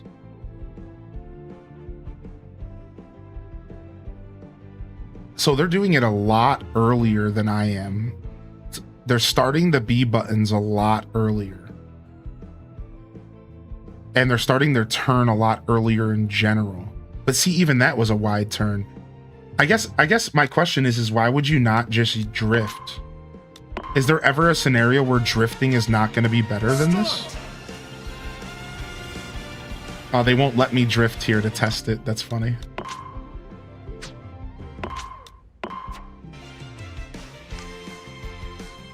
Start. Like, that didn't even work. Do I not have enough speed? Like, what's happening there? Start. Yeah, like, why is it not working at all? I think it's because I'm not pressing left and starting the tapping at the same time. Start. Yeah, it's like not even doing anything.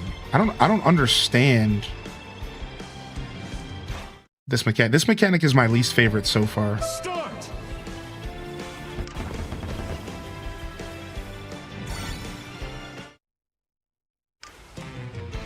Start.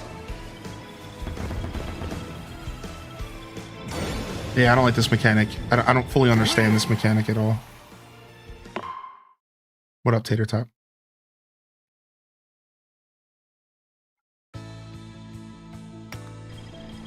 You can brake faster by tilting down while you boost charge. Okay, cool.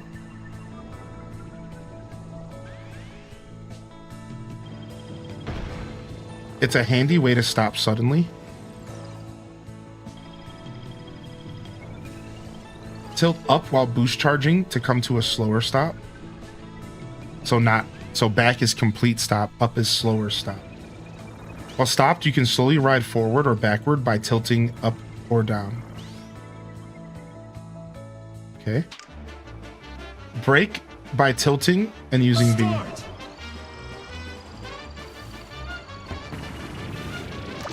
Okay, I started too late. Start.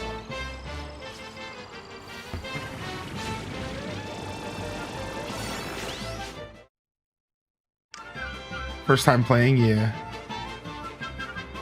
Start.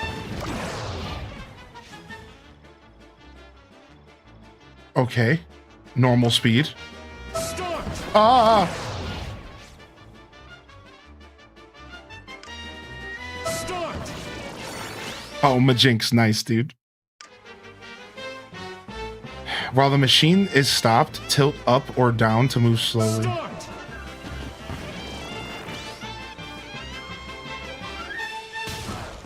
What is that? Why am I blowing myself up? Excellent. If you hold brake too long, you blow yourself up. Is that something you shouldn't be doing, or is it just silly?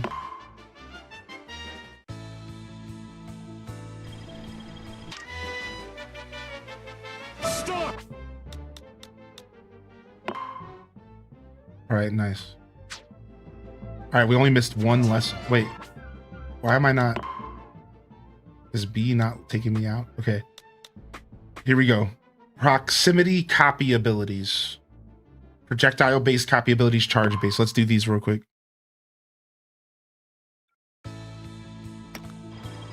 With sword, needle, or fighter, you'll attack automatically when an enemy is close. With needle, you can also use boost charges to attack. With fighter, you'll deliver a series of frontal Vulcan jabs, attacks as you boost charge. That's sick. That's so cool that they brought that ability from Kirby, dude. That's so cool. Try using the sword, needle, and fighter copy abilities. Fighter.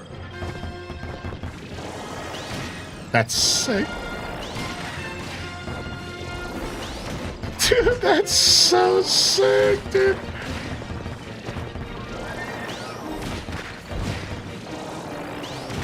It actually feels good. So you also just gotta drive up to him and you'll punch him. Press Y repeatedly to get rid of your current ability.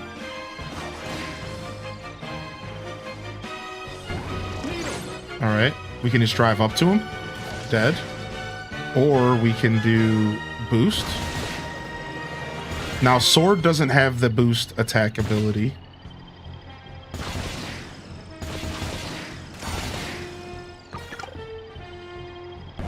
So sword, you just go up to him.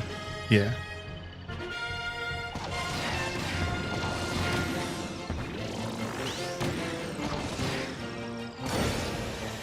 This is sick.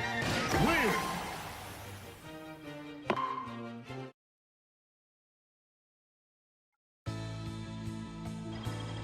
With Cutter, you'll throw a sharp-edged projectile anytime you boost. You can fling them to the left or right behind you by tilting the left stick while boosting. That's sick! That's so good! With Fire, you'll shoot fireballs that burst into flaming pillars when you release a boost charge. While tilting down, you'll drop fireballs behind you. Start! Cutter!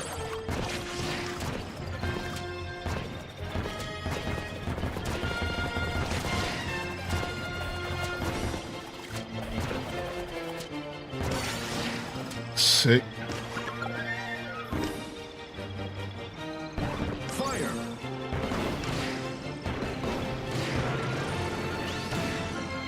Okay, sick. So fire on the mat like a banana peel. Win! Charge up all the way with fire to send fireballs flying far ahead of you. Sick. Next lesson. Plasma will fire projectiles each time you release a boost charge.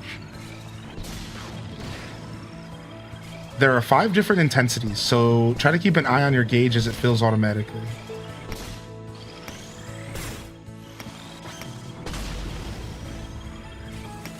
Bomb will toss an explosive surprise whenever you release a boost charge.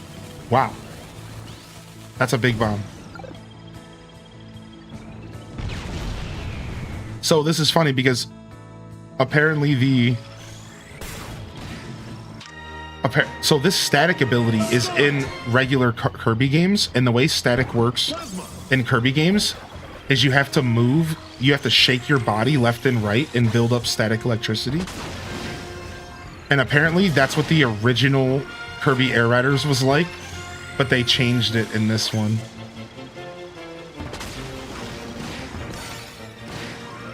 I get why they were like, okay, that's a bit too much. Start! Hold B to fill the gauge, charge it up fully, then blast a faraway foe.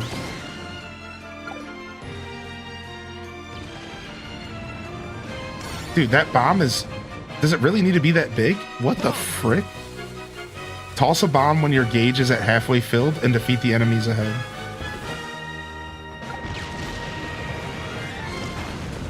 You were hit by your own explosion.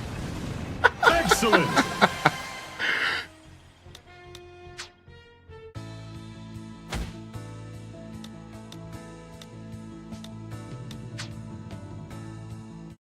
All right, we're done with lessons. So we can go air ride, or we could start some lobbies. Let's go ahead and start a friend lobby if anybody wants to play. All right, let's do passcode.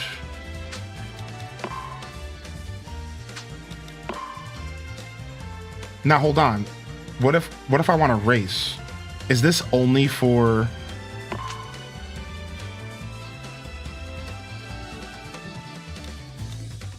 lengthy session? The recommended way... Oh, okay, so this is just to tell people what you're doing. Beginner friendly. Yeah. So, like, am I going to be able to do races here? Or is this only for city trials because of 16 players, right? Because I want to do some races, actually.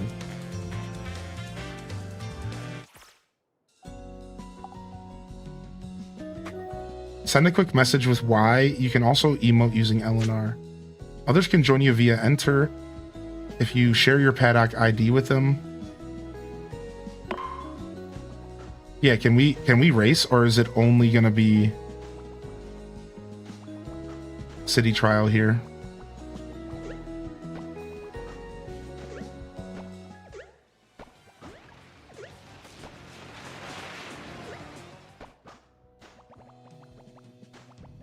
Match? What is this for races?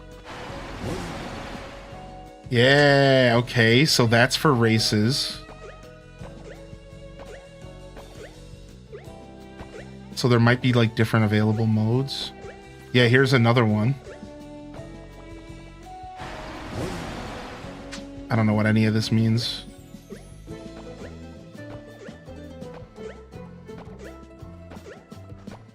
All right. Machine Rider. DDD! Oh, King DDD all day. Battle Chariot. All right, and then members, friends, paddock info. Well, here, let me go ahead and type the code in the chat real quick. 04BLQ0. Okay, sick. Outcast was inducted into the Rock and Roll Hall of Fame. Oh, nice. That is neat. That's the word I would use as well.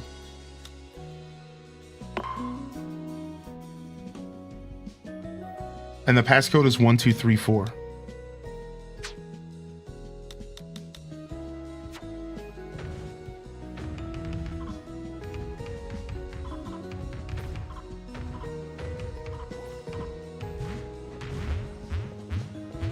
Oh, nice, dude.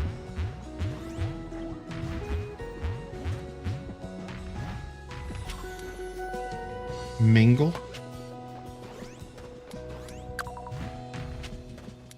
React, greet, announce,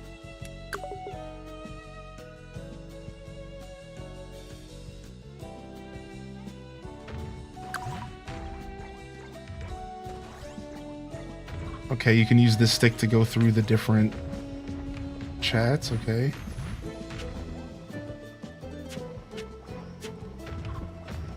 D-pad does the same thing. Everything does the same thing.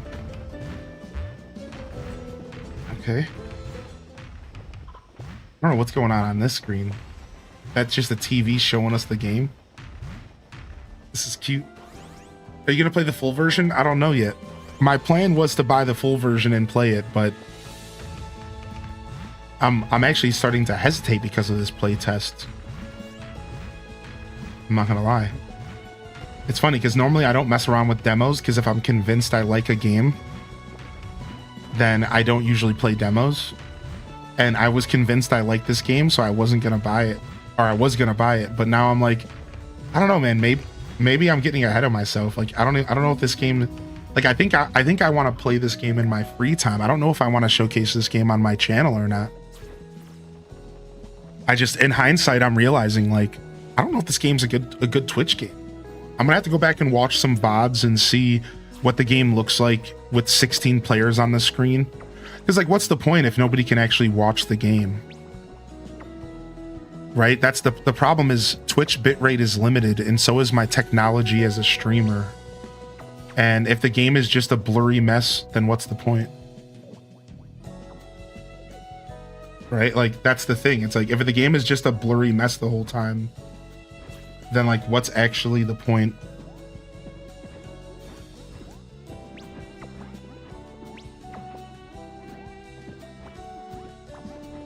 Right, like let's quickly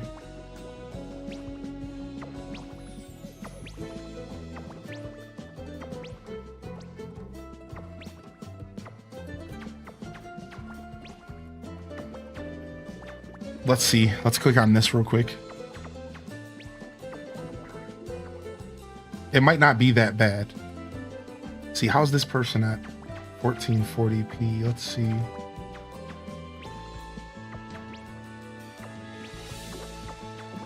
Let's test out this. All right, 1080p, full screen. All right, last call. If anybody wants to get in, we're gonna do a couple rounds. Here's the code, and here's the password. 1234. All right, let's see what the game looks like watching someone else play it.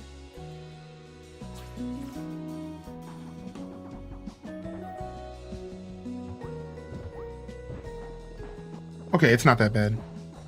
It is a blurry mess, but it's not as bad as I thought it was going to be. You could still actually know, you could still tell what's happening on the screen. And that's all that really matters in high velocity moments like that. But do you guys see what I'm saying? Like, look at this. And you're watching it through double compression, don't get me wrong, because you're watching it through my stream and then again.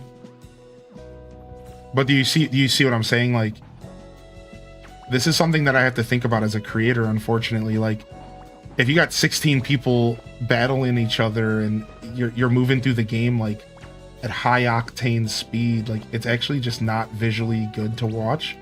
And a lot of this has to do with Twitch, because like Twitch limits, like look at this. Like Twitch limits like what we can do, right? And then my technology limits it as well. Like just watch this for just a second. Watch when he pulls out Link's sword.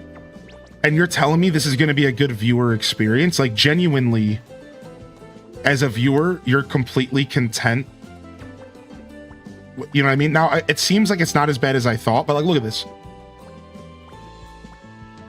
And let's keep watching for a second, because I think he's going to pick up sword here soon. Yeah, here it is. And this is just single player. We're talking about there's not a single other player on the screen right now.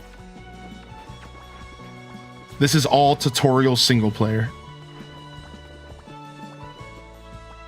Look at that.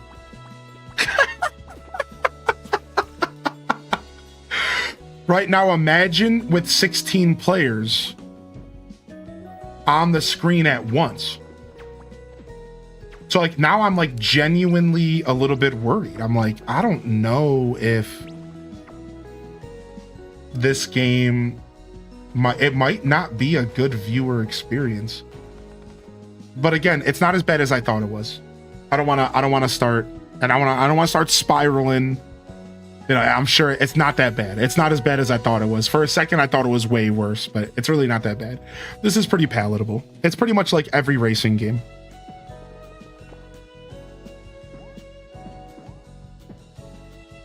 Right? Like it's every racing game is like this. I'm sure most of my Mario Kart streams were mostly blurry. That's just how that works. That's just how compression works, right? So it's really not that bad. I thought it was going to be a lot worse. So yeah, it's not bad at all. I thought it was going to be literally unplayable, like unwatchable. Yeah. It's not bad at all.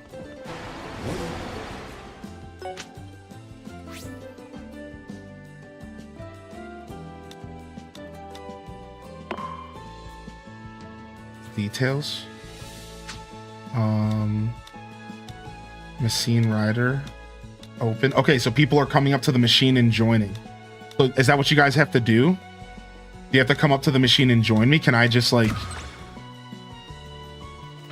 Yeah, okay.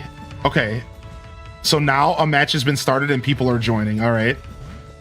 So it probably just pops up on your screen to press a button to join, I bet. All right, players getting ready 1. Okay, I think there's 1 player getting ready. 1 player that hasn't joined yet. Maybe 2. All right, 6. All right, 6 out of 16. Okay, I think there's 1 more person without a check mark. Shelly the mouse here, the hamster, the Hamtaro. Oh, they're in. All right, 7 out of 16. I think the rest will be NPCs. Start match. I don't even know what I'm starting. What kind of match? Oh, city trial. Okay. So yeah, you can't have 16 racers at once, right? So how do you do racing online with players? I don't, maybe the other machine on the other side. All right. So we're starting off with city trial, which I was kind of hoping to race to get my bearings, but whatever. What's up, Toon? 3, 2, 1, start! Jetstar! Why do I feel like I'm so slow? All right, I'll boost. I guess my weight plus this cart is just bad. No, don't. He bounced away from it. So maybe you should be using brake. Maybe you should be using brake to open up boxes. Do you guys use brakes to open up boxes? Whoop, I just wasted that. Uh-oh, something's happening. Okay, I jumped on a warp star, and I don't know if it's any better or worse than what I was using. I'm assuming all the carts have different... like different like stats, right? So jet's maybe a flying one. Why am I spinning perpetually? What is happening? I didn't press. I'm not pressing anything. Was that like an ability I had? What the frick, dude?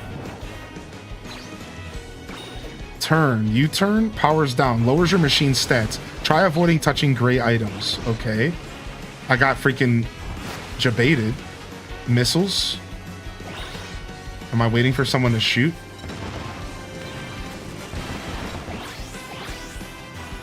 Now I'm just cruising in the sky. So the jet's way better in the sky. Oh, sick. Can you only fly for so long? Dude, I can't open up these crates. Okay. Opening up the crates is awkward. I guess you do want to break, huh? Yeah, I guess you do kind of want to break the crates. Break in front of them.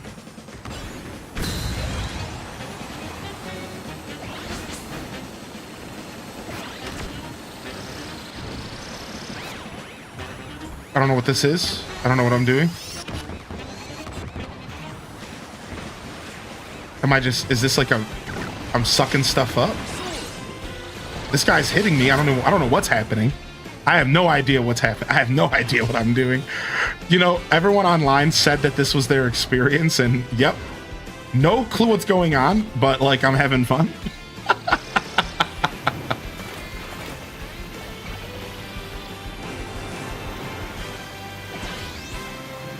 Ow. So somebody smashed me there. Okay, I think I hit an NPC. All right. I think this cart wants to fly. So have I reached top speed? A short race is about to start. All right, I'm joining the race. Nice, I'm in. All right, sick. We're just randomly starting a race. This game is like a reimagining of the original. 3, 2, 1, start!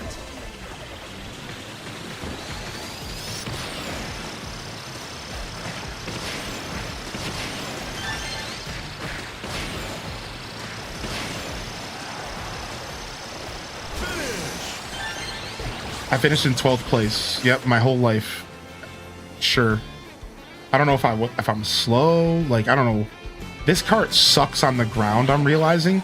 But I don't know how to fly. I think there we go. I'm flying.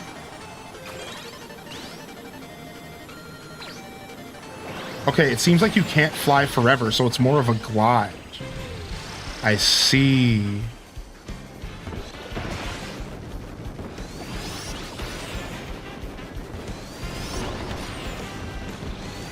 Am I doing this? I'm spitting out these fireballs? I'm doing this? How am I doing this?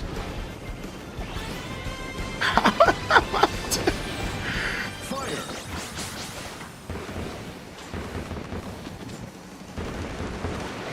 Okay, still don't know what this is. Reverses the controls of rivals it hits. Okay, that's cool. Good for players, not good for NPCs. Yeah, we're cruising, dude.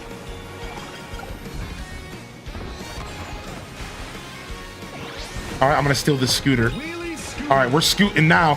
Now we got some speed on the ground, dude. 5, 4, 3. Oh, that's a wall. 1. Now we're shooting fireworks. What the was all of that? Okay, it looks like I got 13 flight points during all of that. But I don't have a flight cart. I should have stuck with my cart. I should have stuck with my cart, dude. I'm screwed.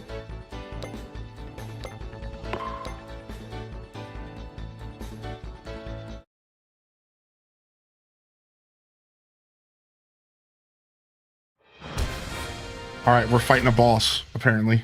Let's go, Robo DDD. It's me and Metazozin and M Online and some NPCs. Okay, buddy, calm down. 3, 2, 1, go!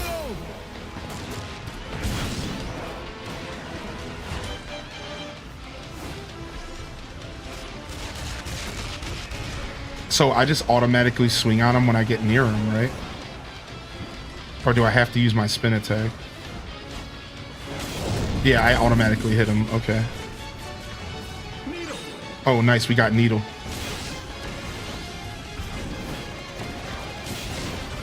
Nice. Nice. This is cool. I like this. I think this is cool.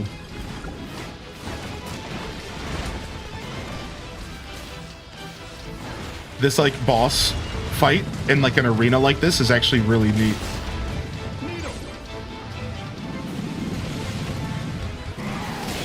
Yeah, I think this is really done. This is cool. This is really well done.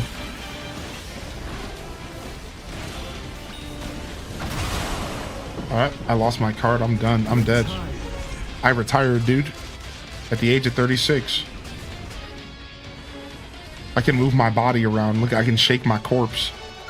Oh, help! Help! Help! Dang, I'm dead. I can just watch now.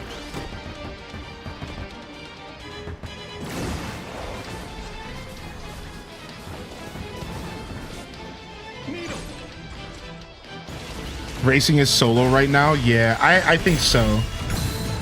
That's what I thought. I think for the global test, racing is solo, correct? Yeah. Now, do we remember what they said, how many players can race online during the trailer? Do we remember that?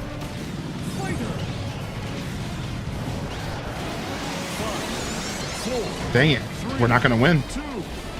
He beat us.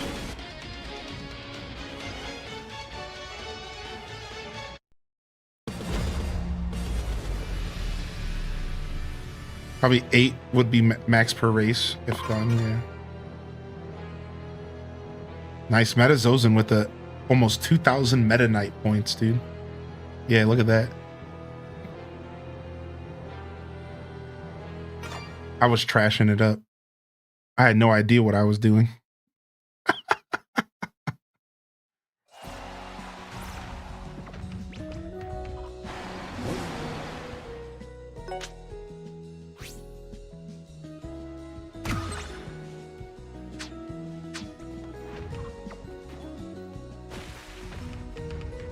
Boom, boom, boom.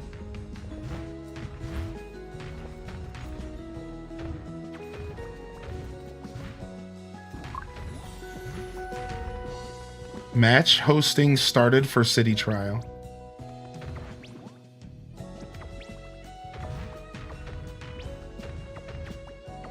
All right. What's the passcode? 1234. Sorry, dude. I got your back, man. Here you go. 1234. Here's the code and here's the password. Sorry about that. Got you, baby. Got you, baby. What's up? What up? What up, Cindy Alice?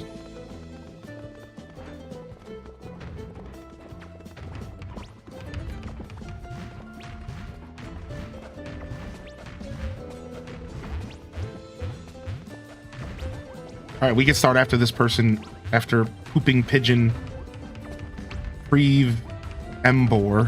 What is that name? Pooping Pigeon Pre-Evolution Embor? Is we're just waiting on Pooping Pikmin, Pooping Pigeon and Pikmin. My last username was Embor. I'm a Pikmin. All right, nice. Oh, I like your character, M. Nice character choice. All right, Sushi Roll, ready up. Ready up, Sushi Roll. Let's go do one of these chaotic battles. I love that you can tell it's a Sakurai game. Yeah, I like that I like the UI a lot, actually. Yeah, I'm happy about that. All right.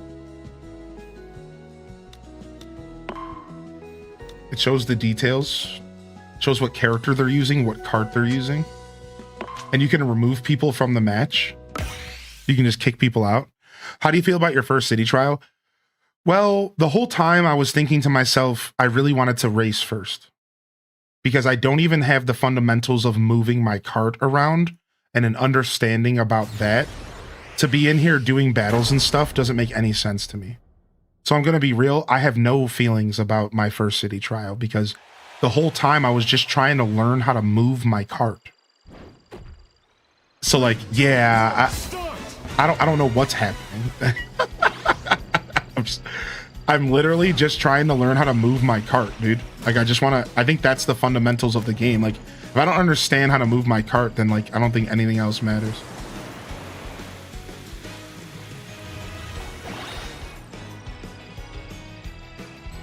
Ooh, nice. Battle chariot. Sick.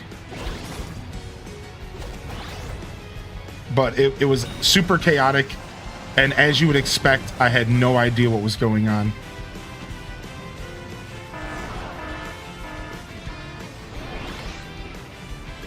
As you would expect, no clue.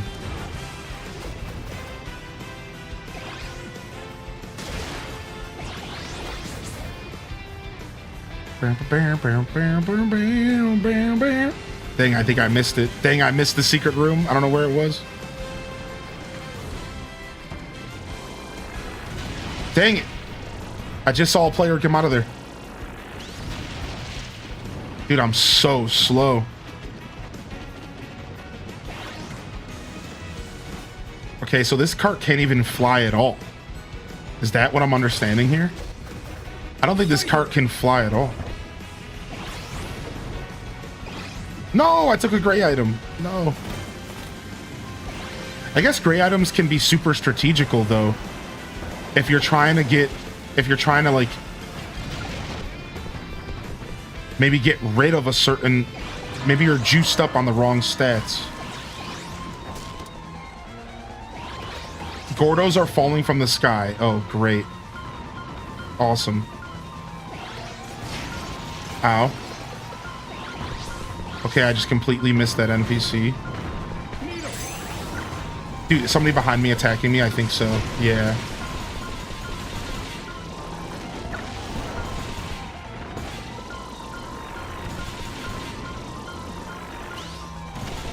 Oh, do I not? Oh, I have needle now. I switched powers. Frick, I thought I still had my other power.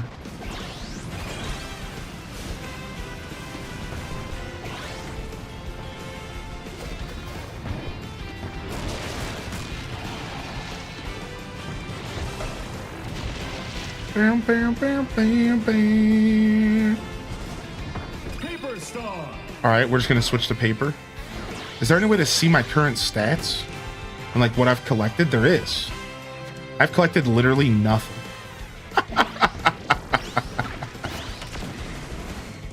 Tank star. All right, I think I need to be using the B button and doing boost to do and holding and like braking to control my cart a little bit better. I think that's the problem. Is like I'm not using brake enough. Seems like the best way to control your cart. 3, 2, 1, start.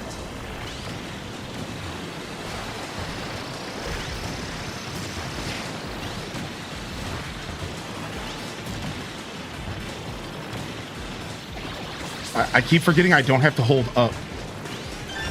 Like I want to hold up so bad, but I don't have to hold up. Can you spin attack other players? And not just NPCs? I think so.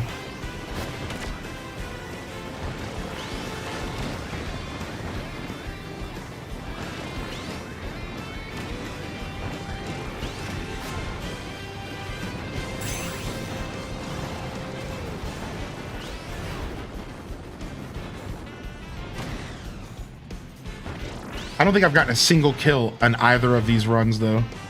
I know it's not necessarily about killing the opponents, but, like, it would be cool to slay another player. Even though, like, I don't even know what that all the way means.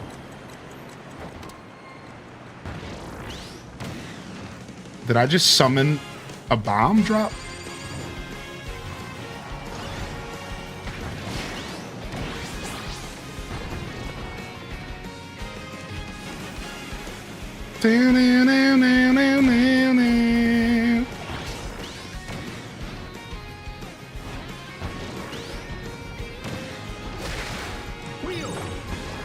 Nice. Transform into a ground-bound wheel and spin your way forward. 4, 3, 2, 1. Do you naturally lose abilities over time? I didn't collect anything. Do you naturally lose abilities over time? So like if you pick up like Needle, does it go away after a while? Stadium.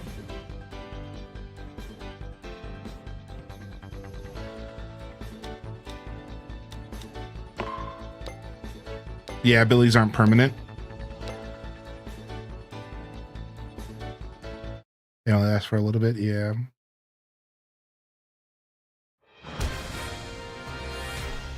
Defeat as many foes as you can. Well, this is where I belong.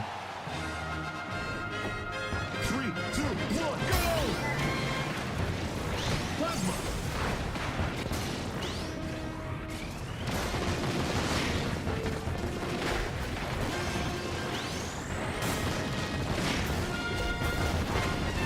This is just crazy, dude.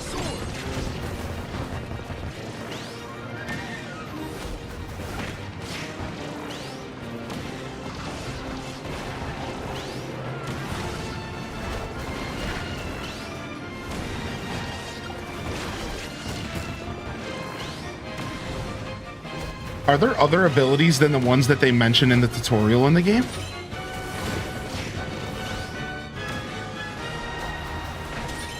I guess they might have held some of them back. What does this ability even do? Okay, I hit stuff when I get near it. Nice. 2, 1. Time. Only 2 people picked Rail Panic. Well, because I only had 41 points, so I needed to choose something that I had a chance in. And even then, I lost miserably. Look.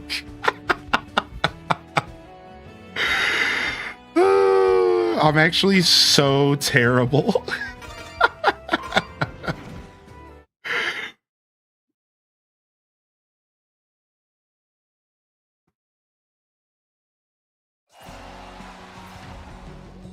All right, nice.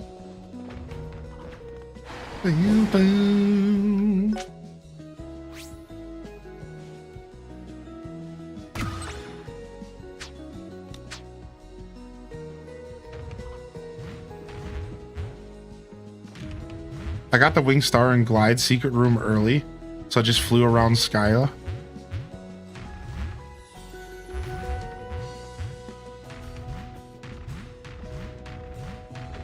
Like I said, truthfully, I'm struggling with even just moving around. Like I need to take a break from this at some point and go race. And like actually learn how to use my cart, because the tutorial wasn't enough for me to get a feel for this game's movement.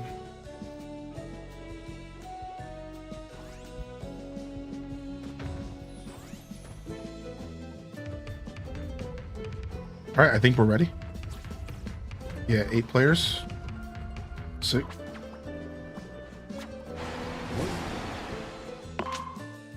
Eight and 8. 8 NPCs, 8 players.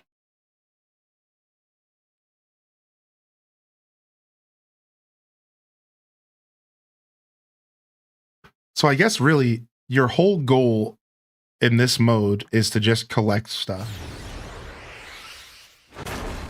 So even though there's 16 players in the field, the players aren't really interacting with each other at all unless there's a special event. So instead of thinking about this as if there's 8 players, you know, in this arena or whatever, battling each other, that's actually not what's happening. Like, in all reality, we're all just here trying to get loot, and we just so happen to be in the same space getting said loot. And then when events happen, sometimes we're going to battle each other, sometimes we're going to race each other. But in all reality, you shouldn't be thinking about it like PvP. It's not even really like that unless there's an event happening. Once there's an event happening, then, okay, now I'm going to race everyone for 30 seconds. Right? Oh, okay, I'm going to go battle everyone for 30 seconds.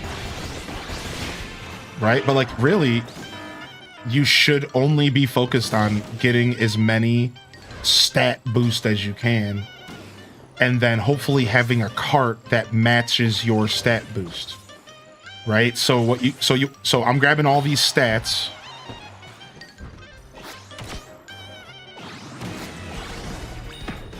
Right, so now I have this battle chariot that's heavy,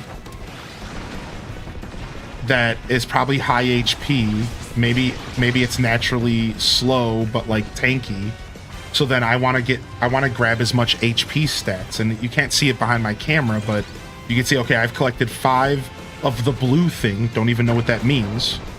I've collected 1 blue recycling symbol. Don't know what that means. I've collected 2 yellow battery chargers. Don't know what the hell that means. I've collected 2 wings, which I think increases your ability to glide and fly.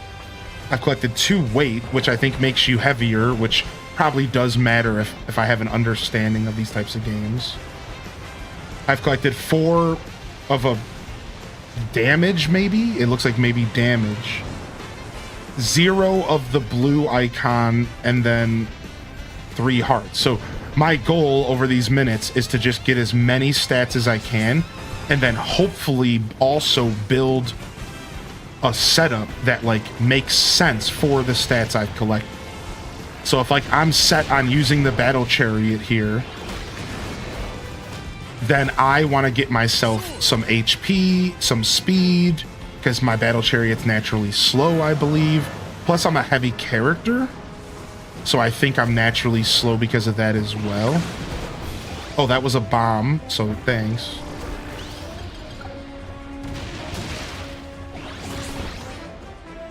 Yeah, oh, that's defense plus. Okay, that's good. So I want defense. So see, there's all these tanks and different vehicles for me to use. So a lot of this stuff is static, I believe they said. So like, you know where these tanks and stuff are every game. And as the player, you're gonna learn these zones, and you're gonna know, okay, I know exactly where to go to get what I want, which I want this exact item, I want this exact, you know, thing. So it's like, it's gonna come down to like experience, and then it's gonna come down to, it's like a roguelite. You know, everything's coming back to roguelites nowadays. And that's literally like what this is. It's like, it's basically like every round is gonna be different and it's gonna be unique.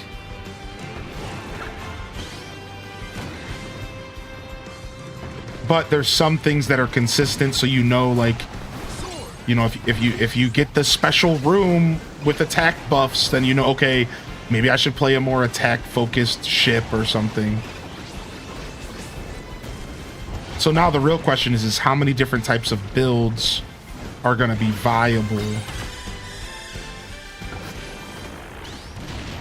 You know, versus like not viable, but how many different builds are possible, rather.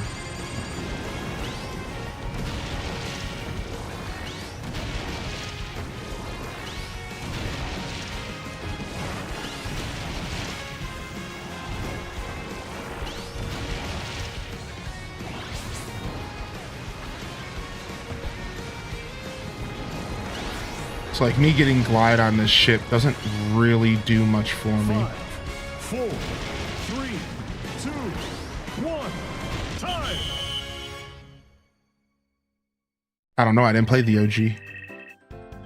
So I only got 49, but I have a ton of HP and I have a ton of whatever the purple one stands for.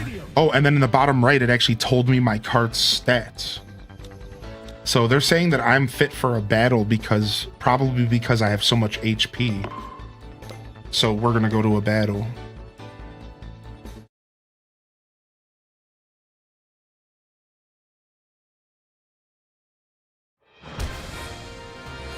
Grow huge and do your best to dominate the battle.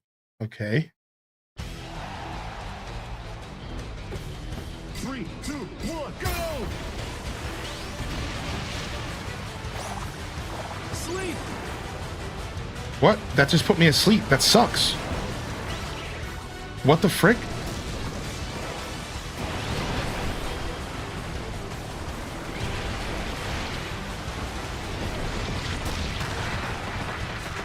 I don't know what's happening. Am I doing damage or am I being damaged? No clue.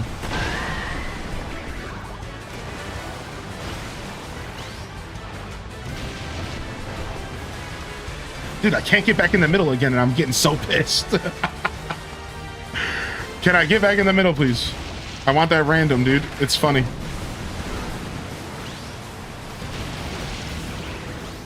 Okay, don't know what the pill does. A little blue pill.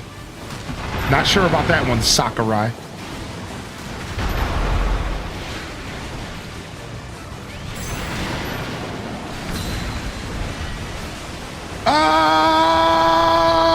I don't know what's happening.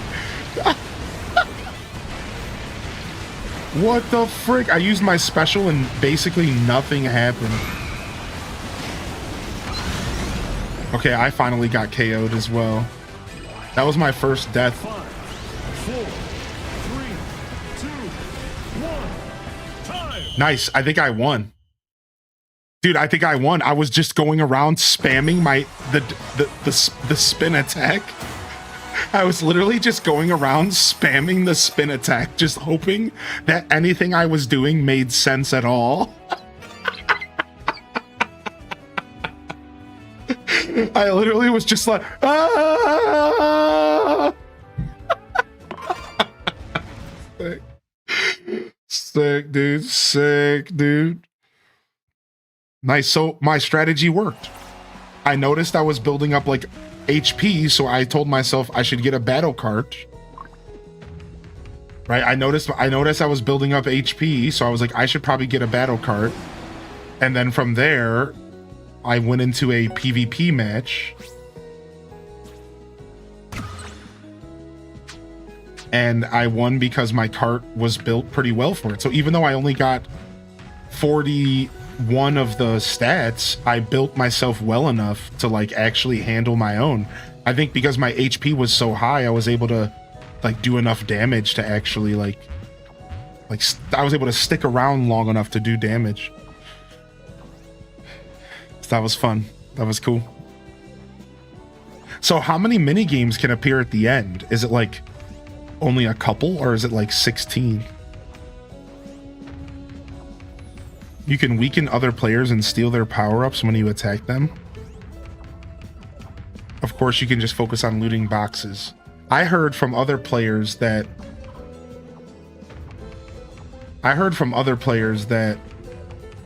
playing online, everyone was being mega aggressive. And everyone was just turning it into like just attack other players, hunt players down. And like that is a strategy. Like that is a welcome strategy. That is the way the game's designed. You could just spend your whole time like hunting other players down. Yo, ready up, meta. What happens if I start without you being ready? Do you just sit here?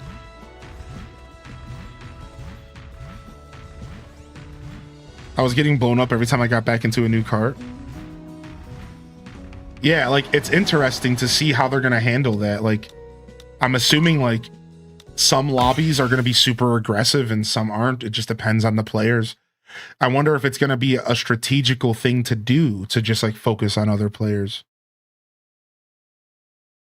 Yeah, online, I can't go 2 seconds without being hit.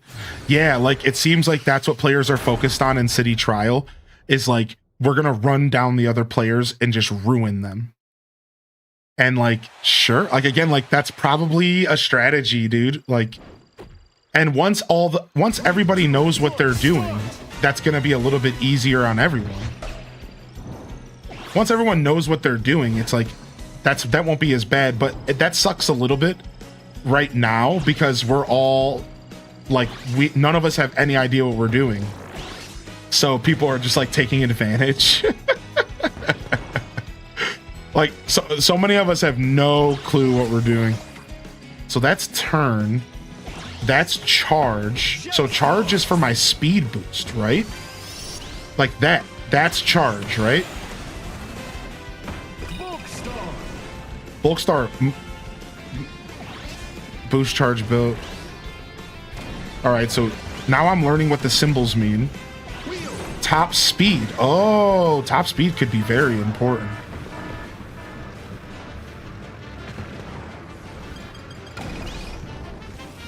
What is this? What am I riding? What is this car? What is this chest? No, how do I open the chest? You have to grab keys. Oh, frick. Okay, what's that? What's that upgrade I just got? The blue... Oh, it's the spins. It's perpetual spin attack. Oh, that's why I'm perpetually spinning. Oh, I see. So that's offensive. That's top speed. That's glide.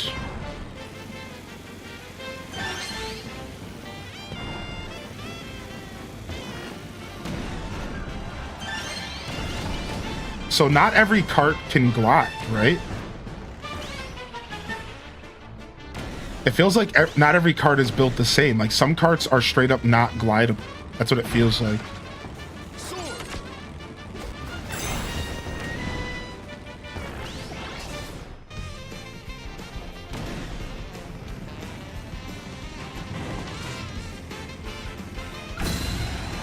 Dang it, my special came out too slow.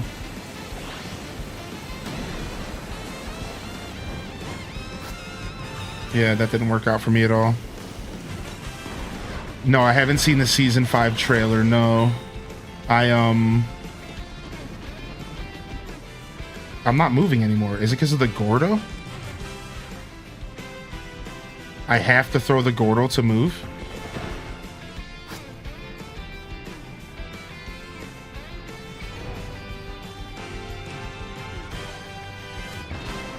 Why have I just stopped moving entirely? Is my cart just dead? Sleep. Oh, now I'm asleep. No, but I'm looking forward to season 5.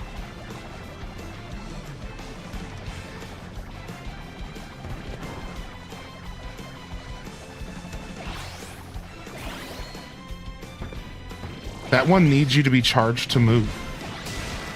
Wait, this cart needs to be charged to move? Really? Dude, all these carts, I think the carts might be my favorite part of the game. The carts all seem super unique and interesting.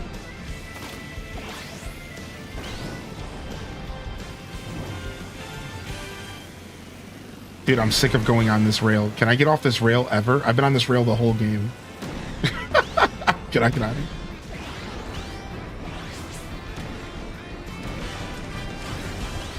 What the frick is this cart, dude? You have to be you have to be boosting.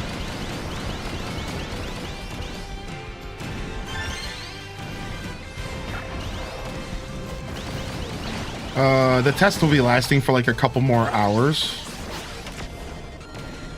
The test will be lasting for a couple more hours, and then it happens again next weekend. Alright. I had to get off that freaking ride, man. What? I just went up a ladder? What? You can go up ladders? Dude, I have yet to make my special, like, actually work. Unfortunately, I have yet to make my special actually work, dude. Oh, I can't pick stuff up without a cart, huh?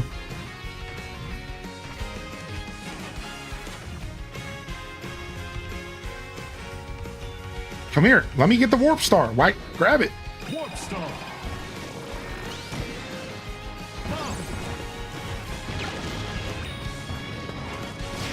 I did really bad this time.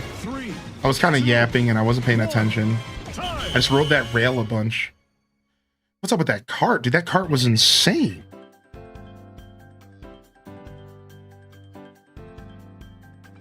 So then it tells you your stats in the corner, which is pretty cool. You have to charge it to move it? Ride over buttons and battle for control of an area. Let's go for the beam gauntlet, I guess.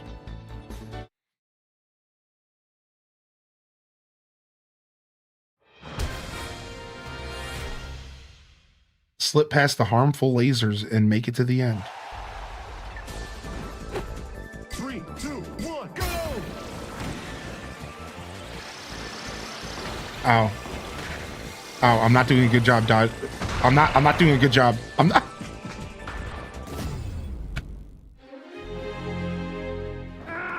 Retired. Snake, are you okay? Snake? Snake? Well.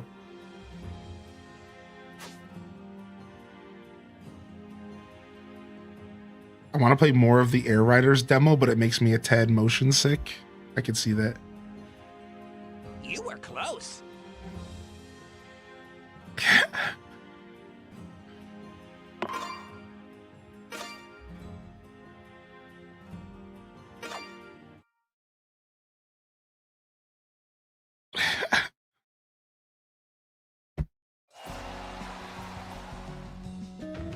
All right, I'm gonna get out of here for now, and I want to go do some like actual racing for a little bit. Sorry, y'all. I just feel like that's where I wanted to start this game. City Trials seems really fun, but I just want to race. I just want to get a feel for the game and the carts and the characters and how moving around the game works. And like, I don't like that I'm put in this scenario where I just have no idea what's going on. It's fun, but it's just like, there's better ways to go about this. Like playing the racing mode first. Plows forward on boost charges. Has an extra tough frame and it's hard to damage. A heavyweight hunk of a machine that tears up the road and can send enemies flying. Rushes forward on boost dashes. Boost charges help it tackle turns at a rapid pace. A stylish mini bike that offers high maneuverability. Boost charges make sharp turns a breeze. Light as a paper with impressive flight capabilities, fragile but offers excellent acceleration. A safe and stable ride thanks to its two-wheel design, turns sharp corners with reliable agility. An intimidating, sturdy cycle. If it can maintain its top speed, it'll roll its way to victory. It boasts impressive speed, but proves stubborn and slow when it comes to steering. Accelerates greatly when lifting off the ground, launch skyward, and take off like a bullet. Races ahead on a single wheel, an interesting design compared to the Star-type machines. Both drives and glides perfectly well, an easy ride with no clear weakness. Slow when ground-bound, but soars gracefully whenever it takes flight. Attacks cause major damage, even on a single hit. Soars on sleek and shadowy wings. So is it saying that, yeah, it has no HP. Okay, that's what I thought it's saying. Can't boost charge, but makes up for it with high performance. Wow, literally cannot boost charge. What these are so unique. I love this. Not allowed to boost charge at all? Like, that changes the whole game. What? That is rad. All right, now what about my characters? My characters are going to have their own abilities as well. So, no clear weaknesses.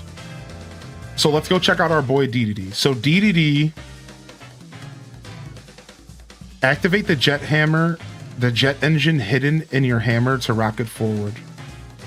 X, can you change out your outfits? Oh, you can change outfits. And different colors. Oh, nice. Smash Brothers, dude.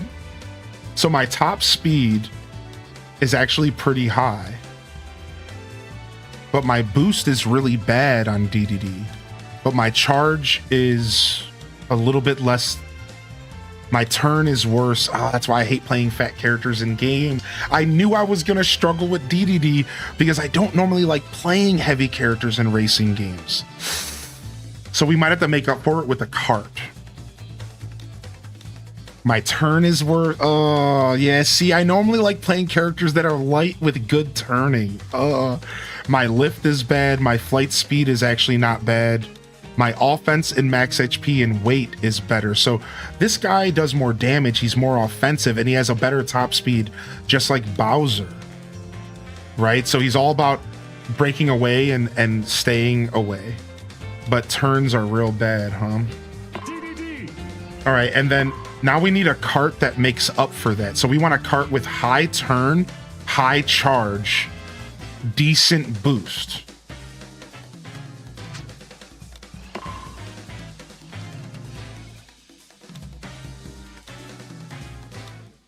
Some grip would be nice as well.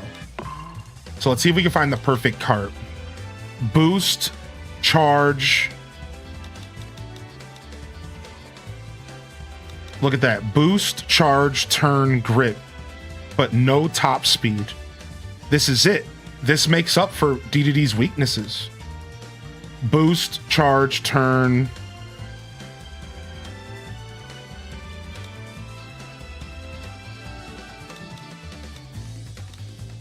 Lots of grip here, which is nice.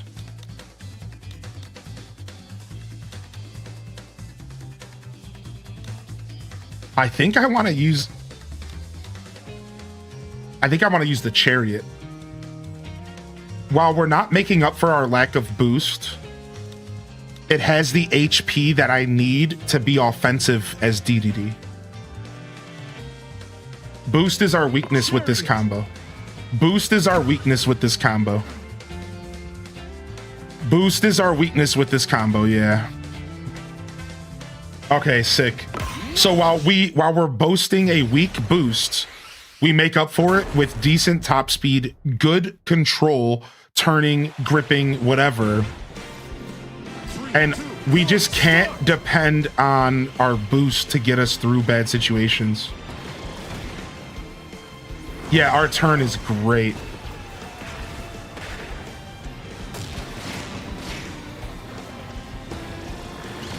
Oh, beautiful. Grab that. Don't mind if I do. All right, I'm turning a little bit too early there. Our boost charge is really clean as well. Oh, I think I found my combo for now until I learn more about the game. I'm really liking the feel of the chariot. Okay, it's almost too good at turning. Compared to what I've been used to in City Trial, it's too good at turning. The turns are mad sharp, dude. Dude, I barely have to even glide. Wow. I'm gonna just keep going behind me. Okay, we gotta stop, because if you use your item too much, you're also spamming the brake button. This game has a weird balance, because like you like if you're trying to use like your moves and stuff too much, you're braking. Even if you do it briefly, you're still braking. Like, so you have to be careful. Like, you can't just sit there and spam attacks, or you're literally slowing your cart down.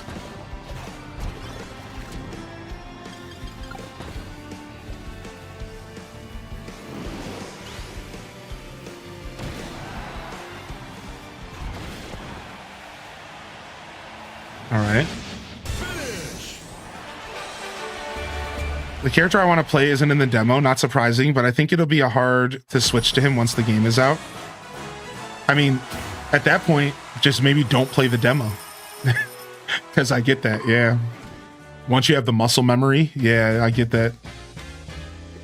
All right, let's see what this one's like. This level reminds me of Sonic Adventure coming up here.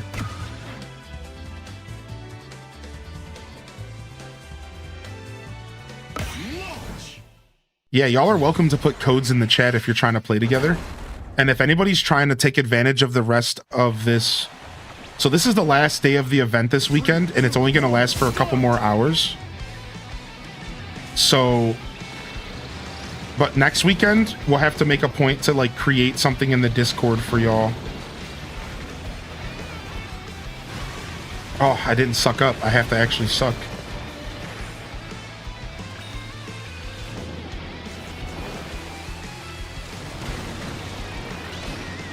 There's a lot going on in this level.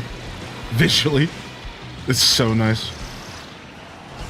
Okay, random spikes. I'll take sword. Ah.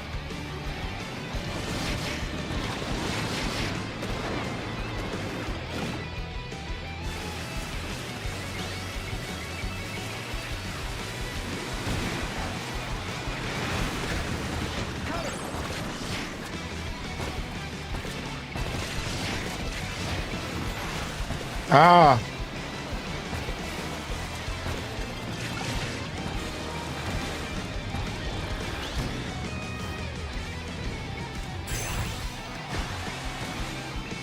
Final lap.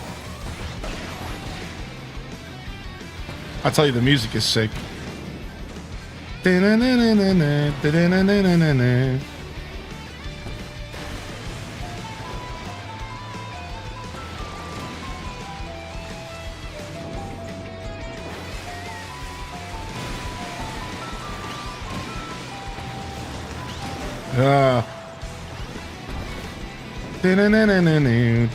The water seems to slow you down a lot, though.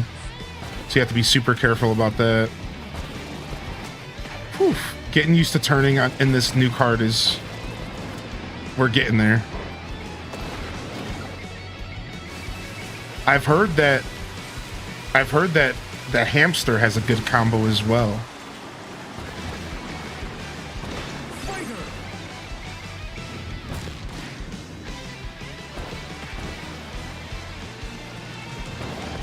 Dang, I keep messing that up.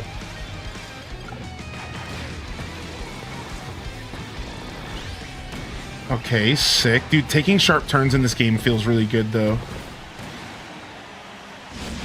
It's such a strange racing game. I'm gonna be honest, the thing about this game that's so hard right now, and I'm sure other people can relate to this. Thank you, Stormy, for the 6 months, by the way. 6 in advance. Thank you for 6, dude. Thank you, Jay Kaiser, for 22 again. So, one of the things I'm realizing about this game is the fact that you don't hold a button down to move is so counterintuitive from every karting game that I've ever played in my life. So we're looking at 33 years of gaming that I have to erase to play this game. It's like your fingers want to be doing stuff, and they are, but like they're not holding any buttons down. Every karting game in my life, you were always holding a button down while you play. Like, so you have to like fix your brain to like not do that. Like, it's weird, dude. It's so weird, dude.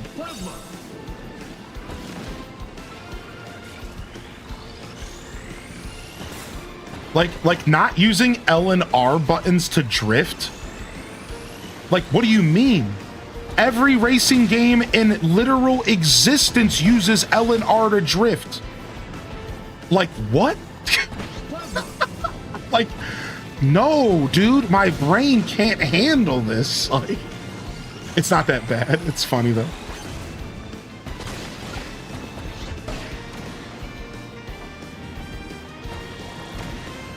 Trying to grab that wheelie. Let's go.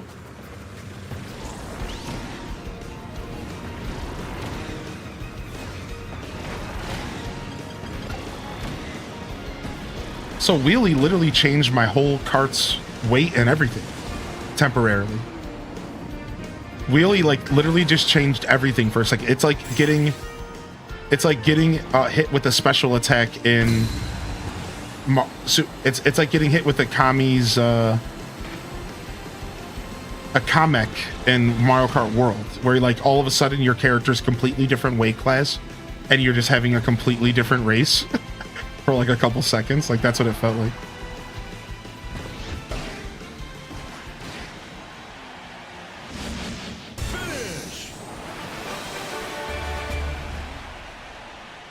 Physical therapy 6 days a week. Yo, one step at a time, Stormy.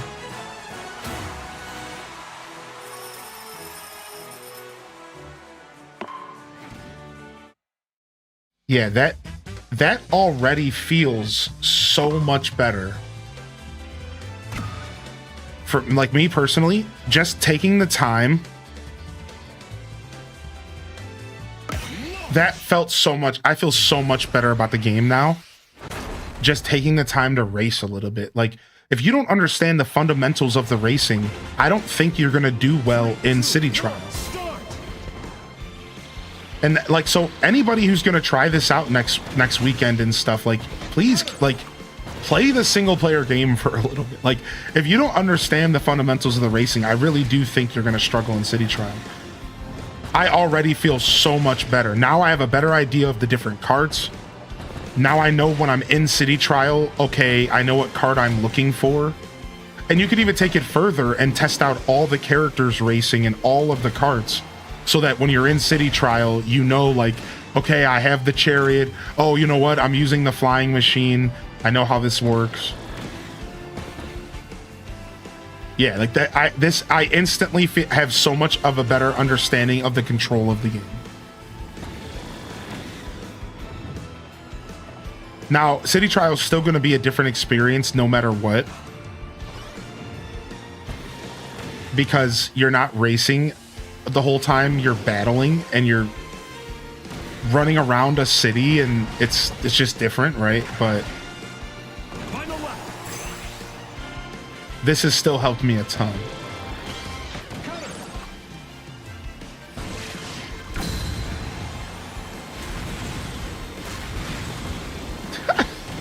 So King Dedede's special is that when I use my spin attack, it's enhanced, right? Is that basically King Dedede's special? Is that when I use my special attack, when I use my spin attack, it's enhanced? And maybe my drive-bys are enhanced as well? The fact that each star is a completely different type of ride and not just different stats is great. Yeah, it's so cool.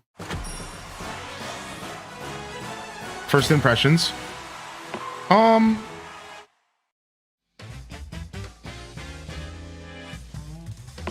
All right, let's just quickly see what a different vehicle feels like so that I can feel the difference. So let's use a drastically different vehicle.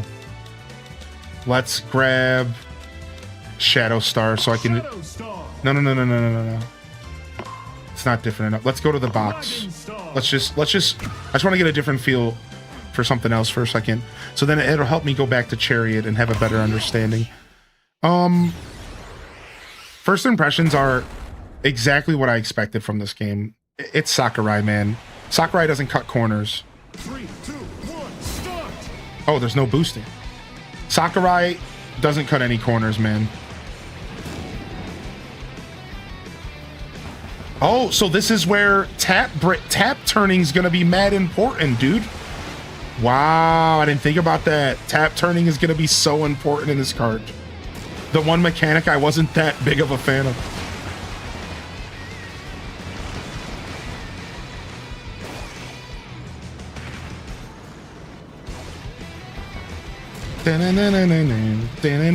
So yeah, what do I mean by that? Sakurai doesn't cut any corners. The game is really well put together, man. Like, we're only testing it out, but it's just so, like, visually stunning. 60 FPS probably the whole time. Could be the most beautiful Switch 2 game released yet. I'm just gonna say it right now. It could be, I'm not sure, but this game is gorgeous. And then otherwise,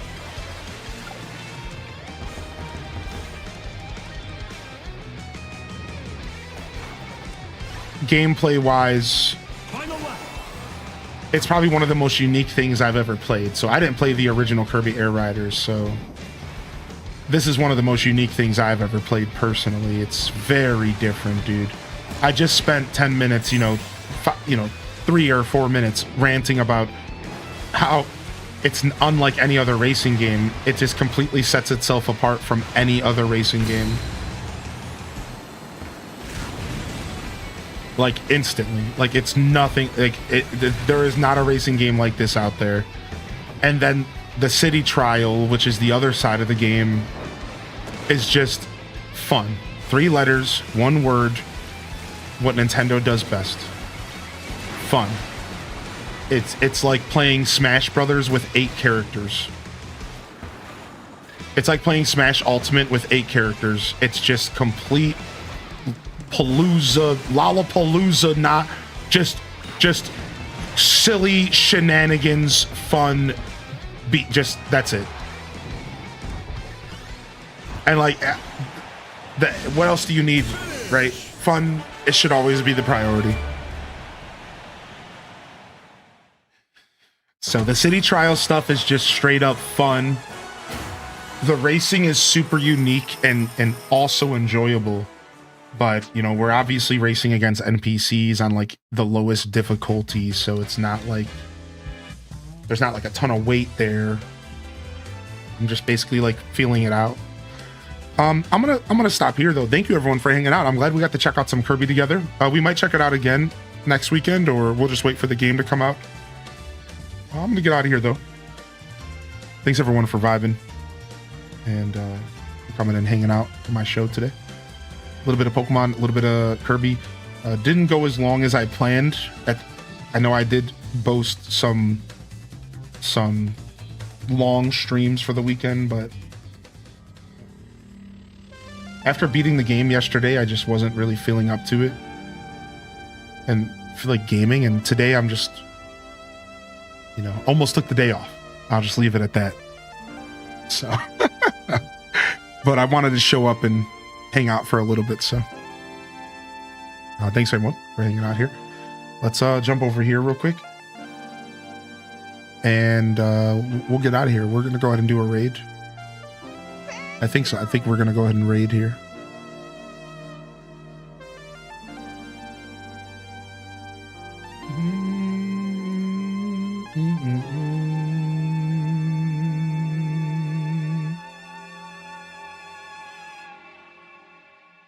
You know it's bad when somebody's title has to say less ads.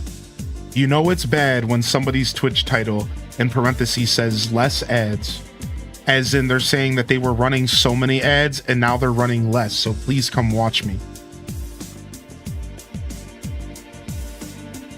I get it. People gotta pay bills. I get it. People gotta pay bills, man. Let's go raid our friend Kirby. This will be fun. They're playing Dispatch. And they're cool, man. Kirby's cool. Let's go see what they're up to. All right, cool. Thank you, everyone, for coming out. Grab yourself a raid message. This is Highly in Descent, signing off from another wonderful Pyro Gaming Group production. I'll see y'all here tomorrow for the Monday morning show. I'll see you when I see you, fam. Don't forget to game on. And, of course, as always, peace.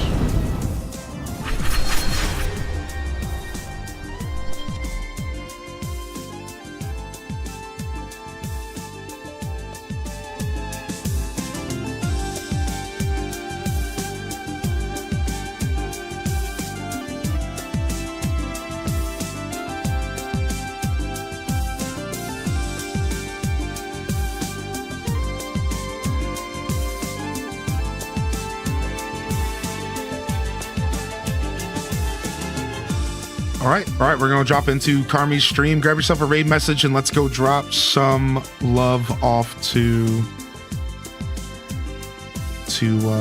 Kirby. Kirby's cool, man. You might have seen him around our channel. They're playing this new Dispatch game, which people are really liking. So enjoy, fam. I'll see y'all next time. Peace.